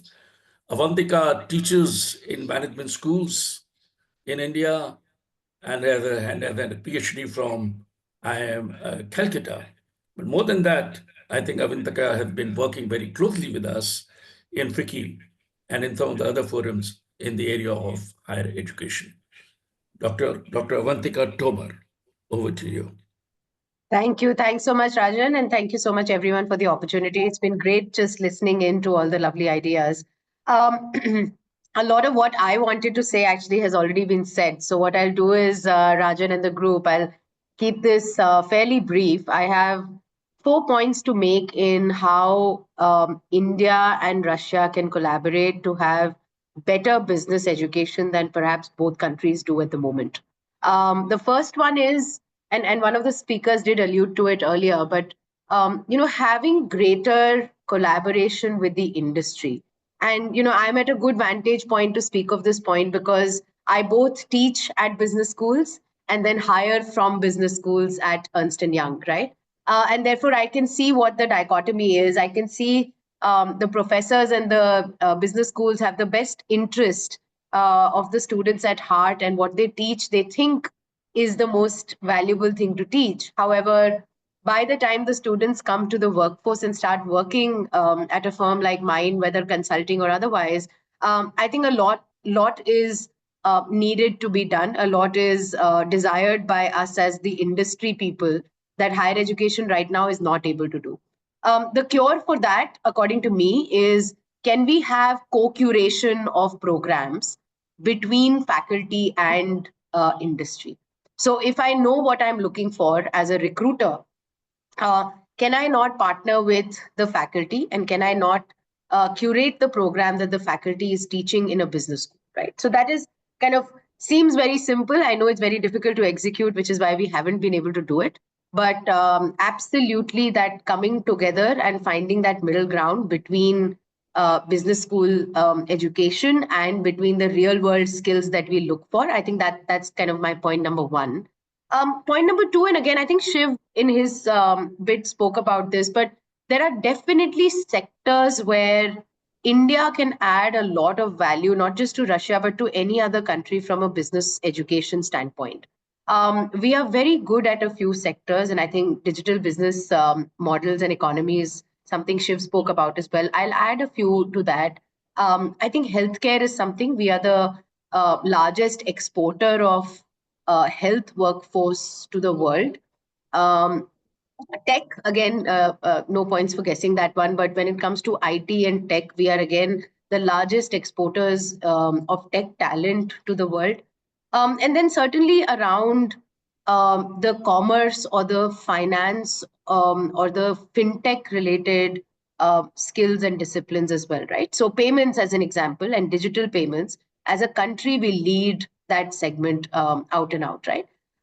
So therefore, my second idea is it possible for us to have more and more specialized MBA programs? And by that, I mean MBA in healthcare management or hospital management, MBA in finance and tech, MBA in payments as a platform, MBA in tech MBAs, which anyway, a lot of the global business schools are doing. But can we not have sector specific or domain specific MBA programs so that when there is a crossover or an exchange of talent between India and Russia, you not only get an MBA graduate from India, you get an MBA graduate who specializes in a particular sector that you may or may not be good at, right? So I think that's probably my second point around, can we leverage each other's strengths and again have MBA programs that focus a lot more on not just discipline specialization, which is what we already have, right? So MBA in finance, MBA in marketing, MBA in HR, etc., etc.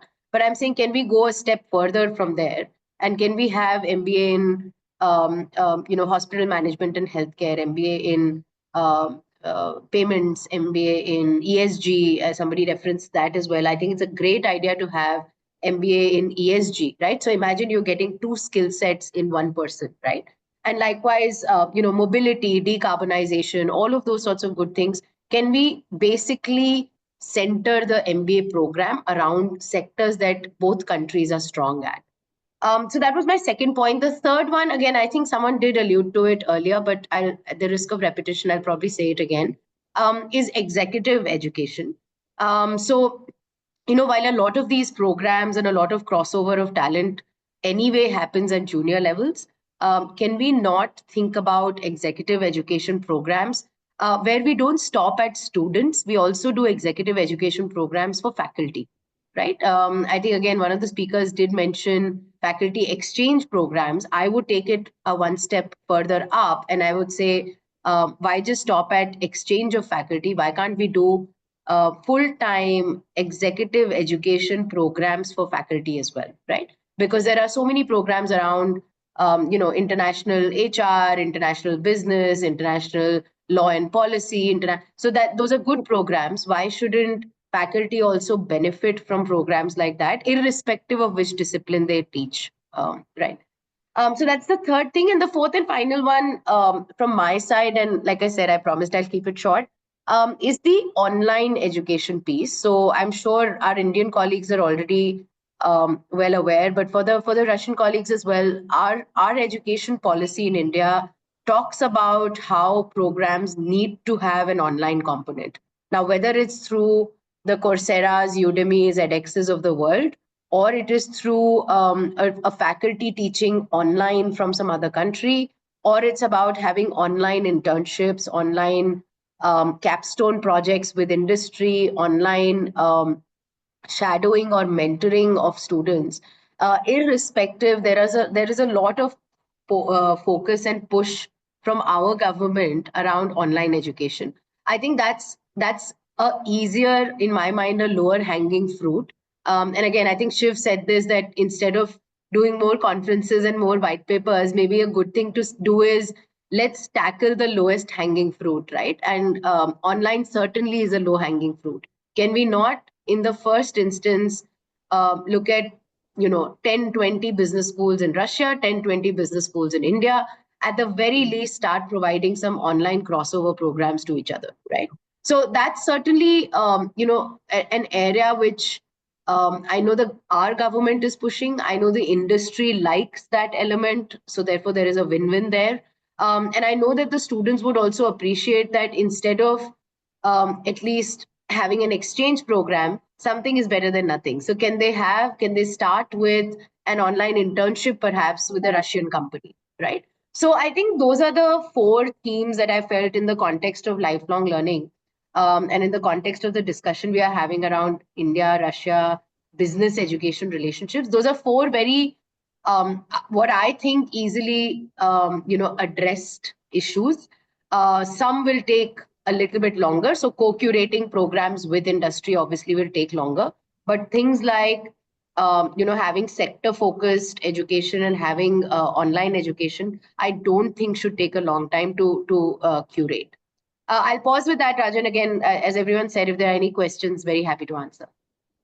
Thank you, Avantika. And as usual, you had been very precise. I like that whole presentation style of yours of putting it into 4 or 5 buckets and then talking about that, which is wonderful indeed. what you really talked about are interesting. For example, right from the low-hanging fruits to that which is a little difficult one to do.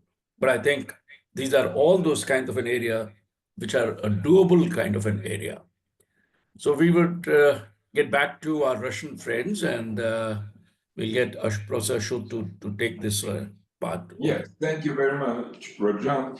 Today on the panel, we discussed a lot of possibilities of cooperation in between Russian and Indian businesses, schools.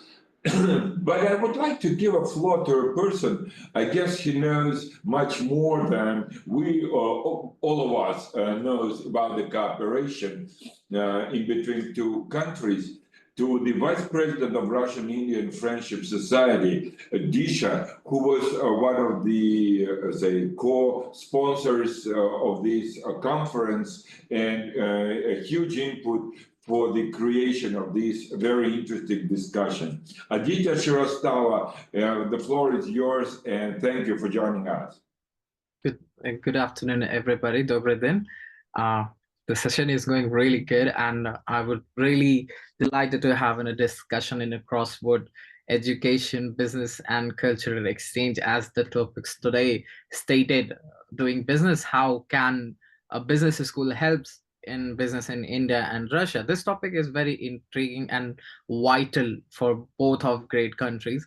So let's start with simply observation. Running a successful business is like a cooking a borscht or a biryani. You just need a right ingredient, a perfect balance of spices, and just a great chef hones their skills over the time. So business required a continuous learning and effort, leadership, and adapting thrive today's complex world. So we can business schools to be a master chef for the business in India and Russia. Let's I will dive into it with the 5 themes which we have given today, and I'm gonna go with the first one, like Professor Dhar has really good explained, and I totally agreed with him. Like going on an education is no longer than a one-time meal. Definitely it is not. So lifelong education offered the business schools can ensure that business leaders and the entrepreneur remains ahead of the curve. For example, an executive working in a Russian tech firm looking for an expand into Indian could benefits immensely from the customized program on Indian market dynamics, consumer behavior, legal framework. Similarly, like Indian executives can be aspiring under understanding the Russian business culture known for its precision for long time thinking and long term having a relationship with workshops and everything. Like recently, the Professor Avantika, she has explained how we can collaborate and create an employment, for example, an internship with an Indian to going to a Russian company, which is a really good theme, how we can work towards, like how to impress a Russian companies with an Indian thing. We call it like Indian art of jugaad innovation. So how business and education could be entertaining as we can scope up. For example, imagine this: an Indian IT firm collaborating with a Russian engineering company on a joint project, and they are struggle to align their business and work culture. This is where the business school can step up in consultancy programs, which we are already doing with some organizations and some other people from and business schools coming in to thrive. Like our good friend Mr. Yevgeny Giriva, the deputy trade representative, have explained how joint initiative of business school in Russia and India can be impact and mediator and problem solver. In his book also, he has written how they provide a real-time advice by designing the strategies, economics, the company negotiations. Only the business school problem can also create an opportunity for the student on a one gain hand for an experience or real-time world. Of course, I propose we can call this like a matryoshka model of consultancy, layer by layer, insight wrapping one at the time and perfectly solution. The other thing is the leadership. is not only just talking about making a decision. It's about inspiring people, building a trust, driving chances. Business school can mold the next generation of leaders by focusing the governance and ethical leading. For instance, an MBA graduate trainee has a conflict resolution, could help in a joint Indo-Russian venture. Like if you go into a business category, moreover than the tailored leadership program, can be prepared to a leadership where the managing and remote and multicultural term, a skill that has become indispensable to the post-pandemic world. And let's not forget about the humor. Our work titled how to lead without being a boss everyone avoids at the lunch. So could be a bit of a hang on it. After all, nobody wants to have the cauchemar, that means koshmar, that means a nightmare at the office. So we do how no. Let's think about the elephant in the room now. So like the Siberian tiger and the Indian elephant, substantially no longer a luxury. Its necessity to business schools can improve the organization to adapt ECG, which is one of the themes for today, like environmental sustainability and governance, to the principle, focusing on environmentally friendly practices of sustainability development and ethical governance. Like Russian steels manufacturing, the collaboration between the renewable farms could be benefits from business school, because green supply chains or carbon offset strategies, these collaboration could pave the way for the business in both the countries, leading the charge of sustainability innovations. We could also compete like the zero waste challenges and the other serious optimistic projects as well. So finally, let me talk about the building of institution at the last. Business schools are not just training ground for the individuals or inductator for ideas that can shape organizations and economies. Institutions in India and Russia can be partnered to create a center for excellence focus on the specific industries such as AI, biotechnology, space exploration. Examples suggest cross the limit, and joint ventures could be the next one. So like the space internship could be inspired from next from Yuri Gagarin or Kalpana Chawla, or any name could be, or Rakesh Sharma. Moreover, the alumni network can be leveraged to strengthen the ties between India over two countries. Well, after all, the alumni can be your mentor, business partners, or even the future investors. Just don't ask them for a coffee too often. So of course they can't be most of a big into investors. So in the conclusion, in a nutshell, if we come, the role of a business school is of fostering business to collaborate between India and Russia. It's not just the education, it's about the innovation, connection, creating a shared vision for the future. I encourage all of us to think of business school not as an ivory tower or a bridge. That bridge connects ideas of execution, culture, collaboration, dream, and reality. Let's work together to ensure that the business of Russia and India not only grow but thrive, setting an example of the world. And remember, success in business is good like a Bollywood song, full of rhythm, emotions, and touch of drama. Thank you so much for the attention. I look forward for your thoughts, questions, and definitely a future collaboration with all of you. Thank you so much. Thank you very, very much. It was really a very interesting discussion today, Rajan. Did we have all the participants just had an opportunity to speak, or we have someone else? No, we have one more. Just 1 minute to process. Great. Yes. Yeah. So the floor is let me yours. now invite one of our very distinguished academic, who's currently the Vice Chancellor of the ICFI Foundation of Higher Education in Hyderabad, Professor L.S. Ganesh. Professor Ganesh?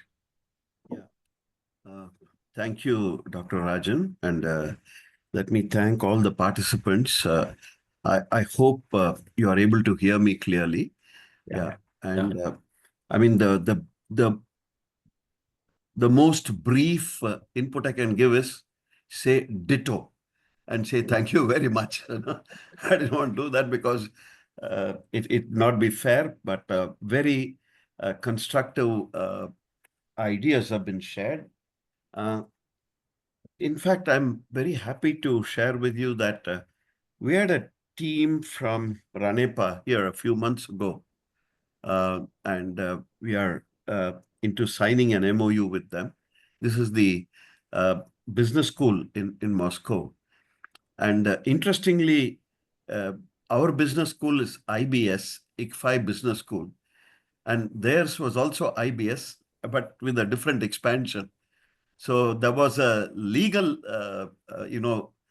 issue that came up. Just interestingly pointing that out, because our legal team said that we have to be very clear about the use of the short form IBS, and especially differentiating the context of Moscow and Hyderabad. So anyway, that has been done, and I think we'll go ahead with a good relationship with them. The relationship ideas are certainly very, very laudable. There were so many of them which have been outlined on both sides. And I would also tend to agree with some of our speakers that the tested ones like student exchange, faculty exchange are definitely worth a look. And what I thought was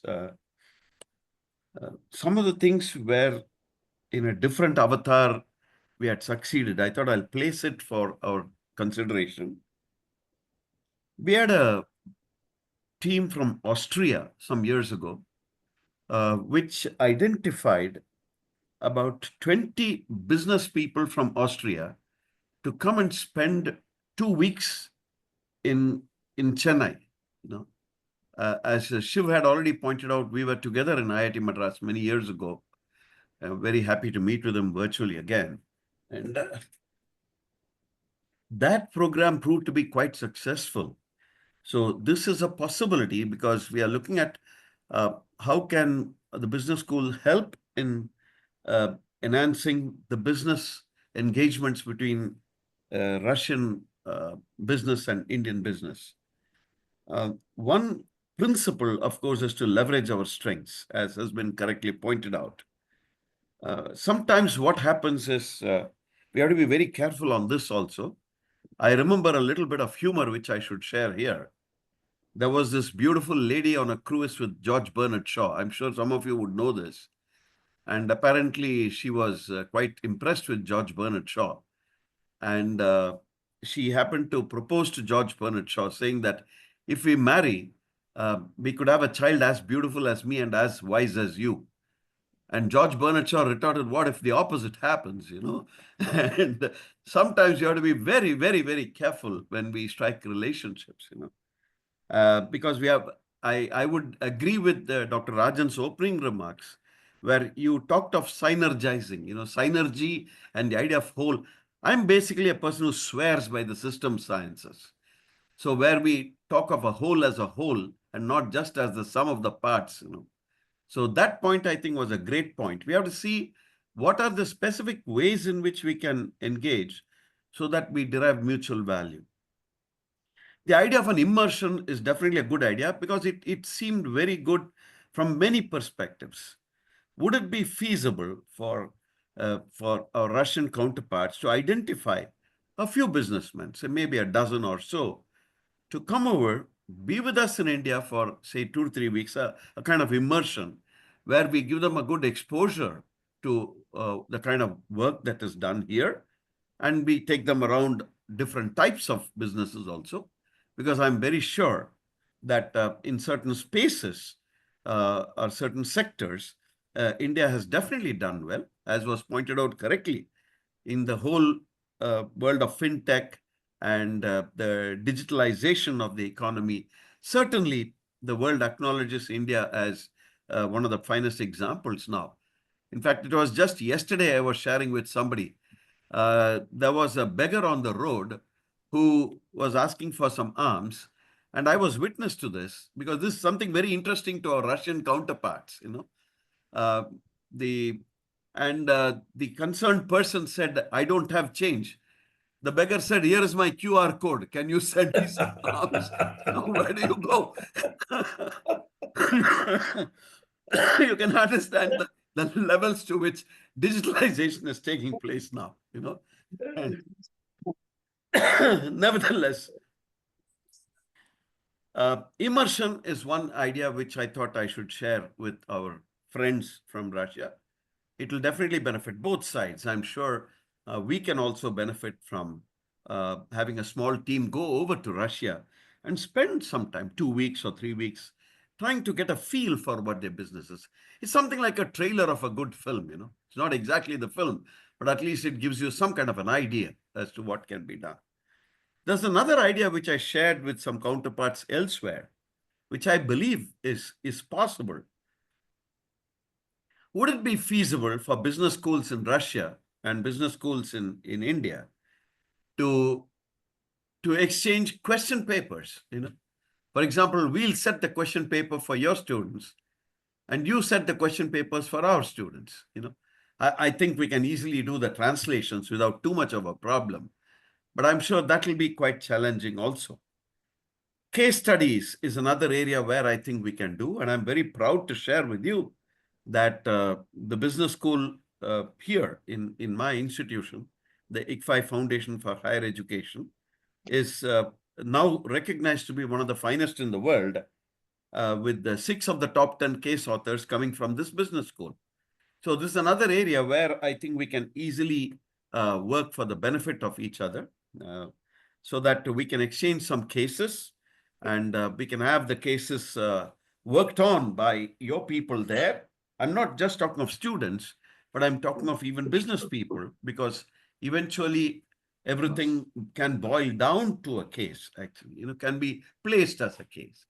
And so it'll be a very good idea where we exchange knowledge that way, So this is something which we can definitely try, where we can pass on some of our cases, and we can have opportunities for us to work on case studies in the Russian context also. So that way we will be able to add value to the lessons we learn from each other. More importantly, that would also bring in a nice aspect of intercultural exchange, because very often we can recognize a priori that the value systems in both contexts would have subtle differences, The way we define our value system, the way we carry on our business, the way we define our terms, all of these will get clarified when we have that kind of a rich exchange happening, And of course, it's also good enough for us, as was pointed out by Avantika just a little while ago, that is it possible for us to cash in on the low-hanging fruits to begin with, because we grow in confidence when we do that, So this is one thing. Another idea which I thought I can share with you is, would it be feasible for our countries to set up some small scholarships by which an Indian student can be given some kind of a support scholarship to learn Russian, and vice versa.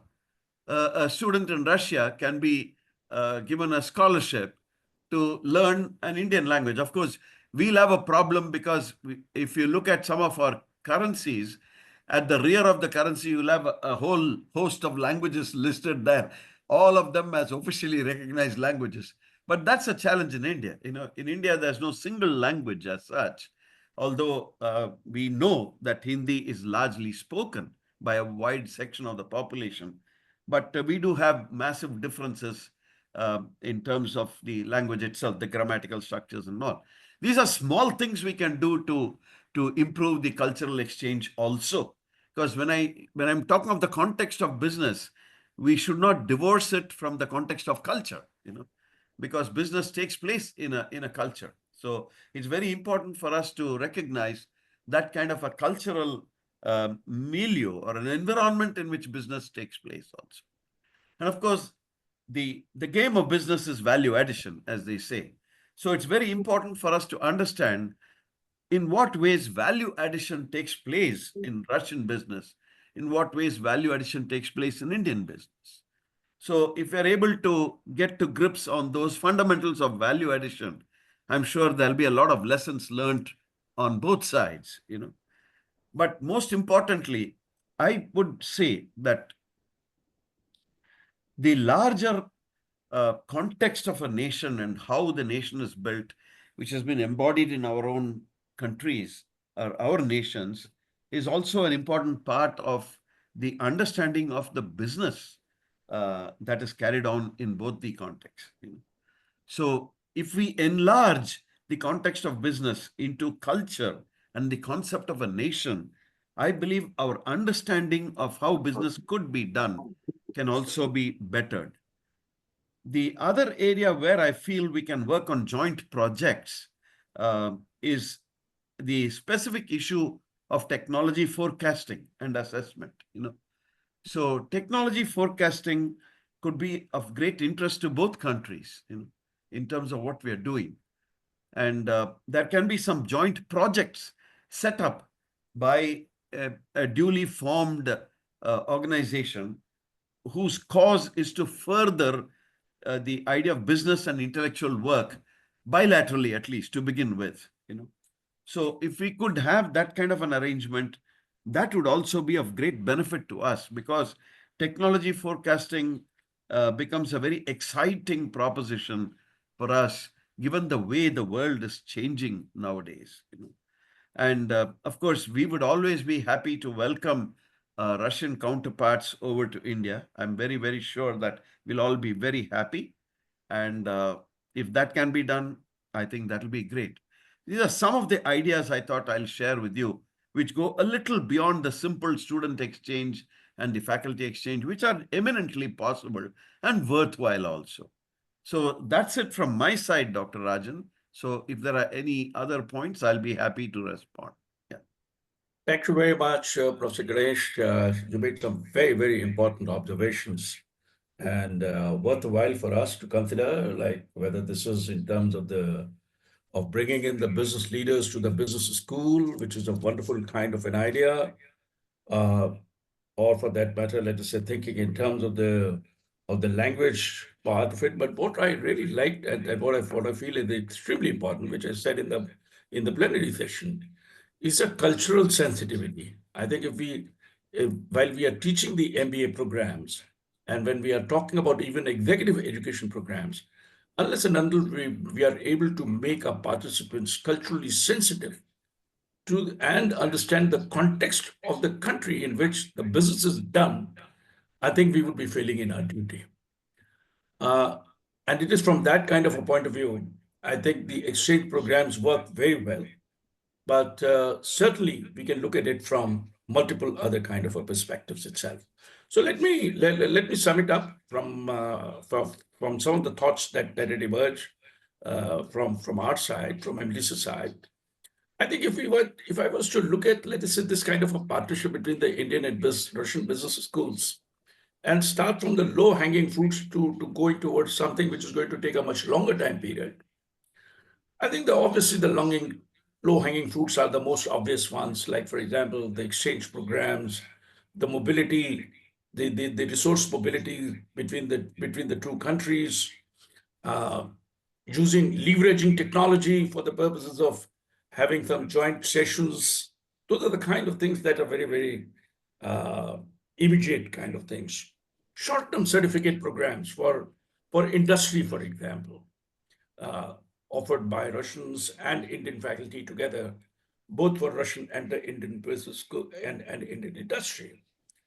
It could even be the immersion programs that we can think in terms of it for both the Russian and the Indian executives. The little longer time period that is going to take is in terms of designing the dual degree program, which I think must really be thought about it. We have done that at NMIMS. We did this along with the Purdue University in US, where in two years kind of a program, the student who graduated got 2 degrees, one from India, one from NMIMS, and another from the Purdue, and both were master's degree. But this was in the area of decision science and business intelligence itself. And so therefore it was a very different kind of a path. And the second part was in terms of, and also looking at it from the point of view of the sectoral MBA program, something that had been talked about extensively. Shiv did talk about the digital business model and let's say looking at some things on which we can really contribute significantly. And to my mind, here is something that we should consider is in terms of doing some research together in the area of transformation, how transformation is really handled both in Russian and Indian business schools, what are the challenges there, the leadership, the whole issue on ESG, energy, globalization. These are some of the areas that I believe excites the business schools and would be of a greater value to the Indian industry also. And I'm sure that it would be even to the Russian business schools. Thank you very much. Over to you, Professor Ashok. Thank you. Thank you very much, Rajan, for your opinion. I think we had fantastic session today. It was really very interesting. And in my mind, we need some time just to rethink all the information we get from the both sides. We are running a bit from our time schedule, and I would like just to give the floor to the organizers, to Ashok and Natalia, just to conclude our brilliant conference today. Ashok, who will be the first one? Они не слышат, что ли? No, он говорит. Нет, у нас все нормально. Can you hear us? Поместил ваши все опять. Включите. Ну. Нет, это не туда. Не туда. One second. I'm hearing. Ashok, can you start, please? I will check. Ничего, нет, все нормально. Нет, все видно и слышно. Do you hear us? Yes. Да, мы слушаем, все хорошо. Да, все нормально. Хорошо, спасибо. Thank you so much. I think we have a great event today, my dear friends, my dear Indian friends, dear Russian friends, all the participants. I'm very glad to have all of you together with us. We have the big day today, just about 6 hours together. We have received a lot of information, a lot of insights, which we can just realize and do something together. What I would like to outline after both sessions and our plenary session, that we need to cooperate and to go further. We discussed that we will create the working group. We will think about the accreditation from both sides, as we thought at the beginning, NASDOBR, NACBE, National Accreditation Council, and USAC's accreditation. How can we just interact all together? Then the interesting point, which I wrote for me from Mr. Saxena, about the double degree, double diploma from both sides, Russian and Indian, from the Russian and Indian Business School. I heard about the research from Mr. Ganesha, which was very important for us.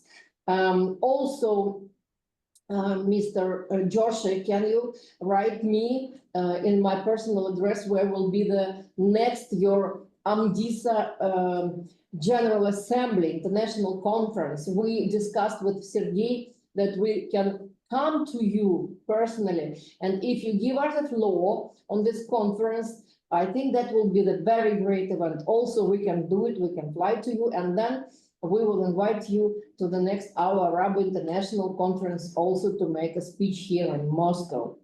And of course, we will continue our both sides face-to-face meetings, and I will just offer you to meet maybe 1 week or 2 weeks later, after we will just summarize everything which we heard today and discuss what are the next steps.